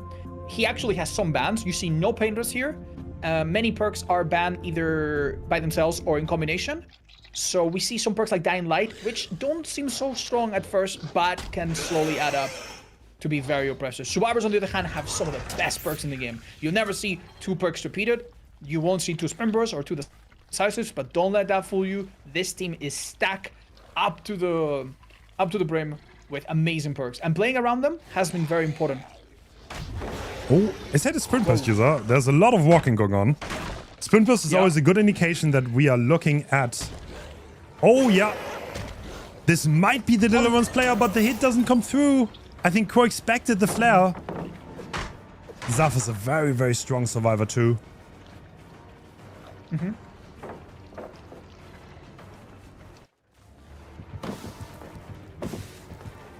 Okay, it's not a Deliverance player, but honestly, I totally see where that assumption comes from, and I could see the killer thinking that.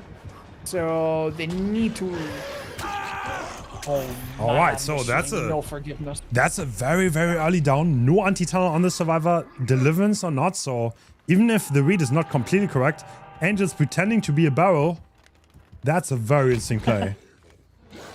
Bro, there's no way. What? Is he gonna go over there? No, he is not. What? Wait, he has a eyebrows.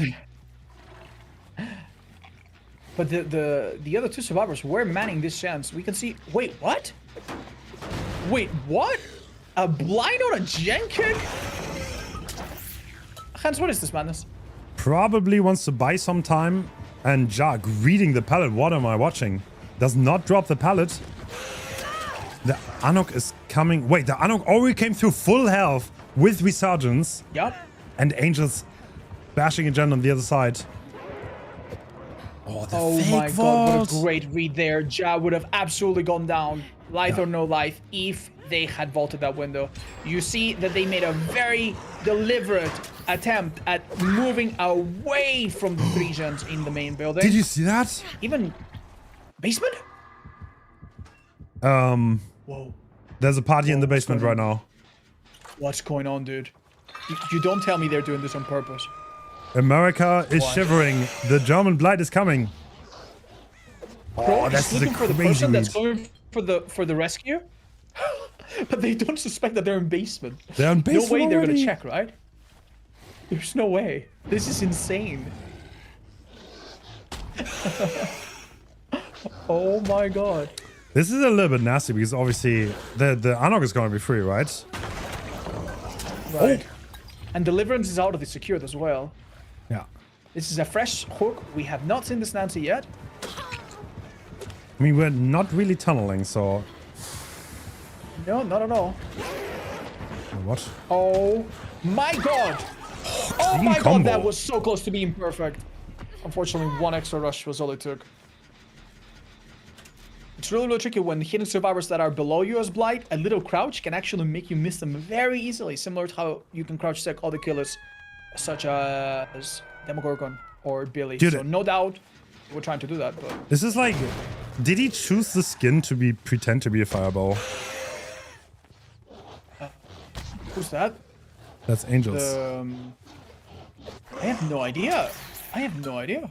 This is the 3rd time we've seen him hide behind one. I mean, he's like a gray outfit that is very similar to the fireball. To be fair, it might be like an adaptation to like everyone playing with bright filters, right?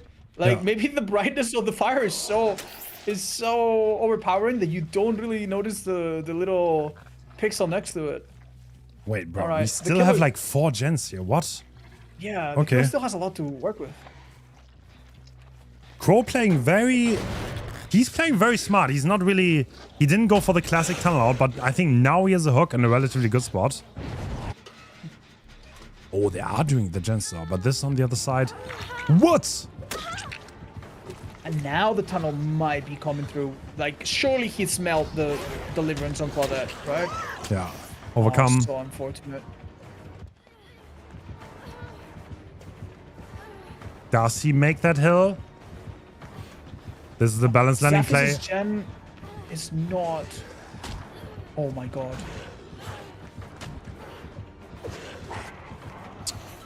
He does. Note being remarkably good under pressure, by the way. God, yeah, these survivors, they're just not easy. Not easy to outplay. No way you get the vault.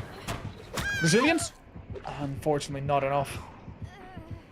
So that gen Okay. is 40%. There's still like 4 gens in this general vicinity, so Note is definitely in trouble in his corner, but he has a hook close. A hill. Yeah. To use balanced landing. I mean, one thing that could start creeping up on the Survivor side is, other than Angels, as the Obsession, everyone's starting to deal with a pretty sizable 12% slowdown on gens. Yeah. Add to that the Kyle O'Brien extra aggression. Add to that the occasional eruption and kick. And these gens are no longer just 90 seconds. Oh. There was someone trying to escape edge map. Did Crow see it too? Yes. Oh my god! Wow. I mean, this person can be slugged with Unbreakable, and they can be hooked with Deliverance with less impact on the team, but... Wait, what? Oh, okay, we're switching targets. We want to go for maximum pressure here. Zeph has already been hooked once, so... Yeah, I like what Crow's doing. Okay. He's definitely cooking. Here's a problem, right? Angels picks themselves up. Wait, they 99 they're Unbreakable. They're in a corner, so maybe they're not sure they can make it. I mean, they just want to go up to the hook, I think. Like, once they pop it, they can actually be slugged, right? Like, as long as they don't pop it, they're invincible. The moment they pop it, they become vulnerable. So now, he uses Unbreakable because he knows he's gonna get this unhook. Damn. I do not understand how Team USA finds time to do gens despite going through this much. It's like they have so little downtime. Dude, Crow Once is again. cooking up a storm right now. This is incredible gameplay. Is it enough though? Because the generator closest to the middle, this one right here, I think it's really hard to defend. If we convert this hit... No, we don't. Yeah, this is really, really difficult. I mean, Zephys is Deathhook here. There's still 2 pallets. And I don't think we have time to break every pallet here. This is kind of like the problem, right? On top of that, we also have a survivor doing this gen. Well, that will soon become picked up as well. Oh, they had the patience. They're still on the hill.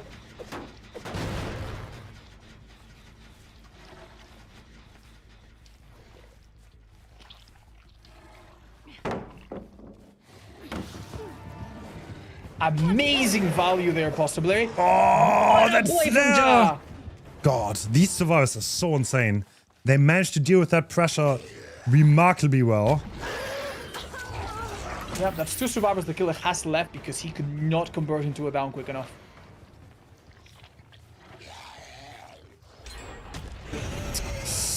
Middle gen's done. There's only 1 left. Yeah. Oh, Ja, I think was trying to avoid the first hit, like the final rush hit, right? Yeah, yeah. That was the point of getting in there. Does he Did make not that window? happen. I think so. He does. Okay.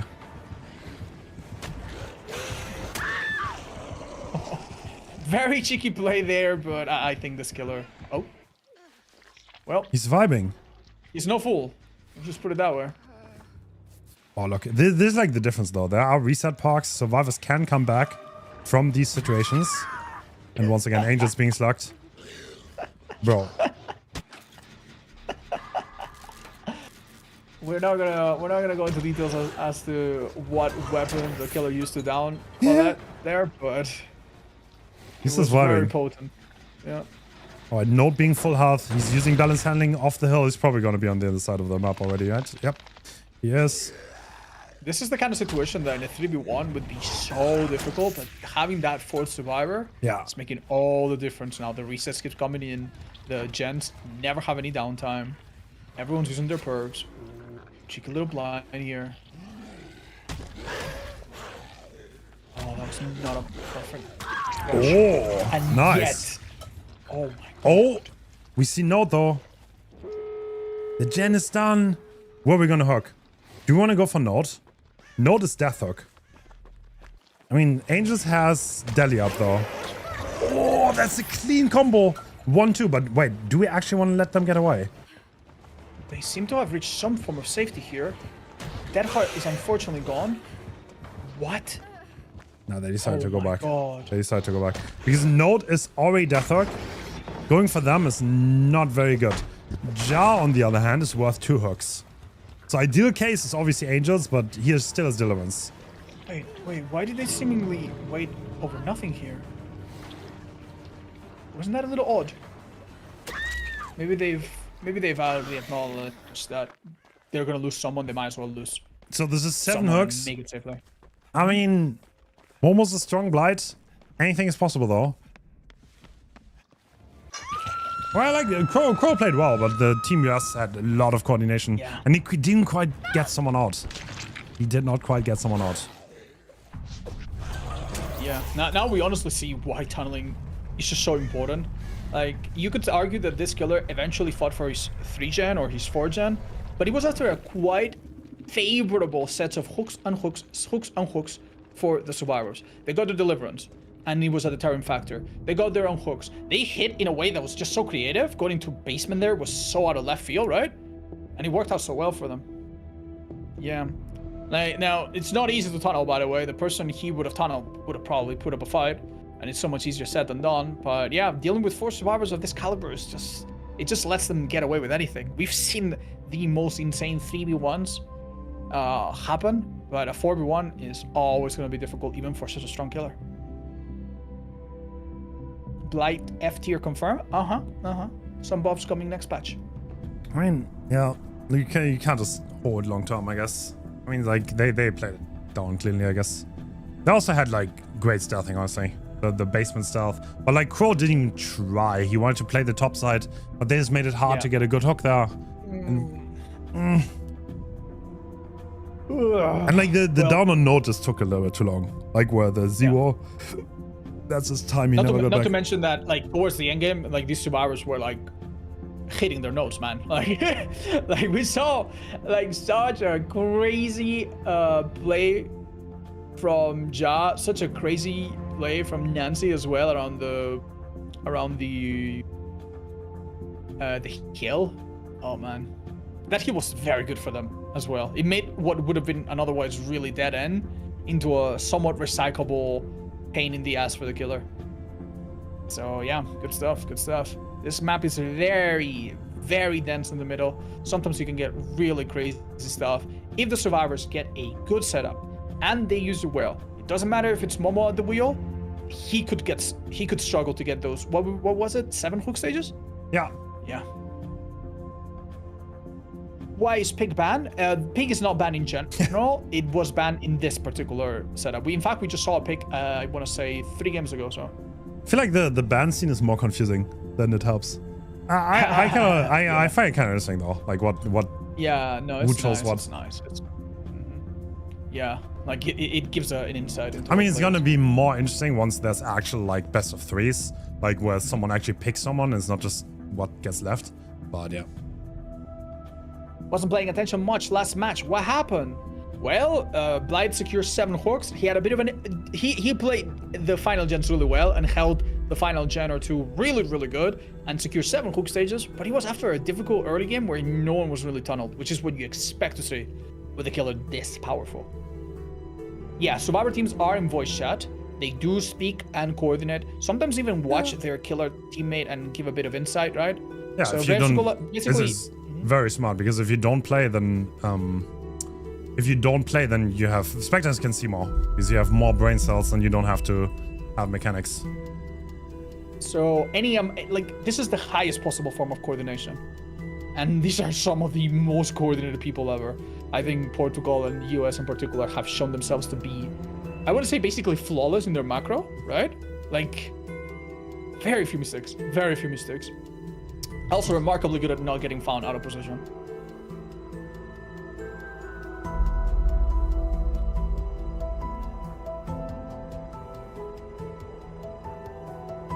Why did the German killer not hook? Sorry.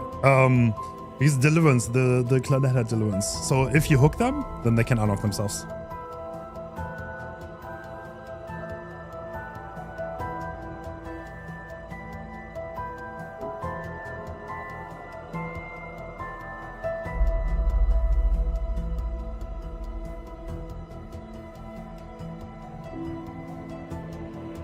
Is there any hope for the teams that lost in their groups? Sadly, not in this format.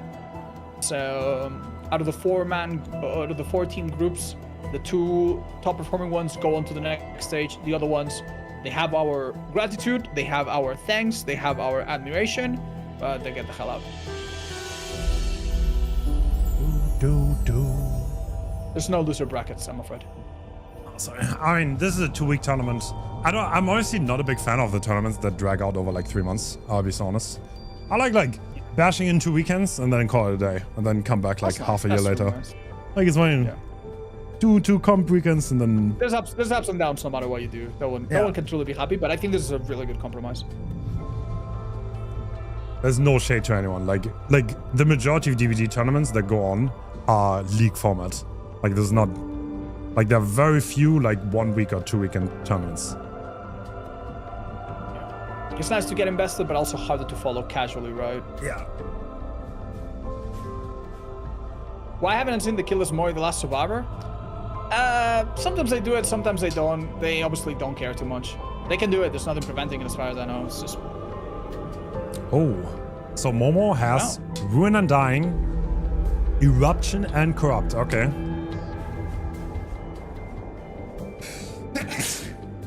Sorry. Bless you. Wow.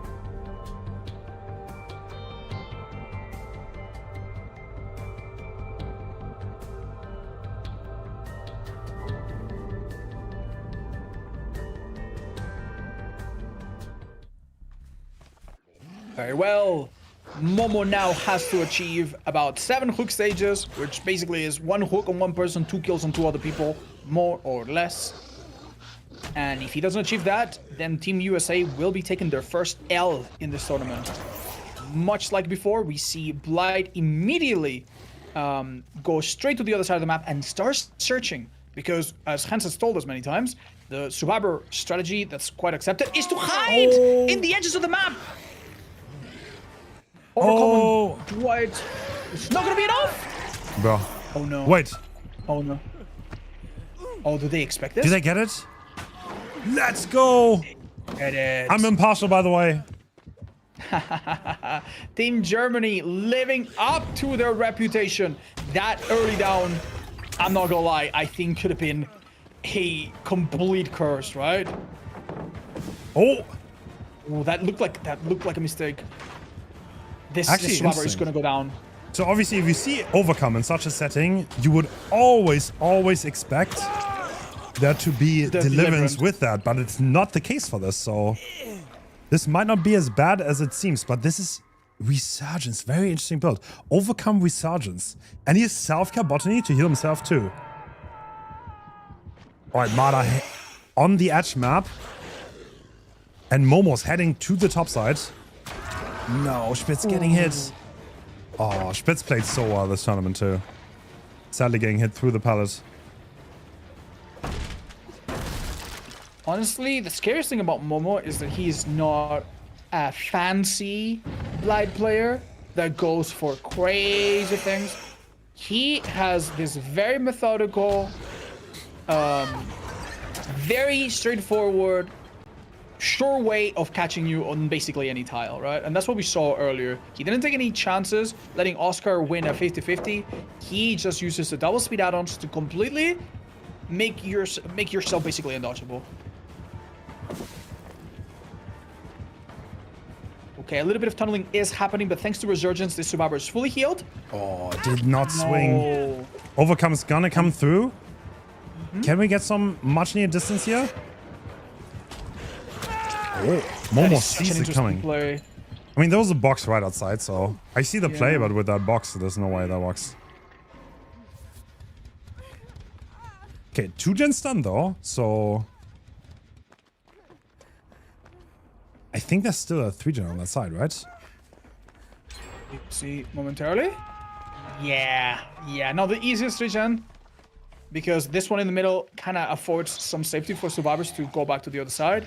But definitely a 3 gen that Ruin or Eruption could hold. Especially if Oscar dies. We saw in the previous match that the big thing that survivors had going for them was the fact that they had all 4 survivors up until the end game. This has to come down. The survivors might get ruined here.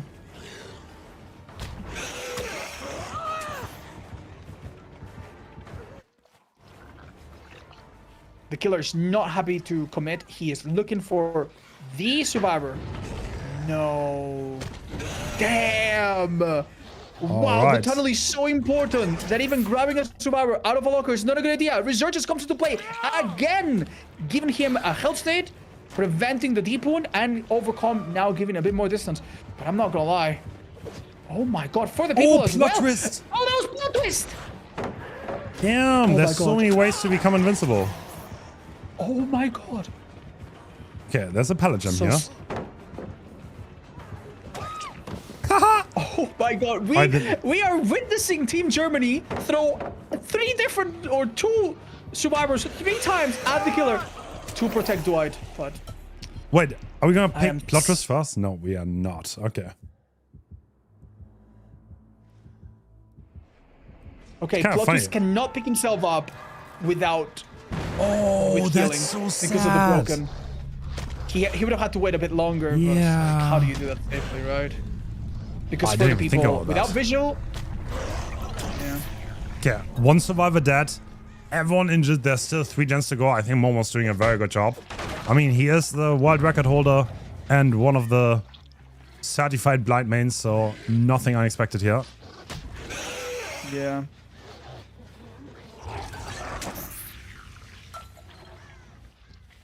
Man, I love to see altruism work, but it's so heartbreaking when it quite doesn't work out, right? Oh my god. I told you, he just does nothing fancy, no risk taken, just methodical, cold, calculated blight rushes. Yeah. Oh, barely doesn't get the hit on Spitz. With V1 being slugged, are they rotating already? I think he's coming for a gen that's missing, by the way. Oh, for a pal that's missing. He knows.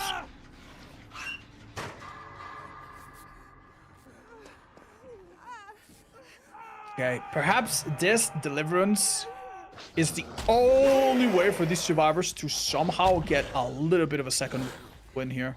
Momo expected them to be rushing out, and maybe this heal was a little bit unexpected. Oh, what the hell did I just please. God, he's just insane. What? Right, so with absolutely... I mean, there is Unbreakable on Nia. Dude. But... yeah, Team US is looking mighty strong going into the playoffs. Even this Unbreakable does so little, doesn't it? Am I right about it? Do they have it? It's a deliverance player, right? Yes. Did they use it already? Oh, I think I used it already. They might have used it before. Last time she got slugged. Oh, so it really is over, huh? Damn! Okay. Momo V1. There's some personal storyline there to be uncovered. Sadly, V1 could not play Blight. Yeah. That is quite unfortunate.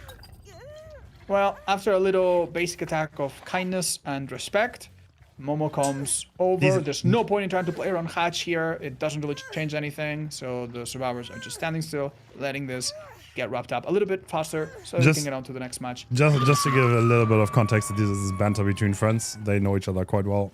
I mean, pretty much all the Western comp players are friends with each other, so. These guys kiss each other all the time. Don't worry. True. Do not be mad on their behalf. Kiss a homie, always. All right, Hens, does that mean we are going into the last two matches for today coming up, which are very, very quick and done type of deals? Tell us all about it. All right, so I think next up we have...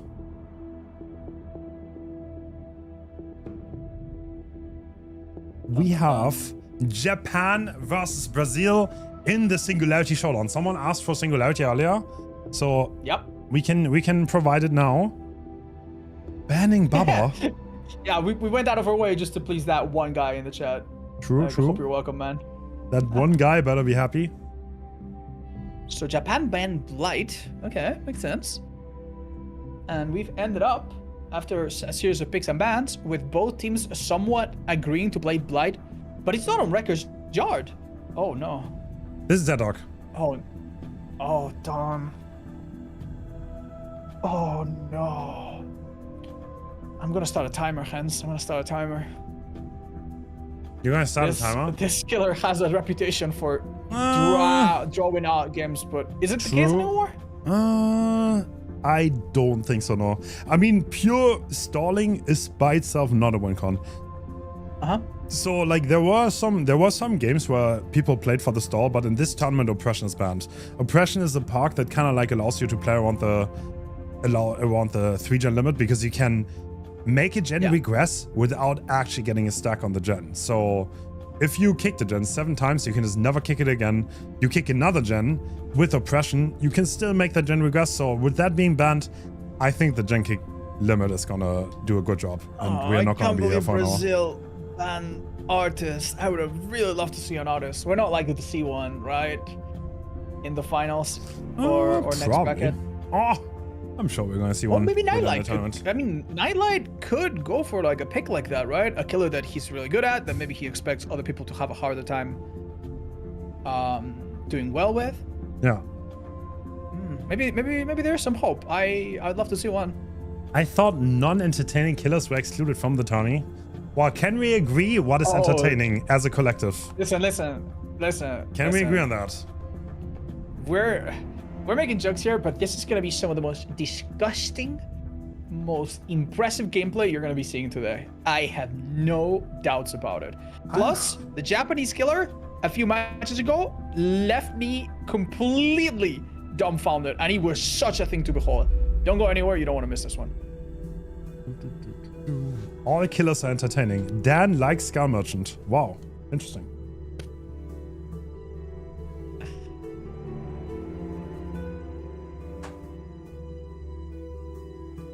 Interesting revelation. Yeah. I mean, if you do go to get your popcorn and it takes a couple minutes and you miss the first couple minutes, don't worry. You're not gonna miss the whole game, but... Wait, Dan actually... What? Skull Merchant has their own charm? Okay, I respect it. Alright.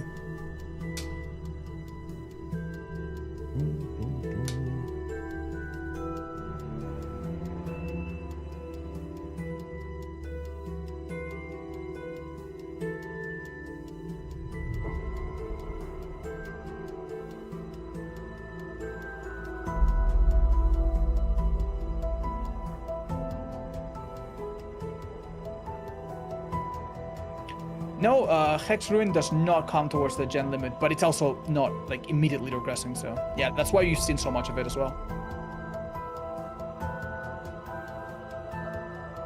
Wow. Did Germany win? Unfortunately, US is being very dominant. Yeah, US is really strong. Yeah, Okay. it's not like Germany did bad. But... We've seen almost every team play 3 times. Who do you think is your favorite odds?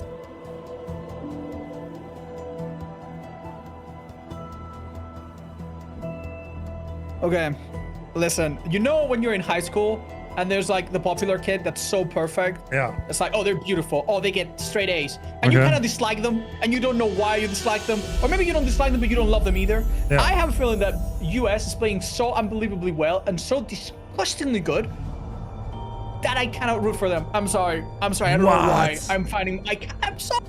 I'm Dude, sorry. Thing is, That's just how it is. Like, every tournament I've ever hosted was won by NA. So That's yeah. called MB? Shut up. But yeah, no, that's making me want to root for the underdogs a little bit more. Then again, I mean, some of the other teams, they're not particularly apt to be described as underdogs because Portugal is insane. I think in this next stage, Poland is going to surprise us big time. True. So I want to say I'm rooting for Japan right now. I hope they make it out of their group. Although I don't even know if it's feasible yet. Is it? Do we know? I think Japan might be guaranteed out because the performance of the other people in their team were just too strong.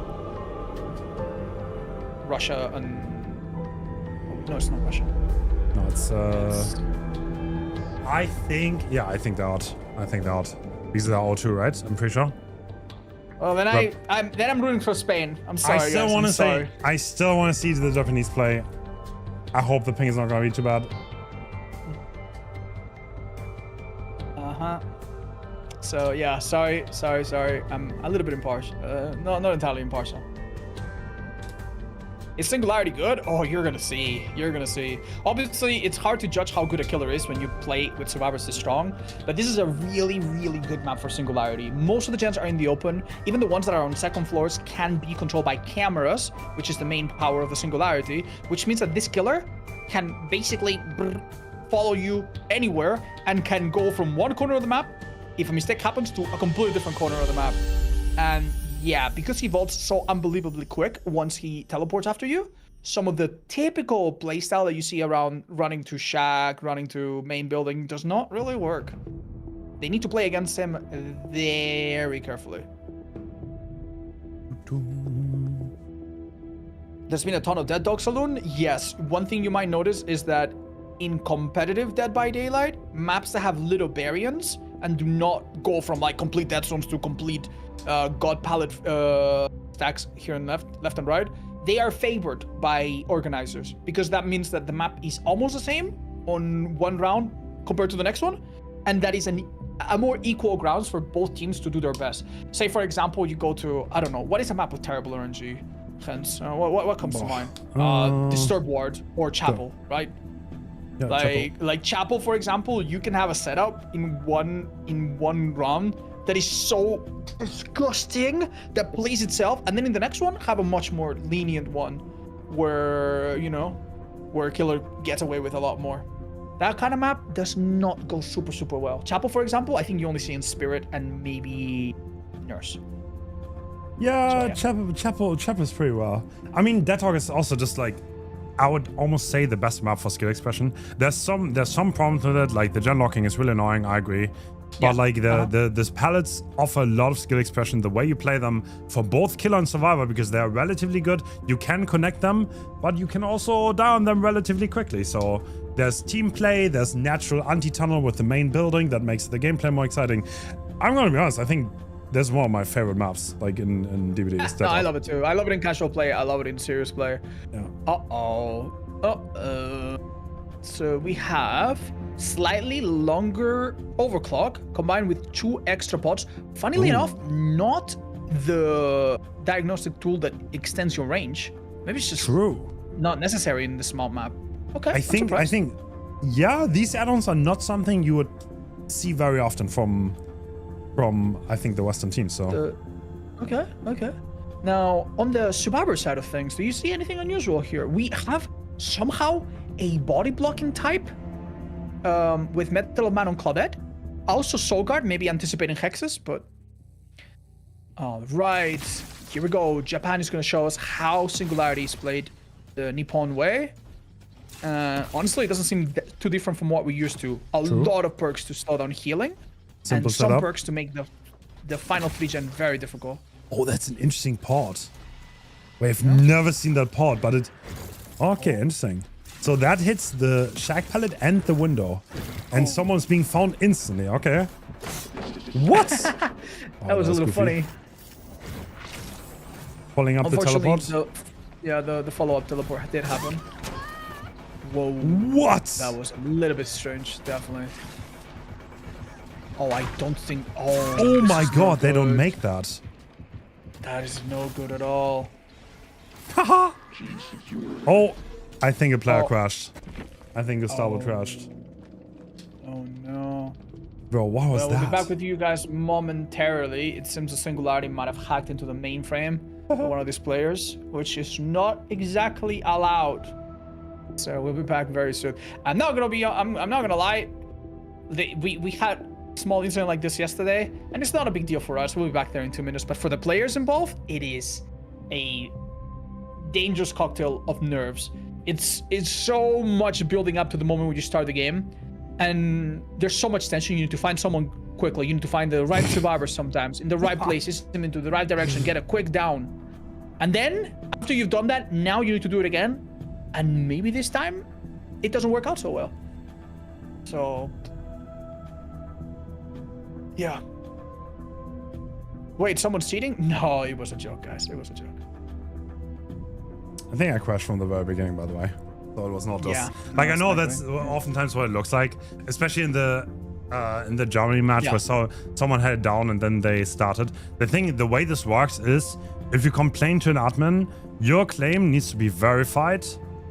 And that always takes a little bit of time. I know it's a little bit off. Yeah, it looks weird. It looks like they quit right after a down happened, but it had already been established, basically. Yes, so. It just takes time. So, gotta make sure everything is fair play and let it.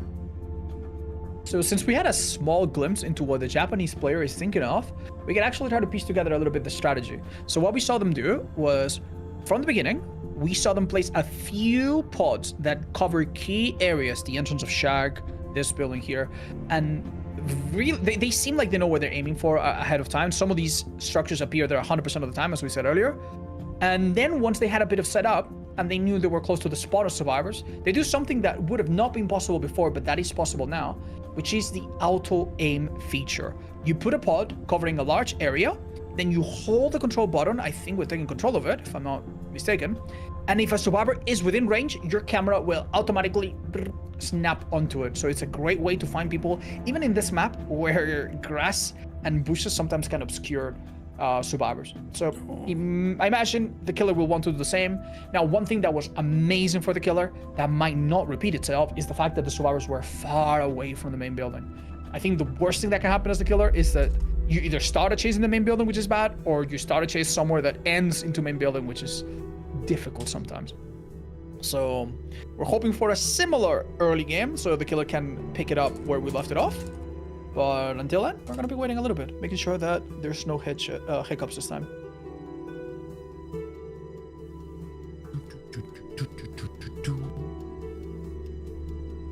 Do the crashes occur because of distant regions? It is possible. Last time we had something similar like this, it did occur with South America and some other countries. Actually, true.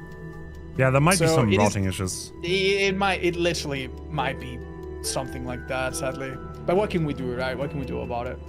We do our best. Who will win? Well, we don't know. Find out in 10 to 50 minutes. It's time to make your guesses and bet in the underground illegal sports betting scene. The singularity will win. What? Yes. Inside information. Hence, how could you? What's Killer's spoil on Survivor perks? In some tournaments, Killer is asked to leave without seeing Survivor perks, and they are recording their screen, so it's not an issue. I am not 100% certain of the peculiarities of this particular tournament, but not necessarily. So don't worry, the integrity of the game hopefully will be preserved. Has Japan played Pinhead at all? No, sadly. We've seen Japan play Dredge very, very recently. And Hens, remind me what they played on day one. Oni. Right. Oni Japan was very strong. True. You play well. But yeah, their Dredge, I think, was one of the most intimidating sets so far. I don't know about you, but I was mad impressed with it. That was that was the cleanest stretch I've ever seen in my life. Yeah, and that was once again, I will remind you guys, it is incredibly late in Japan right now. They already played a tournament because there's a big tournament going on in Japan. They still agreed to be here, like at 3 a.m. to play for us. So huge thanks and shout out to the Japanese community, because they dealing with them is an absolute pleasure. And every time I have the honor to do that, they're so respectful. They're always happy to be here, no matter what. And yeah, that's always heartwarming to see. So much love to the Japanese community. And it's nice to see that there are some viewers as well, or supporters in our chats, despite being a bit of an unfriendly late night time. Thank you so much, guys. Also, I am sure that any team today appreciates being cheered for, right?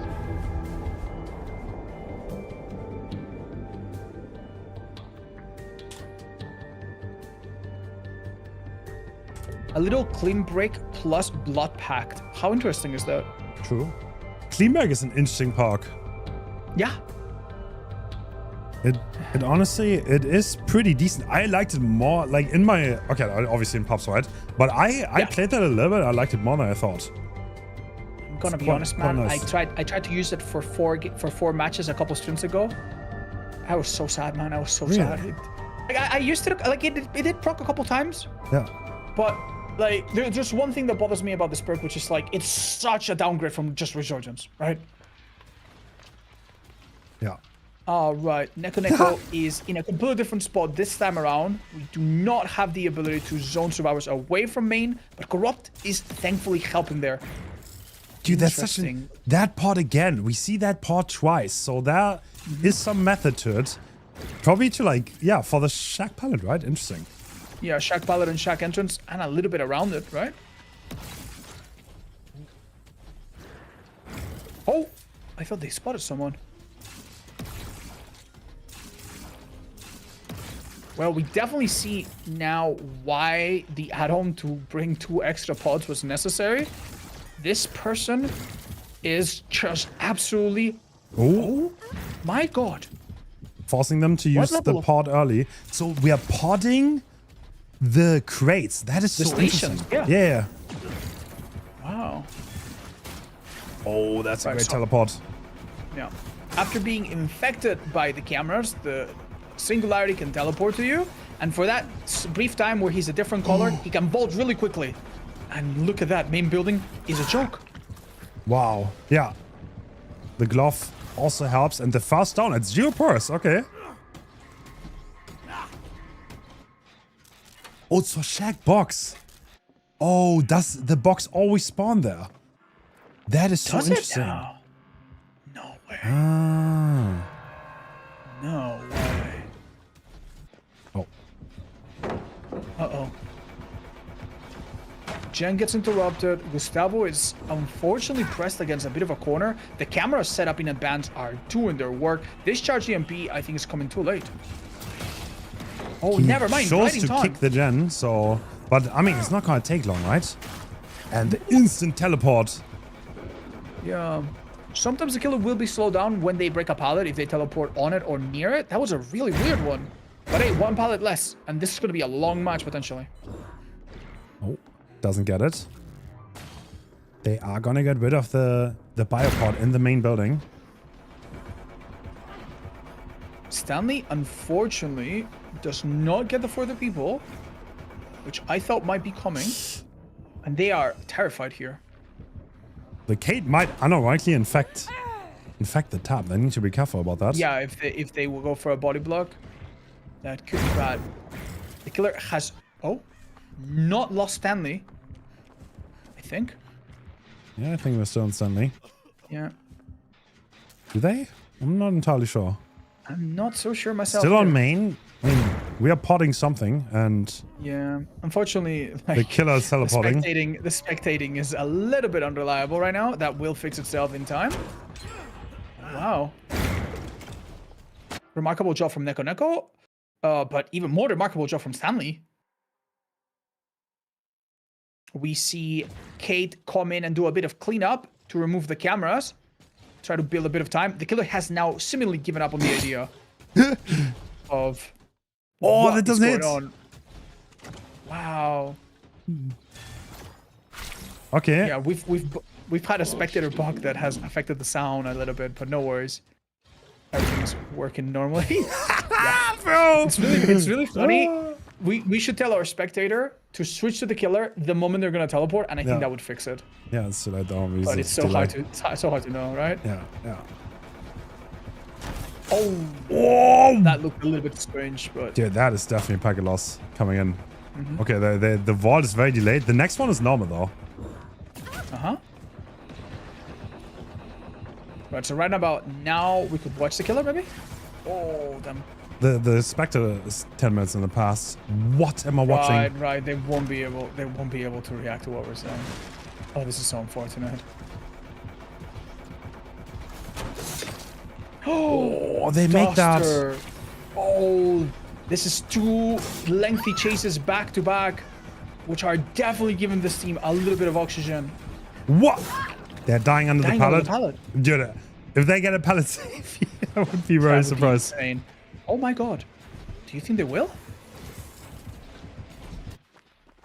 Wait, they actually want to try. Oh, Wait, they're this is faking just being the smart savior. idea.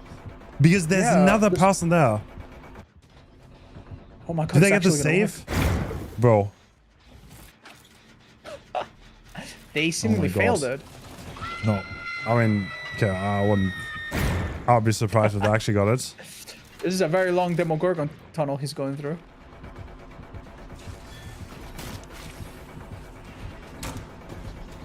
Nice. Very fast vault due to the overclock mode. Dropping this pallet is basically useless. Wow. Oh, what can we even do? Oh, goes down. Dying under a pallet. And there's still 4 gens left. Nice. We have Nice. fixed the spectating bug. All right. Wonderful. Tries to swing through, but Incredibly agreed. cold blood from Stanley there. Oh my god. Okay, this will be a hit this time, right? Yeah, it will. Is he gonna go to the shack window? No. He's gonna run to this pad. Is he gonna make it? Oh, what? Oh, was it the glove add-on? Baseball glove. Yeah, it extends the overclock. And I think they tried to time it to just stun them when they got out of it. Nice. Yeah. Wow, it's rare we see an add-on just so directly impact the outcome of a chase like that. When it does so little, right? But yeah. That extra overclock made the difference between getting stunned or just shredding through the pallet in overclock. Crazy stuff.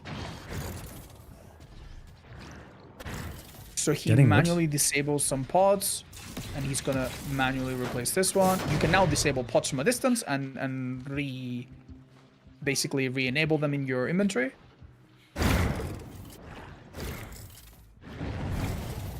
Oh, the unhook does happen.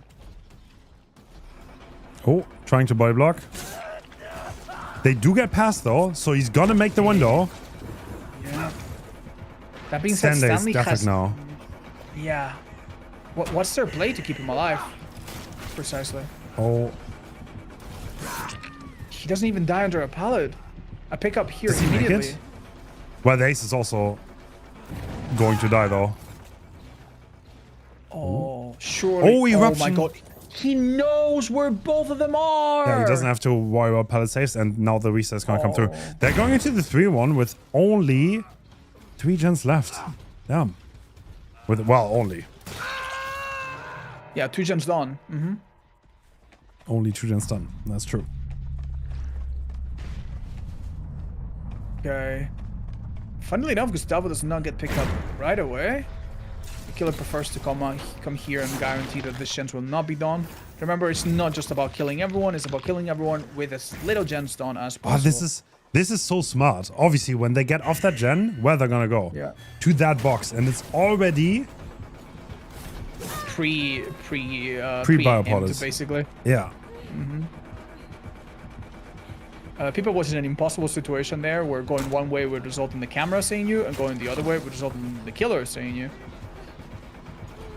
And oh, that extra little bit of overclock there is just so cruel.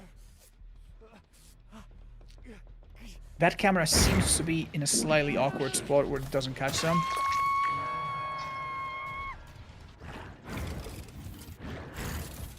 You were checking. You can see how quickly they gather information.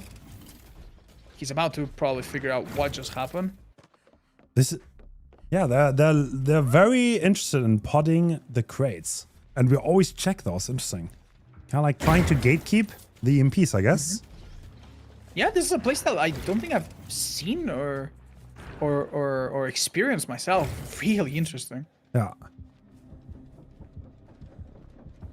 And thanks to us getting a restart, we saw that he he did that twice. So that's definitely always the way he plays, I guess. Oh, fakes a teleport. Smart. Nice. The ace getting away though. Gustavo, a very experienced player too.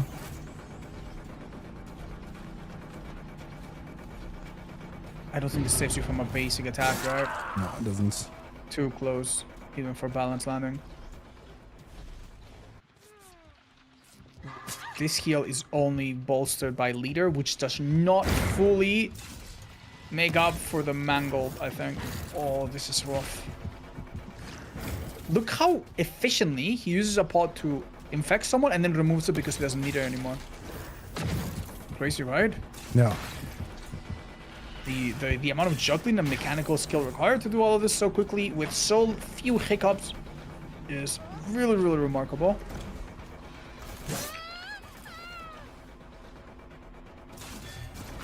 Alright, committing on the main building. I mean, these walls are going to be fast. I think this is the first killer we've seen that deals unlucky. That deals with main building without any like perks to assist him or anything. And makes it look so weak for survivors, right? That mega fast bolt is so brutal. Okay, that is a normal heal. That's a bit more like it, right? Desperate measures.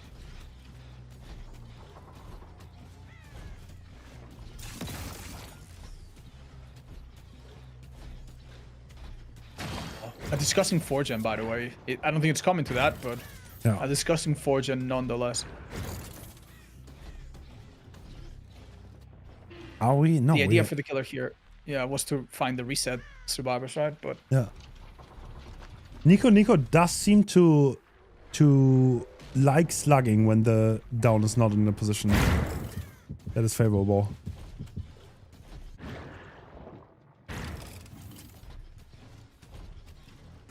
These next few seconds are going to be super critical. Oh, on someone. So quick to switch to that camera.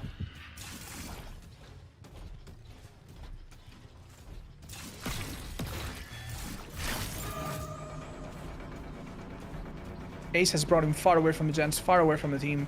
What can he do here, realistically? Maybe use balanced landing? He's still. That means teleport right on top, and that's gonna be another down and hook. Sloppy Butcher has been so worth it, by the way. There's been so many heals that have been interrupted and thrown away, or just at least slowed down partially. No wonder it was a choice for this color.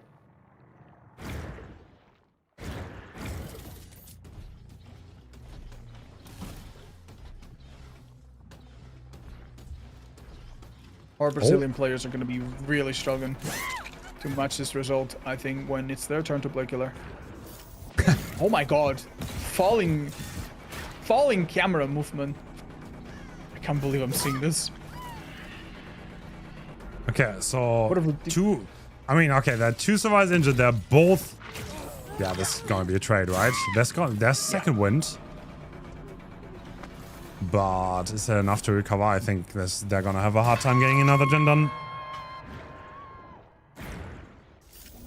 Oh my god. You cannot escape this net of traps. Second win absolutely coming in clutch there though. True. And the monitored EMP boxes do come into play again. Oh wow, that doesn't it. That was a pretty good teleport for the survivor because he was on the wrong side of the window, right? Yeah.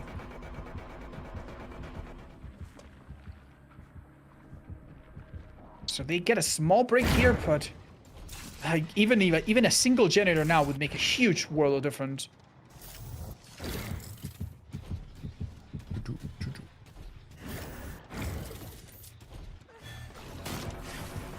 Oh no. No life, right? No life, unfortunately.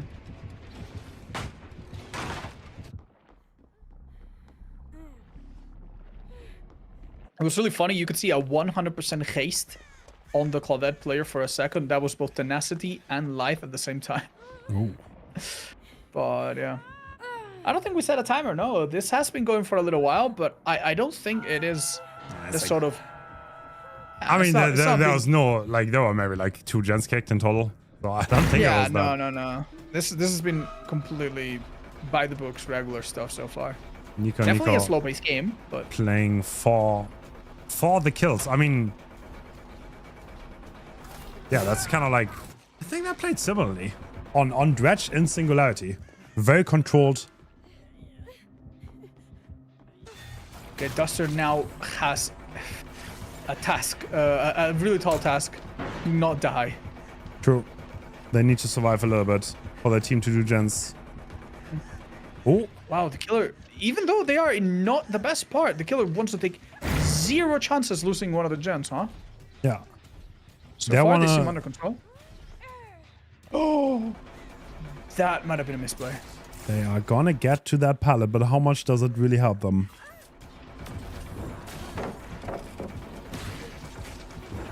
PMP comes in, the slipstream is reapplied, a pallet drop.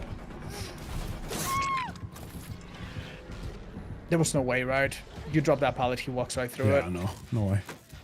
There's no way. No way. And last 2 survivors both interrupted. Killer has now perfect knowledge about what they need to expect. And they are not happy, just. Oh, you know what's funny? No. Yeah? We have players, we have survivors from Brazil, a killer from Japan, and a Spectre from Europe. We have like the entire world covered. Yeah, I know. Alright. Well, so long, survivors. You put up a decent fight, but damn, dude, seems like 2 gens is all you can do against this unbelievable performance. And let's not forget, this was the second the second attempt, and it was arguably a worse spawn, I suppose. Maybe it's arguable, but it seemed not super easy.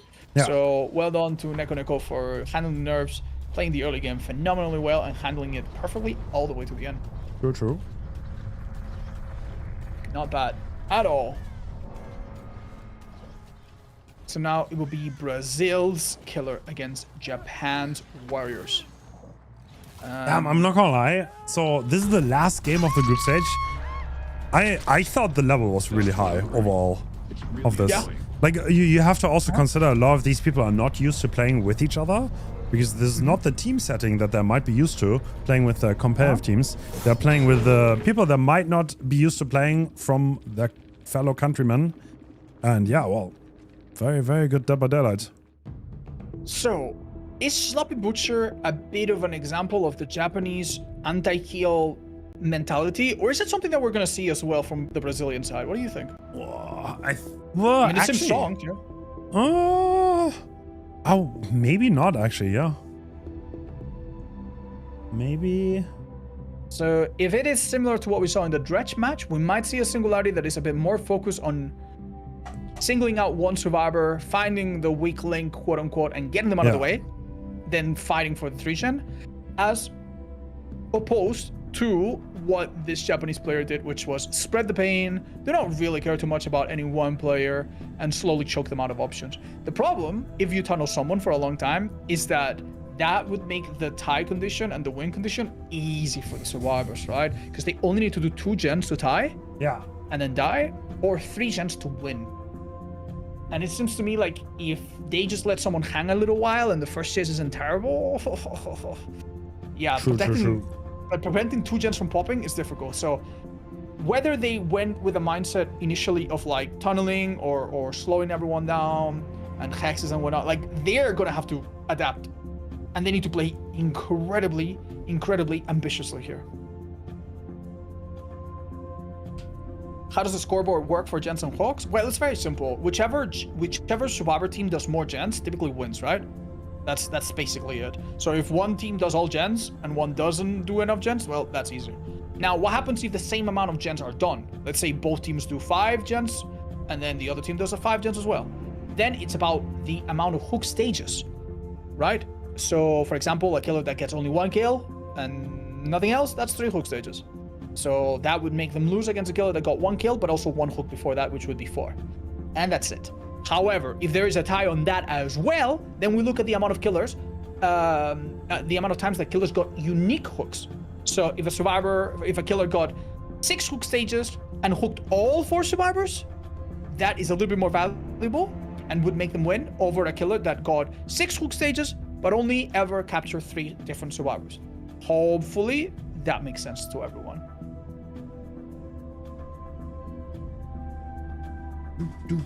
It does make sense. Right, Hens, I'm digging. Thank you. I'll be right back. I won't be a minute. Okay.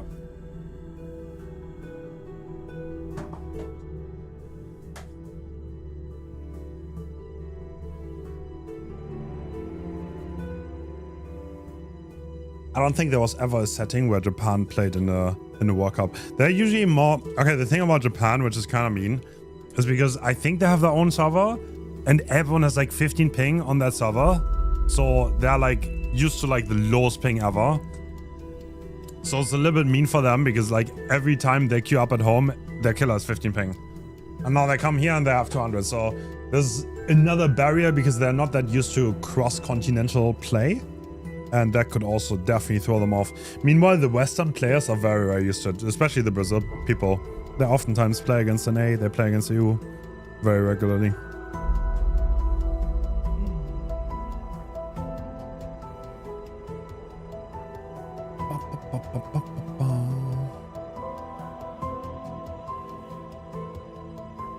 I didn't know this, but Japan and Brazil share a really interesting history.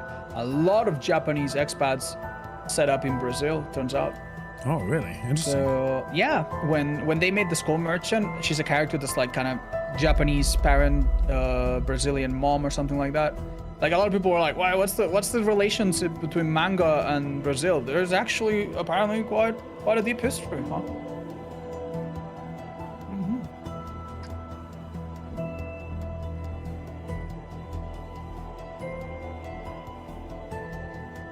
what music is this? I believe Hens is using a service called Epidemic Sound, which I use sometimes as well. It's a lot of music's licensed to creators like us. We pay a little fee, and we get access to a big library, right?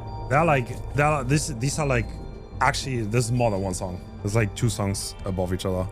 I mean, it's like, okay, it's a little more complicated, but I spent like 5 hours making tracks. I kind of like, it's like one of my hyperfixations. I was gonna ask you if this is like only one song, because I kind of see 2 vibes, but hey, I like it. I like it. These are 3 different ones that have like an underlying sound too. Oh, I made a slower piano version that I actually enjoyed more, but my staff didn't. So we have the more active one. I mean, this has more tournament vibes, so I guess that makes sense. All right, so can we ban Japan for bringing 3 aces? What the hell, man? That's a lot of aces on pretty damn toxic. All right, so that's obviously a little visual mistake. Don't worry, they're not here to cheat. Their perks on the survivor side look very, very standard, what we've come to expect. Exhaustion perks on basically everyone, a little bit of recovery. Now the add-ons on the killer, on the other hand, that's quite different. We don't see any repeats. Instead of having longer overclock mode and extra biopods, we have more range on the cameras, which is important because especially when you're using the auto aim, it covers a much larger area. And then we have the Soma family photo. Some time ago, this add-on was a staple of this killer. It was basically mandatory. Now it does something different. It makes it so that if you use a camera to infect someone that is injured, it puts them into deep wound. And that is important because you can basically outplay a lot of perks, just second win with it, right? There was a tiny bit of a mistake on the survivor side that brought 2 firecrackers, so we're gonna load in just a moment. One moment.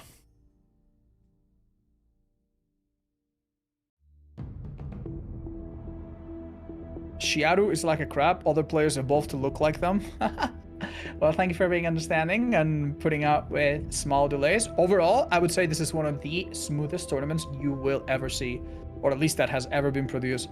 We literally have just a couple minutes between matches, and that is only possible thanks to lots and lots of staff members working around the clock and setting this up in the background between matches while we are watching match 1. Match 2 is already being prepared in the background. Yep. And yeah, it's a lot of effort going on to make this so watchable and so easy for us to commentate and enjoy. So thank you, staff. Thank you so much.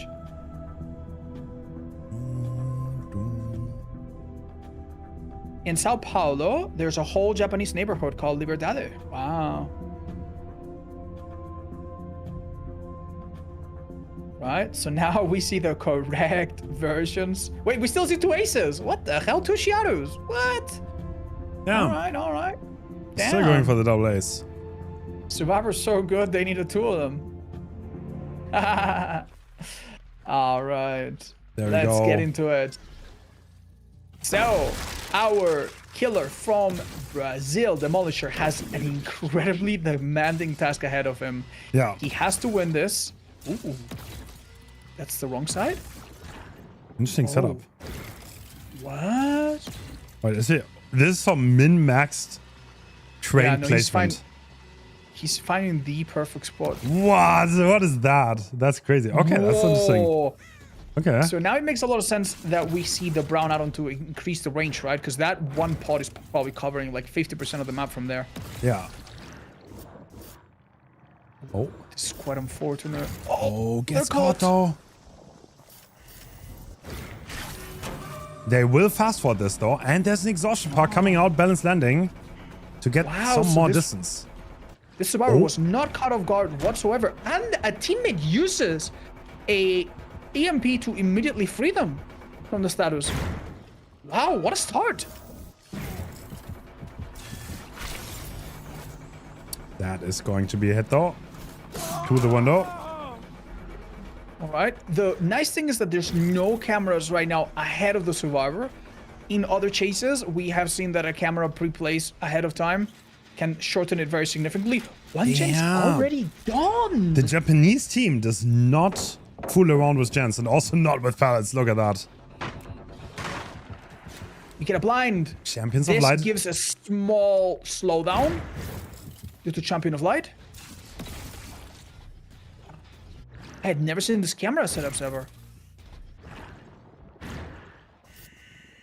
Oh, a bit too late. Adam did manage to sneak in and get their item. But unfortunately, even if it looks like he got hit again, no, it's not the case.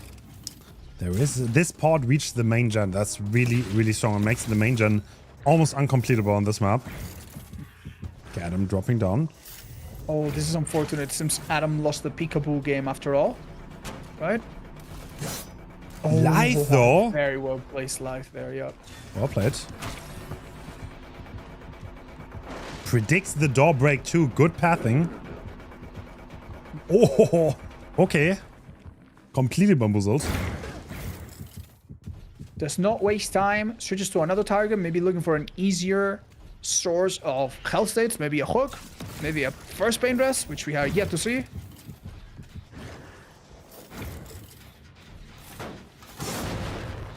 Very nice. Oh, this is a teleport. This early drop could have delayed the killer. Oh. Decides to take the hit instead. The Shack pallet, I guess, is that valuable. Wow. Oh, we now see the add-on put in deep one. And a small hinder. Oh, that doesn't... He does not make that.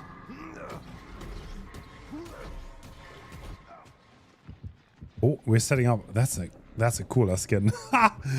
That's a Felix skin, yeah? Yeah, true. Yeah, it is. It is. It's the Rainbow Six Siege collab skins. So are they doubling another gen on the other side? I think they are. That way. Yep. Yeah. Biopod is enabled again. EMP though.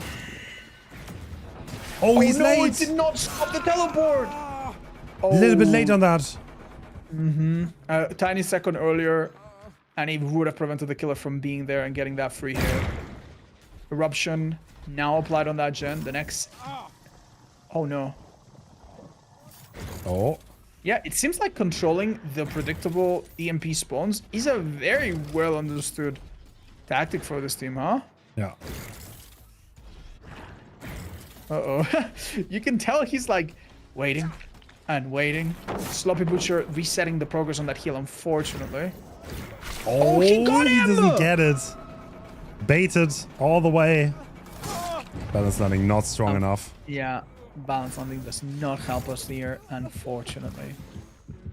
Eruption now also regressing gens. Oh, and showing the aura of Adam. No, oh my god, I think he might. He did abandon, and the teleport came through. Lithe, nice. Well used exhaustion.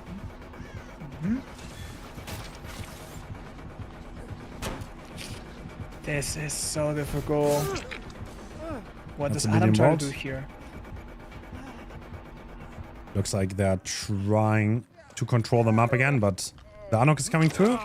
Leader, making it a little bit faster. Oh. Seems the killer managed to find the one survivor that's in the best spot possible. This time, we do drop the Shack pallet.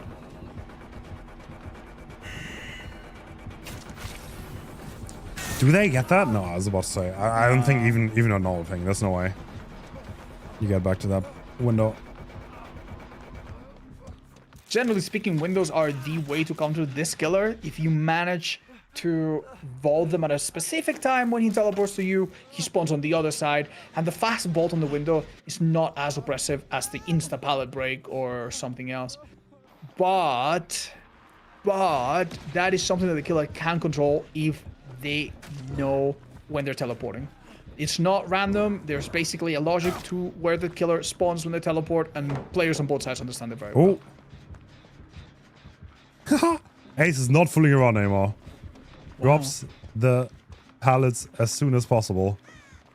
Okay, we're gonna get the MP. That's quite a way to go on that, though.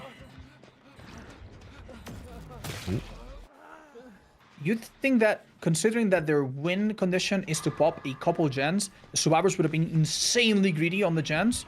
And even though they did a lot of work early on, they have been very patient now, haven't they? True. True. They will need to get rid of those biopods. Oh, the ace really wants to disable one in the back. That is not going to work out though. No, using the pod slows you down, and I think it makes this hit basically unavoidable now. Well, it does make him a little bit cleaner for the next chase. Ooh, nasty main building. Oh no, this was not planned at all. Nope, it wasn't. And eruption going off again. This one is... Wow, that is a disgusting camera. Yeah. The Great map Molisher control. might be able to do this. Yeah. Once again, the players going against Japan are seeing an incredible killer performance and somehow rising up to it. Yeah.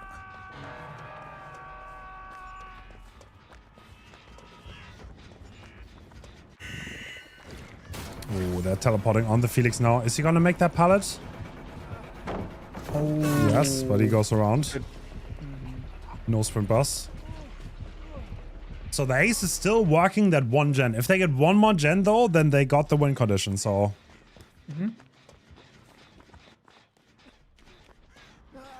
The craziest part about this is that I think an EMP does not break that camera that's seeing the gen. Right? Like, they need to get underneath it. So you cannot break the camera that's looking at the gallows from the gallows, I think. Yeah, that's the advantage of the range shot-on. Leads to very deadly combos. Man, the combination of Sloppy Butcher and having to get rid of your deep one really must be making this so miserable for survivors. You've really got to wonder why the Japanese killer did not choose this add-on. It really seemed like it would have suited their playstyle, huh? Because right now we're chasing a third survivor on the previous two tag survivors. I mean, they can do a bit of gen, but in 20 seconds, they bleed out. Does not fall for the fake. Has to get another EMP here. Okay, they're accelerating it. I mean, the ace is halfway on his gen. That's far away. And everyone is alive. That is, like, no one's done a hook as well. True. So even though the resources are starting to dwindle, and Killer seems to be, like, applying massive slowdown across the board, it really is not outside of reach. True. I can hear the callouts from my screen, man. Like, they are absolutely trying to recite everything going on. Vault is coming. No, doesn't vault into the main. Oh, is someone stuck behind the... Yeah, they're gonna die, right? There's gonna be eruption proc. Yeah. Are we at the point where gens are gonna start being blocked? Wait a minute. Wait a minute. Wait a minute. Wait a minute. Does... What? You need to realize Andy's healing passively with second wind, right? Yeah. Oh my god, if they had been hit by a pod, they could have completely outplayed the second one. Oh, that's So true. I was waiting to see if the deep one add-on would get insane value there. But no, a nice full reset happens here.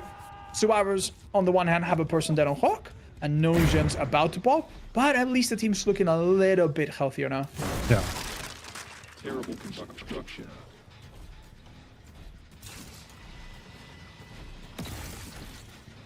Yeah.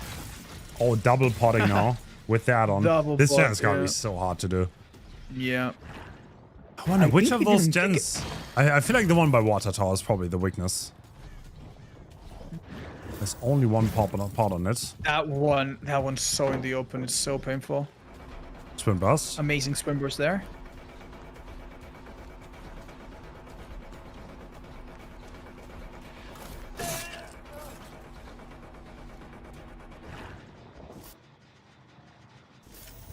Oh, the specific Aiming at the angle. side, yeah.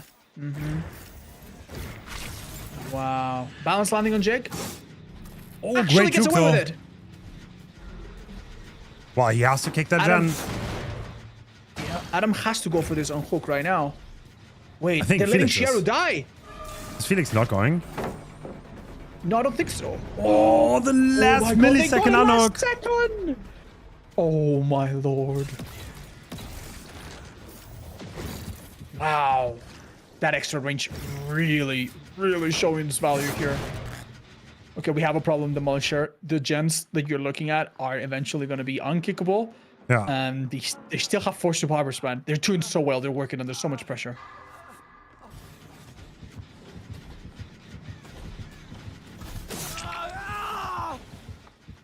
Oh, he's gonna go all the way, right? Not even... There's nobody is slipstreamed right now, so that's a lot of work for Singularity to get the pressure back. Yeah. Oh. Gets the teleport Down though. here would be pretty nice. I don't think the slide comes into play. Oh, resilience! No, actually, he's healthy. That literally just was... Damn. What? Like a frame or 2 away? Yeah. Clean ping. Haha. Wow.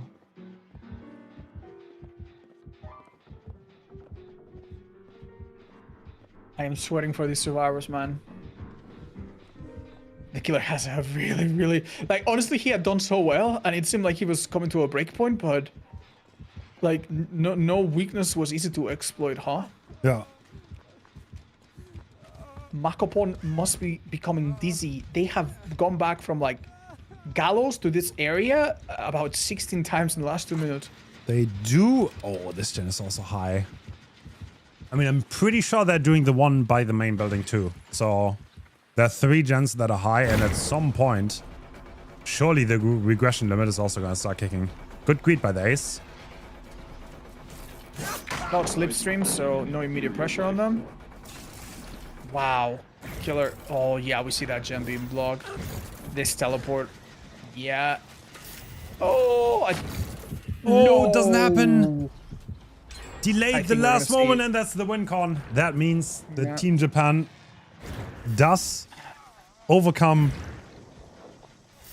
the Singularity of Yeah, Brazil. take notes, fellas. Like, honestly, right now, we know the result, but there's still so much to learn. I feel like True. throughout this tournament, if you really take the time to study some of these matches, you can gain some really valuable insight into what are some of the crazy things you can do with these killers. That is true. Can they do all of the gens, though? That's a different question. Honestly, Oh, one of we are them in seems like... basement. Oh. Well, he didn't put a camera here. Seems like one of them will eventually fall down just due to the fact that it's been kicked so many times, right? True. Like that one in the corner. So I guess it's about that one that's a little bit more in the open.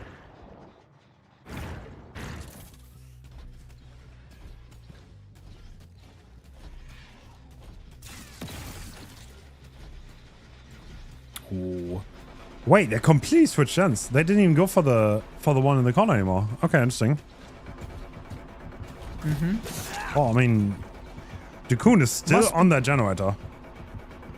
Must be pretty debilitating. You probably noticed that they both had EMPs in hand. Yeah. Yeah, it's so there's, hard like, to keep no that good pressure up. option. Because Yeah. you infect people, they two of them just got rid of it again. Yeah. So another Man, gen's the done. amount of times they've mended is actually kind of insane. Yeah. True. This has been a long one. I mean, that's kind of like, Jura is like, yeah. I mean, it's an area of control killer, right? Like, he's kind of like his cells are like just holding Ah, things. it makes sense. That's the kind of thing, by the way, that if a survivor had been tunneled out and they had to deal with this amount of healing, being chased, and mending, it would be unsustainable. But strength in numbers, for sure. Dying through the vault, that could be enough time for the team.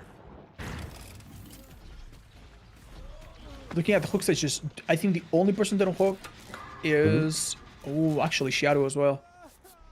Yeah, so we're going to look into a lot of hook stages, but unfortunately not a good enough result for Japan to overtake Brazil in this set. Oh, yep. Yeah, they honestly stopped working on this gen a while ago. I'm sure you noticed, right? Because they knew that it's basically guaranteed, right? It's just a matter of time. It's funny how that happens in this map quite frequently. We also saw survivors using a 99 gen to attract deadlock. True. In Chucky's set yesterday. Ah, unlucky. Incredible on those 50s, though. Dude, it's 4 a.m. They're like game hour. They're absolutely gaming. Caffeine-powered surviving.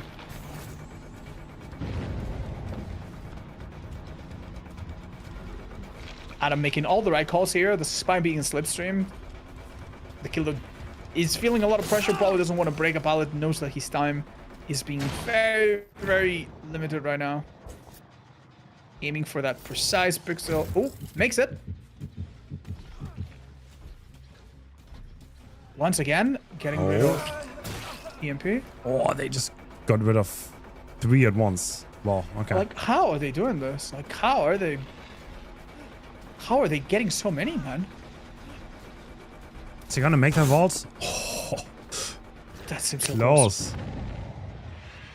Still, with even 2 survivors in front of them, the killer does not And the gen's done. give up on trying to control the whole map, and the last gen is done, unfortunately.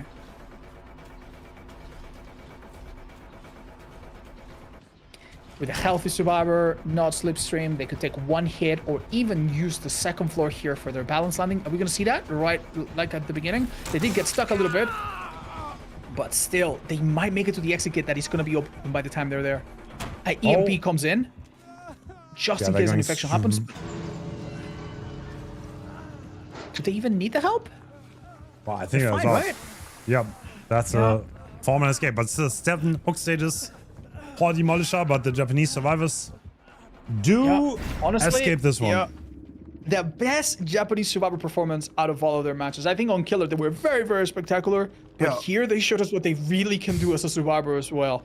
Like, it's just really, really crazy just how much they were helping each other. Wow. All right. Wow. Well done. So, Very, very well done.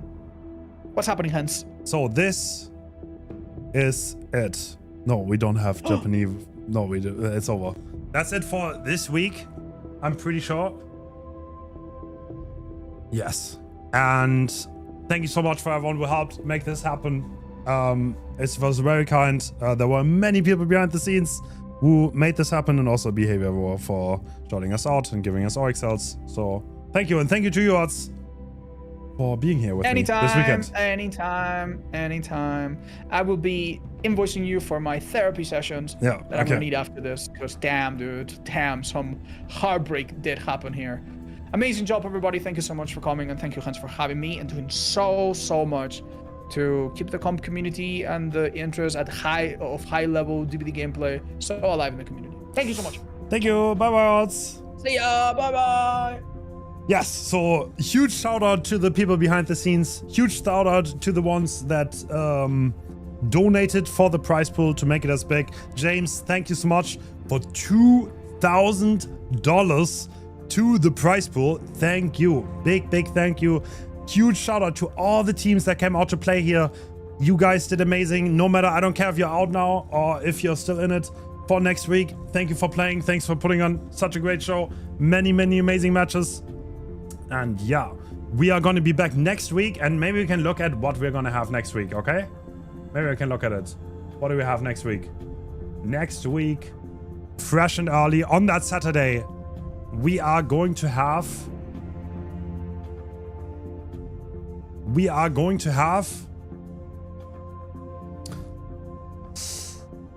Hello, I exist, by the way.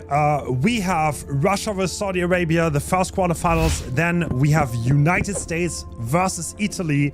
We have Spain versus Poland, and Portugal versus Argentina. So this is all on Saturday. Not only that, but on the same Saturday, we're gonna have the semifinals, and then the day after we have the bronze match and the finals. So next Saturday gonna be packed, and the Sunday is gonna be finals and bronze. And thank you so much for subbing, guys. I highly appreciate it. Highly appreciate it. But that's it for me for today, and I'll see you guys on Saturday if you're interested. Oh, I'm gonna stream next week too. So, but yeah.